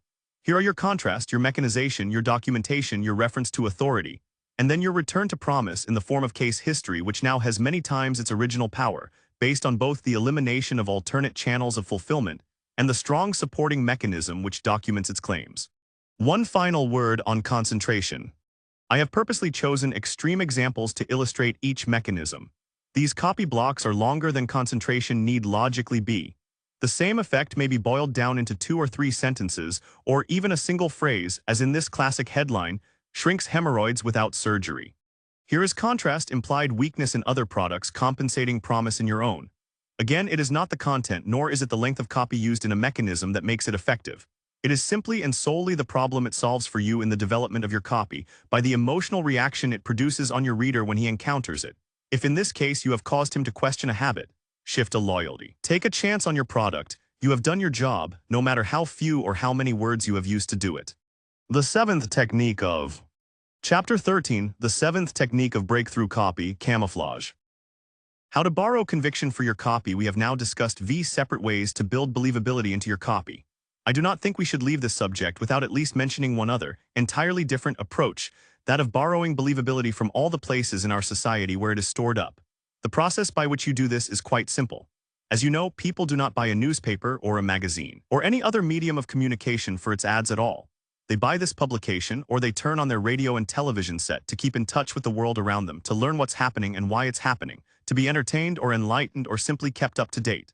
Now, when a person chooses one of the publications, and for a moment will disregard radio and television, he does so because he believes that that publication is telling him the truth. He has faith in that publication. He believes in it. And as long as he has faith in that publication, as any space buyer can tell you, it remains an excellent medium for advertising because some of his trust carries over from the editorial pages to the advertising pages. He simply assumes that his publication wouldn't carry the ad if it weren't true. And on the other hand, when he loses faith in that publication, the effectiveness of its advertising just goes to pieces. If he no longer believes in the publication, he won't believe in the advertising it carries. This factor, the believability in the medium itself, I think is a far more important consideration in buying space than mere circulation. All this is of vital interest to the space buyer, of course, but we have to go a step further. You see, not only does this reader come to believe in the publication which he buys repeatedly, but after a while he becomes used to receiving his truth couched in the style and format and phraseology of that particular publication. In other words, a conditioned re-X has been formed here. The man believes in the publication. The publication phrases its material in a certain way. After a while, that phraseology begins to carry an aura of truth all by itself, no matter what material it embraces. Thus, you have waiting for your ad, if it is adapted the right way, a stored believability. A believability re-X, which you can tap by adopting this particular publication's phraseology when you address its audience. Let's look at a few examples. I'll try to show you the 3 different ways you can borrow this built-up believability. First, of course, and most obvious, is format. Each publication has its own look. You have your copy. Your job is to merge both of them into a combination that will, 1. Allow the reader to enter into your ad with the least possible mental shifting of gears from editorial to advertisement. 2. Carry along the greatest possible amount of believability through every sentence of the ad. I have not discussed layout in this book, because I do not believe layout is nearly as effective as copy in determining the results of your ad. Here, however, layout is important. A single change in format can add 50% to your readership and your results. Your job here, once again, is to approximate as closely as possible the format of the medium in which you are advertising. This means ideally letting them set your ad, using their kind of headline-to-body copy transition, using their illustrations, their subheads, their breakup of space. On the following pages are 2 ads for the same book on handling people. The first is an all-purpose house set magazine ad that was shotgunned over 12 or 15 media. It was mildly successful. The second is the same ad adapted feature for the Wall Street Journal. It was enormously successful, so much so that it has been repeated, at the time of this writing, 19 times once a month with no drop-off in pull. Let's look at the changes that give this adapted format such continued believability. 1. The headline set by the journal in journal type. There is no difference between this old-fashioned upper and lowercase headline and any other headline in the editorial content of this issue. Therefore, it does not immediately signal the reader, this is an ad, beware, to have. Made it bolder or more modern or in all caps would simply diminish its effectiveness. 2. The subheadlines, 2 of them, one following directly on the other. Very 19th century really. Abandoned years ago by 99% of all American newspapers, but the journal uses it and therefore the ad uses the same treatment. And the very fact that it is so unusual and so old-fashioned makes its adaptation that much more belief-carrying in this context. 3. The 2 bars directly above and below the first subhead, one of those small touches that defines individuality.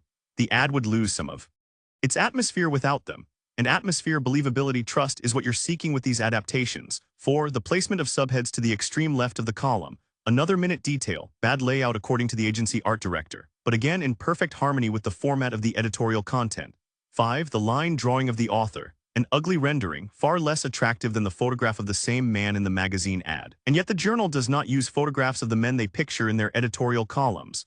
And so this ad must do the same, even at the cost of harrowing screams of pain from its authors, until they see their royalty checks. Thus, what has been done by these adaptations is that a corny, old-fashioned, rather ugly advertisement has been developed for this specific medium, which has about twice the believability, twice the pulling power, and twice the staying power of the same exact copy and illustration presented the mass-produced way. Is it worth the extra cost? Yes. Should it be done for each important medium in turn? Yes. Why? Because in so doing, you are tapping the ingrained trust that the reader has for each medium in turn and channeling at least part of it unconsciously onto your product. This, then, is the first method of borrowing this built-in believability, adopting format. The second way to borrow believability, the second, slightly less specific, is adopting phraseology. This method stems from the fact that certain media or classes of media use certain stereotyped phrases over and over again, which after a while take on a believability of their own. In newspapers, to take the most obvious example, there is usually an issue date, a city of origin, and perhaps a byline. Each of these news indicators may be picked up by the copywriter to add believability to his opening, as in this extremely successful example. Skin Specialist demonstrates how to rinse away your blackheads by Claire Hoffman. New York, N.Y. A leading doctor today showed an audience of men, women, and skin-troubled teenagers how to clean oily skin and shrink enlarged pores with a 10-minute home medical treatment he has perfected.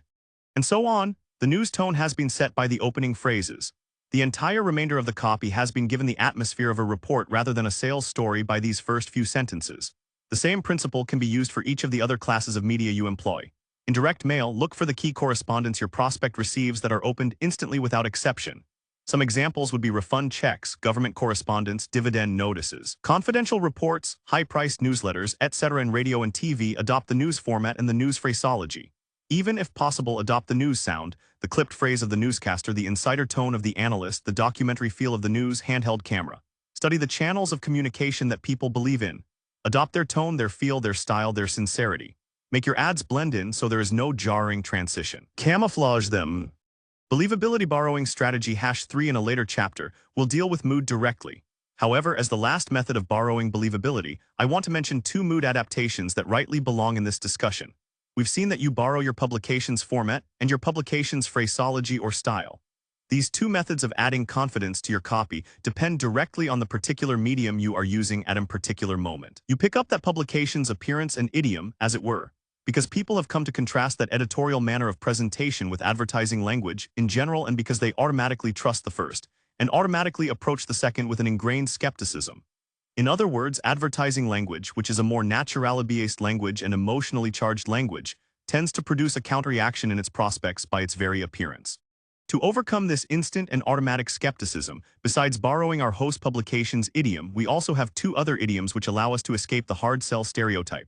The first is understatement, simplicity, a lack of color words, fewer adjectives than the reader would expect to superlatives, short sentences that fall rather than rise in tone at their end. For example, take any Volkswagen ad, count the number of nouns per sentence, and compare it to the number of adjectives. See how the ad kids itself never takes itself too seriously. Notice how it makes its point quietly and then stops. Even how the extremely short, extremely simple sentence structure adds to the reeling of sincerity. Here is a complete Volkswagen ad which features one superiority of the car over competitive models. Could you have told the story as well even if you used 10 times as many words? You never run out of air. You also won't have him worries about draining or flushing the radiator in spring. There's no radiator or hoses or water pump or rust, and so there are no worries about antifreeze in the fall or cracked blocks in the winter. If you feel that you owe your Volkswagen engine a little something special every spring and fall, you can do this much. Just run it once around the block and let it air itself out. This is great copy because of its simplicity and its image and its sell, all of which interact to give a very powerful argument to anyone looking for a new car. Also, I'd suggest that you study any of the old Claude Hopkins ads or John E. Kennedy from the old Lord and Thomas days to get the same power of sincerity without the limiting whimsy, or the great radio and TV pitches of the 50s. There is little advertising being written this way, and its very rarity makes it even more effective.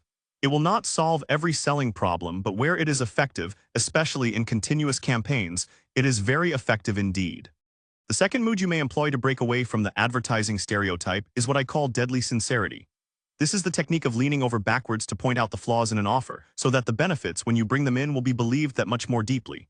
Since this is not done in ordinary advertising, since ordinary copy does not knock its product as well as praise it, it carries great emotional impact, especially in highly competitive ads. Here is an example for a book on getting ahead on your job, which had to run after 100 books on the same subject had already appeared in the same publication. To the man who will settle for nothing less than the presidency of his firm and who is willing to make the incredible sacrifices necessary to get there in the shortest possible time. Here is the most realistic handbook ever written for you, and you alone. This is a private advertisement. It is not meant for 99 men out of every 100. These men do not have the drive, the impossible pride, the absolute compulsion to succeed that this advertisement demands. So on, you can see immediately in the first few paragraphs of this ad how the tone of utter frankness is set. The use of such non-advertising phraseology as incredible sacrifice, impossible pride, absolute compulsion. This advertisement demands set the ad off from the others around it, give it an air of unpredictability that induces the reader to go on. In our next chapter, when we discuss reinforcement, we shall see how this tone of complete fairness, and even criticism, can make a comparatively minor claim take on immense emotional impact.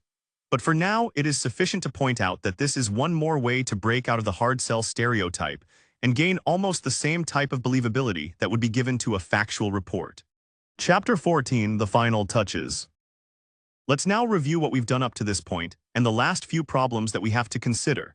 We started this book with the idea that there was a definite technique that could produce better headlines than the ones you were using yesterday. And since the headline is so vitally important to the success or failure of your ads, we devoted the first part of our book to this creative search. Then, in the second part, we investigated the equally important problem of how to exploit that headline. How to lead the prospect from the feeding of interest and curiosity that your headline had aroused in him into a constantly mounting conviction that this product has what he wants and that it is absolutely capable of giving it to him. You use body copy to accomplish this second objective, perhaps a lot of it, perhaps very little. In either case, we've examined the three interlocking paths by which this effective demand is created.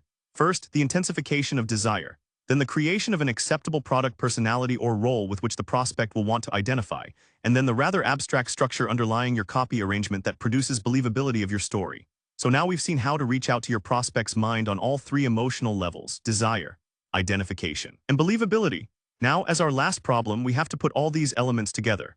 We have to take all these promises, these images, these devices, these structures, and weave them together into one cohesive unit that holds your prospect's attention from beginning to end.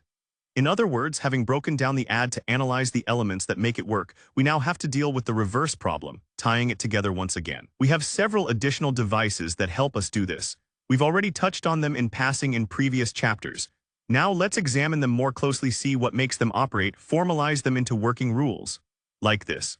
Verification: how to offer authorities and proof. Now, of course, comes the most obvious kind of believability copy.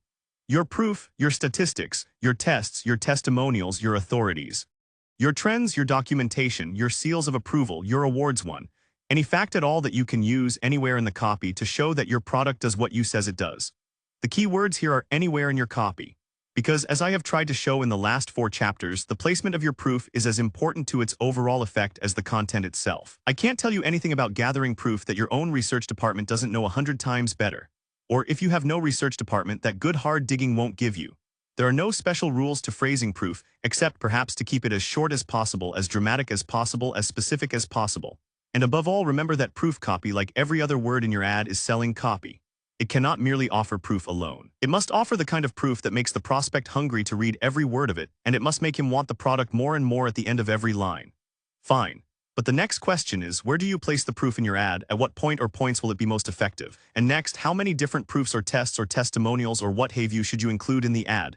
When do you put them in, and when, if ever, do you leave them out? When do they make the ad too heavy? When do they make it dull? When do they make it too much to be believed? We have been discussing these questions, though not in this context, for the last 4 chapters. For the last 4 chapters, we have been discussing the placement and structure of claims, of promises. We have found that the more you prepare for those claims and the more agreeable you have made your reader to accepting them, the more powerful they become. The same exact rules hold for your proof. Proof, like claims, is most effective when the reader unconsciously demands it and when he is ready to accept its content as necessary and logical. This is the rule. As simple and concrete as this, all the rest is application. We've gone over quite carefully the 4 processes that determine position in your ad. They are once again: 1. Gradualization, the development of a stream of acceptances from your reader to your statements, leading finally to an inevitable demand on the part of that reader for your product. 2. Redefinition, the removal of preconceived objections on the part of your prospect toward your product by providing him with a new definition of that product. 3. Mechanization, the verbal proof that your product works, that it does what you say it does. 4. Concentration, the verbal proof that other alternate products do not do this essential function as well. Now, every one of these processes is effective, not only in increasing the believability of your claims, but also in increasing the believability of your proof. And in exactly the same way, in every one of these processes, there is a place for your proof to appear where it will do twice as much good for your copy as it would anywhere else. For example, go back and look at the concentration copy in the Spark Plug ad that we analyzed in Chapter 12. Here was a point-after-point comparison of the weaknesses of spark plugs contrasted with similar strengths in re-injectors. At the end of this sequence, the writer had built up tremendous believability. He could have done many things with that believability. He could have switched it into an immediate restatement of his main claims. He could have channeled it directly into asking for the order. He could have gone into a money-back guarantee, etc. instead. He chose to pile proof upon believability in this way. These are some of the reasons that the U.S. Air Force pays premium prices for surface-supported injectors for their aircraft, and in so doing strengthens the power of both the believability copy that went before and the authority reference that now follows. Thus, and we'll take this up in greater detail in the reinforcement section that follows, in copy 1 + 1 can often equal 10. By adding one powerful piece of copy at precisely the right moment to another, you can get an overall effect far greater than these 2 pieces of copy would ever produce if they were just spread out all over the page. Position increases power. We continue to find new examples of this every time we explore another copy process. And how about the other three processes? How does your proof interact with them? Well, take gradalization. Study the TV repair manual ad again. Notice the exact point that the manufacturer's test rooms are brought into the copy at the very moment that the reader is begging for some sort of solution to the problems that the copy has intensified over and over again. Here, at this point, the reader is searching for an answer.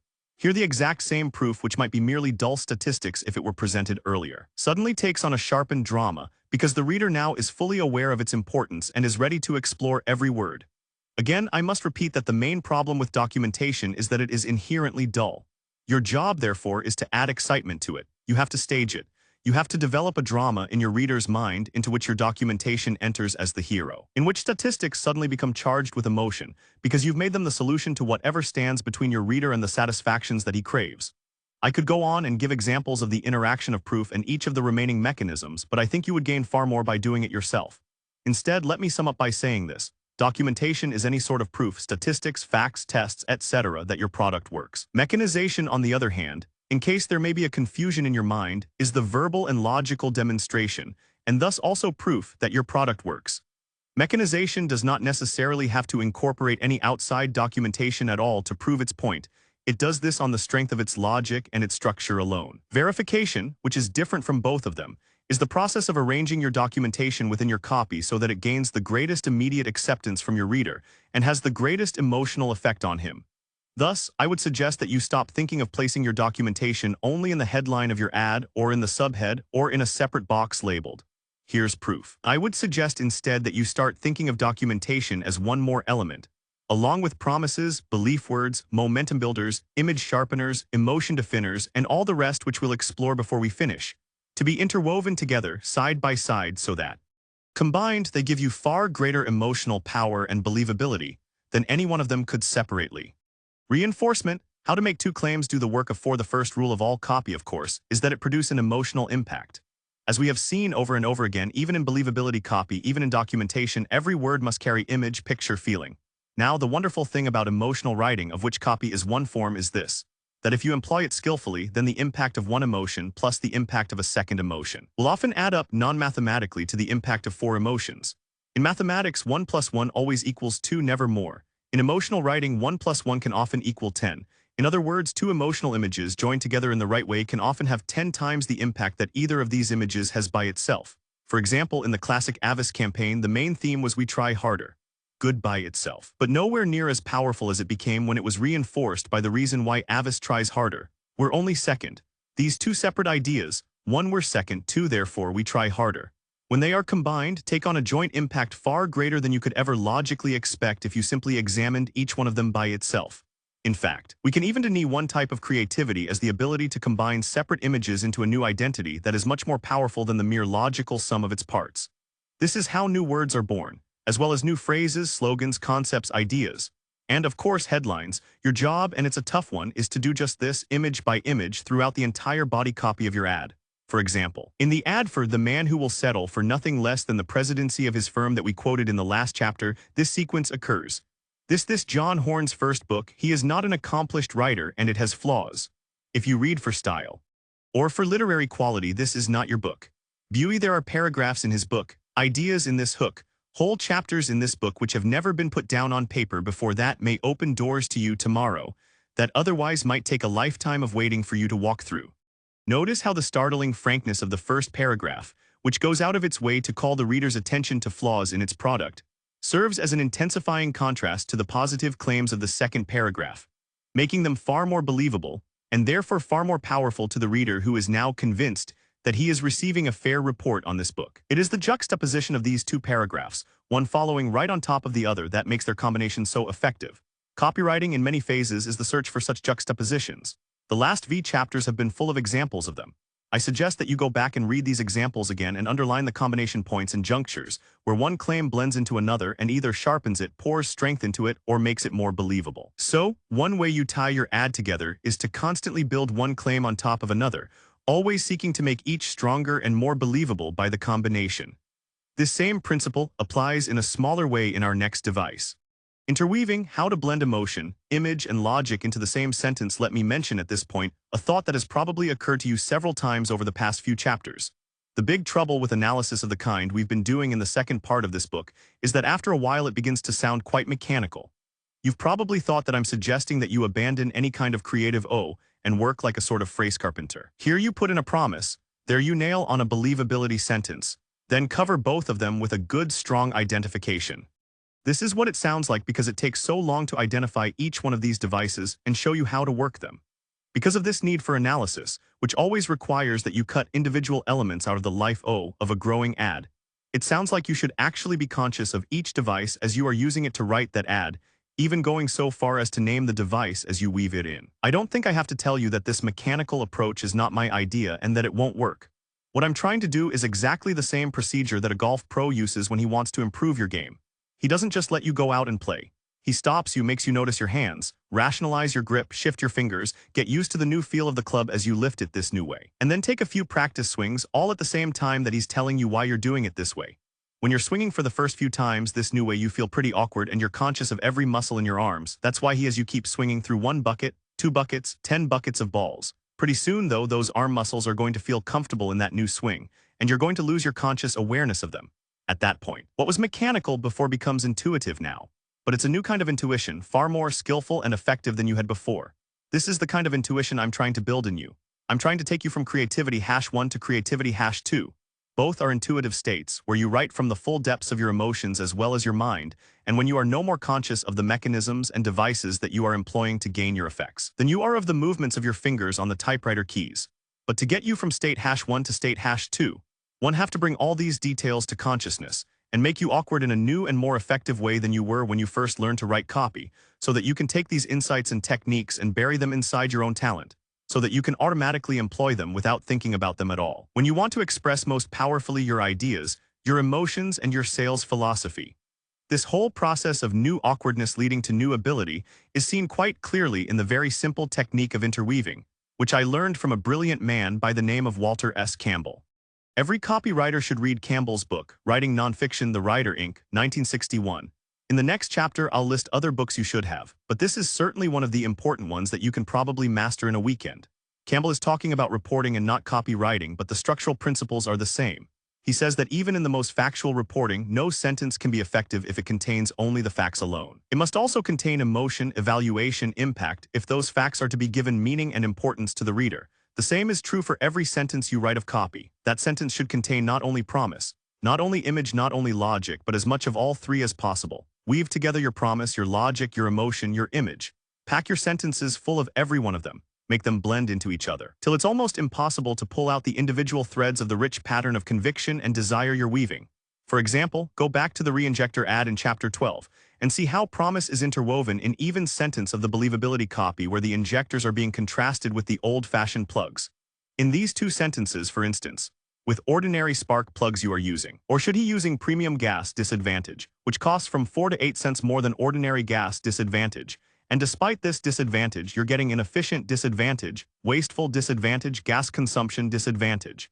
In this first sentence, which is part of a logical sequence offered as proof of superiority through comparison of performance characteristics, the copywriter has managed to insert 6 disadvantage images for the reader to remember the next time he considers buying ordinary plugs. Now the copywriter goes on to his contrasting sentence about the injectors. With re-injectors, regular gas promise will give you up to 8 miles more per gallon promise, up to 31 more horsepower promise, plus easier starting promise in all weather promise. 5 promises in this second sentence. The packing in of image upon image to build an overwhelming effect. Or, as an even more complicated example, involving the interweaving of almost every copy element in the book, let's look at this sentence. And most important, a mood builder, indicating the value to the reader of the promises which are about to follow. These experts, reference to authority to build believability, have discovered more believability through the use of the scientific idiom that you do not have to be a handyman, the core promise, or a mechanic restatement of the core premise, in order to coax promise of ease this performance promise, condensing all the claims of superior reception that have already been detailed in the previous copy out of your set. Now, is this done consciously? Not at all. But the copywriter knew the principle of interest building, has experimented with it before, and had it stored away in his unconscious as one more tool to be used, intuitively, to bring in the effect he wanted at the exact moment he needed it. Try it yourself. See how many different emotions you can pack into a single sentence, paragraph, sequence. See how much richer and more powerful your copy becomes, how much more you can say in the same space. How you begin to build reinforcement multiplied impact into more and more of your copy. Sensitivity: how to give your reader what he demands step in step throughout the copy now. If you continue to pile promise upon promise, identification upon identification, documentation upon documentation, element upon element, where do you stop? Where does it become too much? Where does the reader become satiated or bored and want to go on to a new image or new promise or even the close? At what point are you starting to oversell? How do you catch yourself and switch off? We have already touched on this problem before in Chapter 11. I suggest that you reread that discussion now, even though we're going to expand on it at this point. Here you are relying on your own powers of empathy. You must be, at the same time, not only the writer of your ad but its reader. You must anticipate that point in the copy as it is transformed into a series of impressions in your reader's mind where he is going to say, "I've read enough about this, give me this instead." And then you must shift the direction of the copy to meet his new direction of interest. In other words, what we are talking about now is the overall structure of your ad. Not a sentence or a paragraph or a sequence, but the architecture of the ad as a whole. Every ad has an architecture, as I'm sure you know. This is the overall pattern of the ad, including when and where and how many times you shift from one type of copy to another. It is the ability to recognize these shift points, and to change when you encounter them from, say, promise copy to mechanism copy to documentation copy to promise copy again, that makes your ad stick together or fall apart. This is an almost impossible skill to communicate, since it relies so much on the feel of each individual situation. However, I can show it to you after it's occurred. In a series of 4 ads on the same general type of product, books, and how each differs from the others in the way large blocks of copy elements are blended in and out of the overall cell. As I've said before, I use mail order as my example because mail order is the longest general form of copy, because it usually sells the hardest, and because the techniques I'm talking about are usually outlined most clearly in this type of copy. Let's look at our 4 ads and see how each approaches the basic task of selling a similar product in a different way, and with a different blend of elements. Sample ad #1. This is the friend-winning ad we looked at in our last chapter. I've indicated each major block of copy in sequence by a letter of the alphabet and each of the shift points by a number. I am using as examples all direct promise headlines. The promise in this headline is almost universal that you can make anybody like you. Instead of intensifying the promise immediately, however, as many other ads in this category have done. This copy starts out by restating the original headline promise, making anybody like you becomes popularity, and by denying the previously unrecognized fact that this popularity can be taught. Why was this done? For 2 reasons. 1, because this novel, almost paradoxical redefinition, can popularity be purchased, established an immediate point of difference between this book and the dozens of similar titles that had come before it, always a critical problem. And 2, because this ad's subject was a teacher, and the ad's whole believability rested upon the fact that so many large and respected corporations had paid this man so much money to reach these techniques to their employees. This is established by the ad's first shift point and first transitional sentence. 1. This has been proved by. Leads directly into the first documentation block in which the corporations are named. Thus we have the developing pattern of the ad as promise definition documentation, right up to the next transition sentence 2, which brings in the first detailed promise block D, and which then echoes again the documentation E and price comparison. Now, after a brief transitional promise F, the ad defines again the importance of the overall promise G, backs it up with a third restatement of the documentation H, and then states directly the price comparison and money-back guarantee I. Then, with the classic transition 3, it goes on to devote the rest of the ad to a detailed cataloging of the promise J.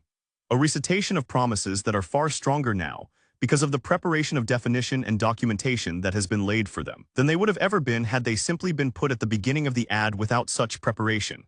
Incidentally, notice how the negative promises K and the full list of documentation L have been placed out of the mainstream of the ad where they can be read or not read by those who are interested in them. Sample ad #2. An ad for a book on improving the power of your mind. Again, the promise headline A, intensified by this time an elaboration of this promise B. See page 212. Now, using its first transitional sentence 1, the ad moves into 2 paragraphs of negative C and positive D redefinition. And then with a single transition word, simply 2, again elaborates the promise, making it stronger and more detailed, and at the same time giving it the believability tone of definition. This definition tone is unchanged throughout F, where promise is again interwoven with fact, leading immediately into a transition 3 in which the tone is that of proof, but the content is straight promise G. Then this proof is connected 4 with the entire promise catalog, H, which fills the rest of the ad. This ad, enormously successful, is one of the best examples of interweaving we have. There is so subtle a blending here of definition, documentation, and promise that every word of the copy soon takes on the aura of pure fact. Sample ad #3. Now we move on to the straight promise ad. This is the Ra-Chem-Sa-Chem type, dominated by promise and mechanism promise, which gains its power from the sheer momentum and relentlessness of its claims. See page 216. It again starts with the overall promise A, which it immediately follows up with a second, elaborating promise B. Then it moves directly into its fundamental definition C, which it equates in a single phrase, then you could one with a greatly detailed promise D, and then follows up with a beautifully condensed paragraph which consists of a transition in 2 to a restatement of its fundamental redefinition E, and out again 3 to the remainder of the ad. F, which is sheer promise and promise mechanism from then on. Here, documentation is disregarded entirely. The full weight of the sale depends on the power and momentum of the promise strain. Sample ad #4 and finally we have a beauty book. Here, the main promise headline B is preceded by the critical authority reference, A, which first sets it apart from the other similar products it must erase from the prospect's mind, and second brings in immediately the key persuader of its author. See page 220. C block, while promise copy, also serves the simultaneous purpose of being a momentum builder, a technique we will discuss in a moment.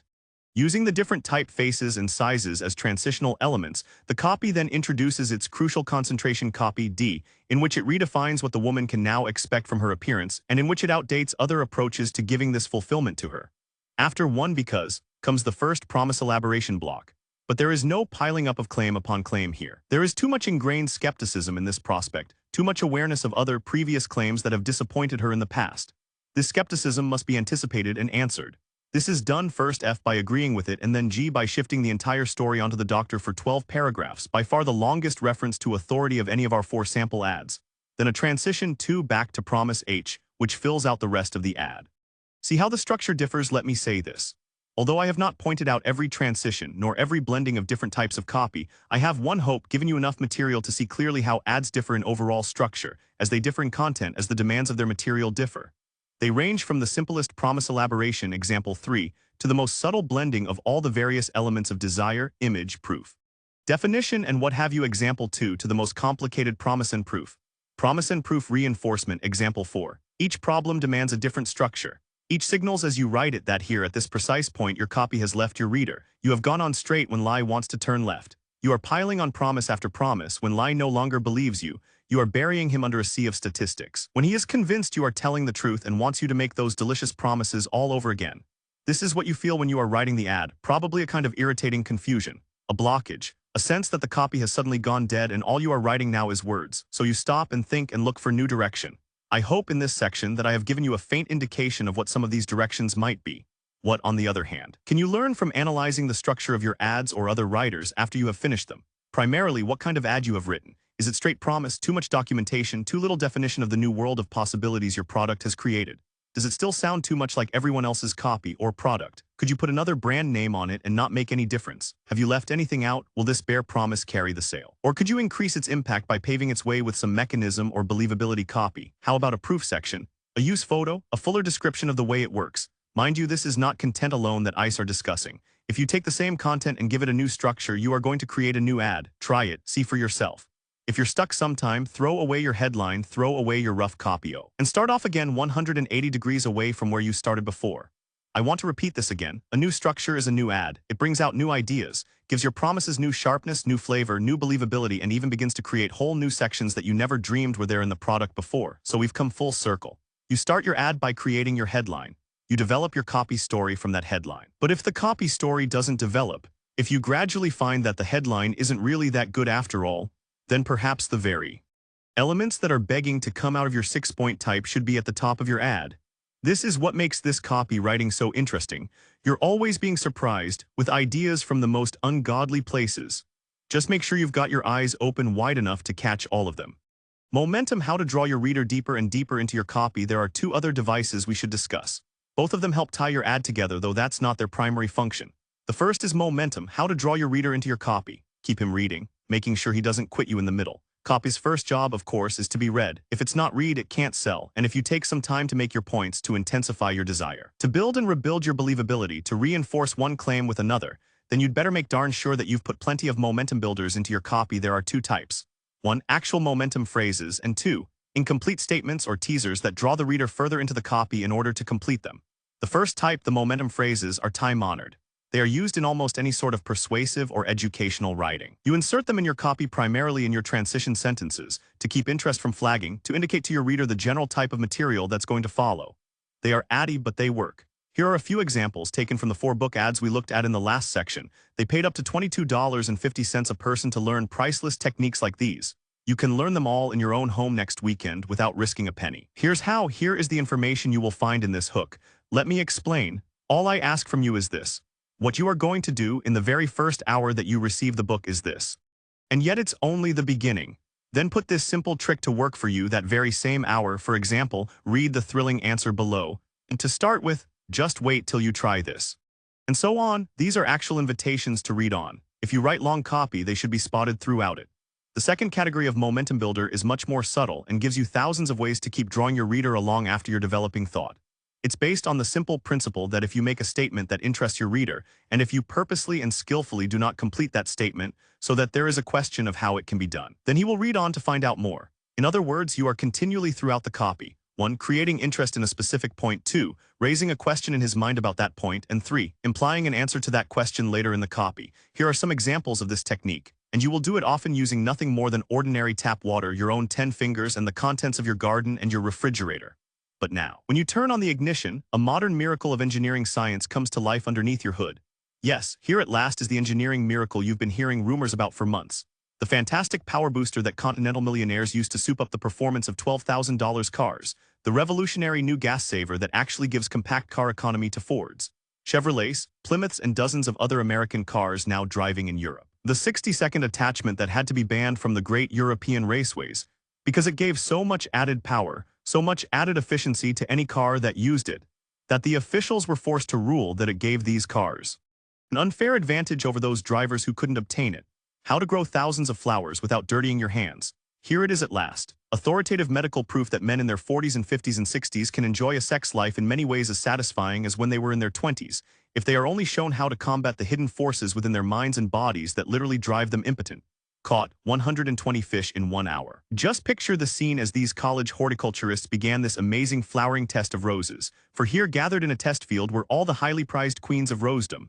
Rose blends that today sell for as high as $3.75 for a single plant, row upon row of roses, prize winners in international competition, the best the world has to offer. And then Nearly Wild started to bloom.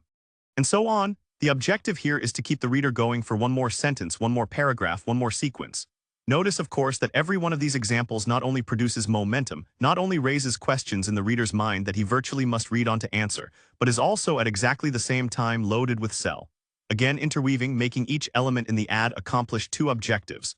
No waste words. Mood. How to pack your copy with drama, excitement, sincerity, or any other emotion you wish. Now we come to the matter of words, and the color which words create. I have given you dozens of different examples in this book of selling copy.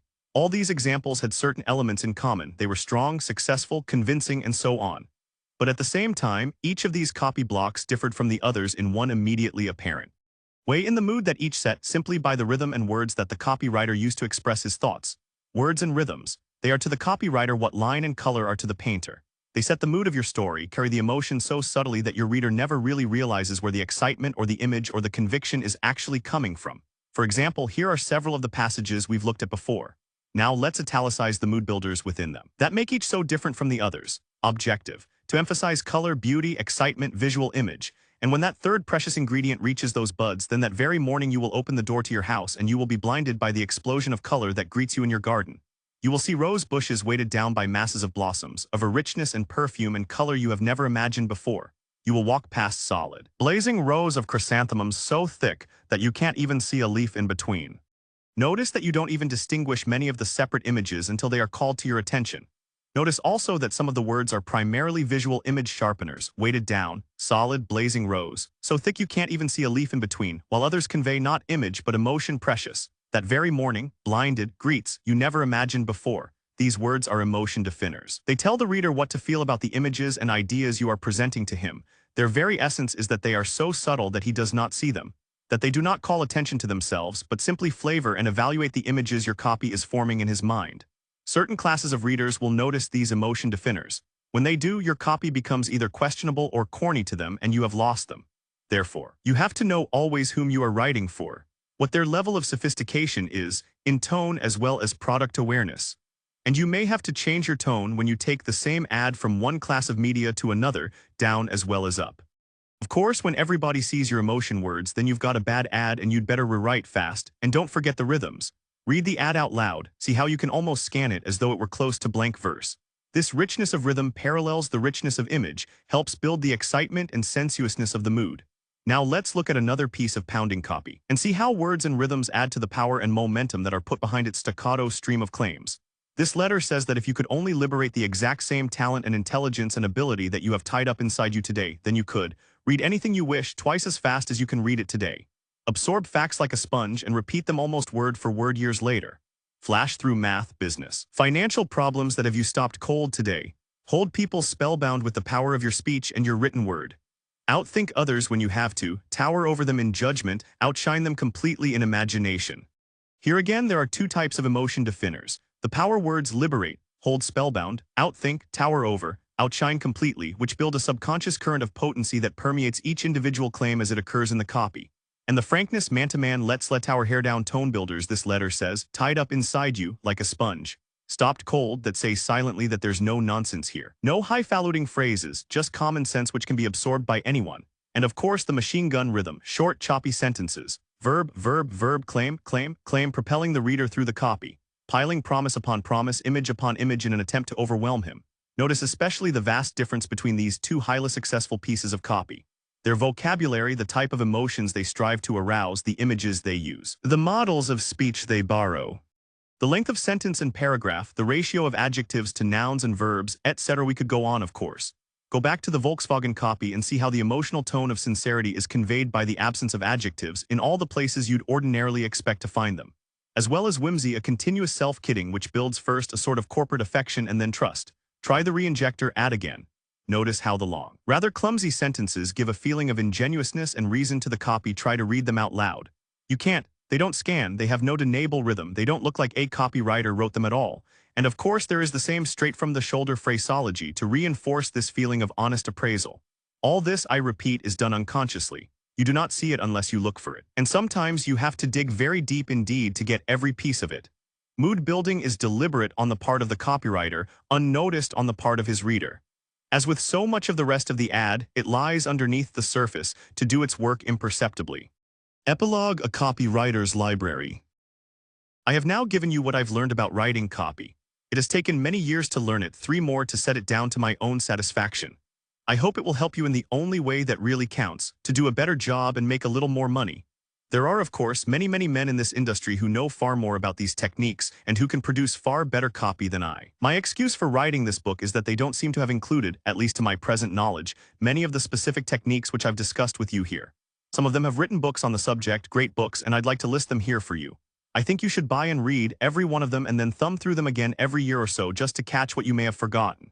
Here they are, indispensable of course, is Julian Watkins' great anthology, The 100 Greatest Advertisements, Moore Publishing, 1949. Claude Hopkins wrote a great book, My Life in Advertising, Harper, 1927. Make them dig it up for you and see if you can't get some of the old Hopkins ads. Johnny Kennedy, not F. wrote a little pamphlet many years ago called Intensive Advertising, which has just been republished by Printers Inc. Get it? It'll be the most profitable evening's reading you've ever done. J.K. Lasker, who worked with both these great writers, never wrote anything himself. But he did give a series of talks before his staff one week, and Printers Inc. has again captured them. They're called The Lasker Story. Robert Collier's letter book is published by Prentice Hall. It's a gold mine. David Ogilvy wrote Confessions of an Advertising Man, which you can buy as a paperback. Charming and wonderfully profitable. Rosser Reeves' very short book, Reality in Advertising, is published by Knopf and must be read several times before you get everything out of it you should. Milton Beo's book, Butting In, is marvelous in the first half, repetitive in the second. And don't forget Campbell's book, Writing Nonfiction, or those by Kappels, Young, Glim, and Bedell, or the motivation research books by Dichter and Martineau, or the great book on layout, Visual Persuasion by Baker. Then there are the books on American society today by Mills, Reisman, Fromm, Cardner, and all the rest, and the articles on the emerging trends in the media and the media themselves, and of course your primary source, the ads themselves. Keep reading, keep analyzing, keep writing, keep looking for the new idea, the $1 million hidden somewhere in that typewriter of yours. Always shoot for the moon, it's one of the few real thrills left today.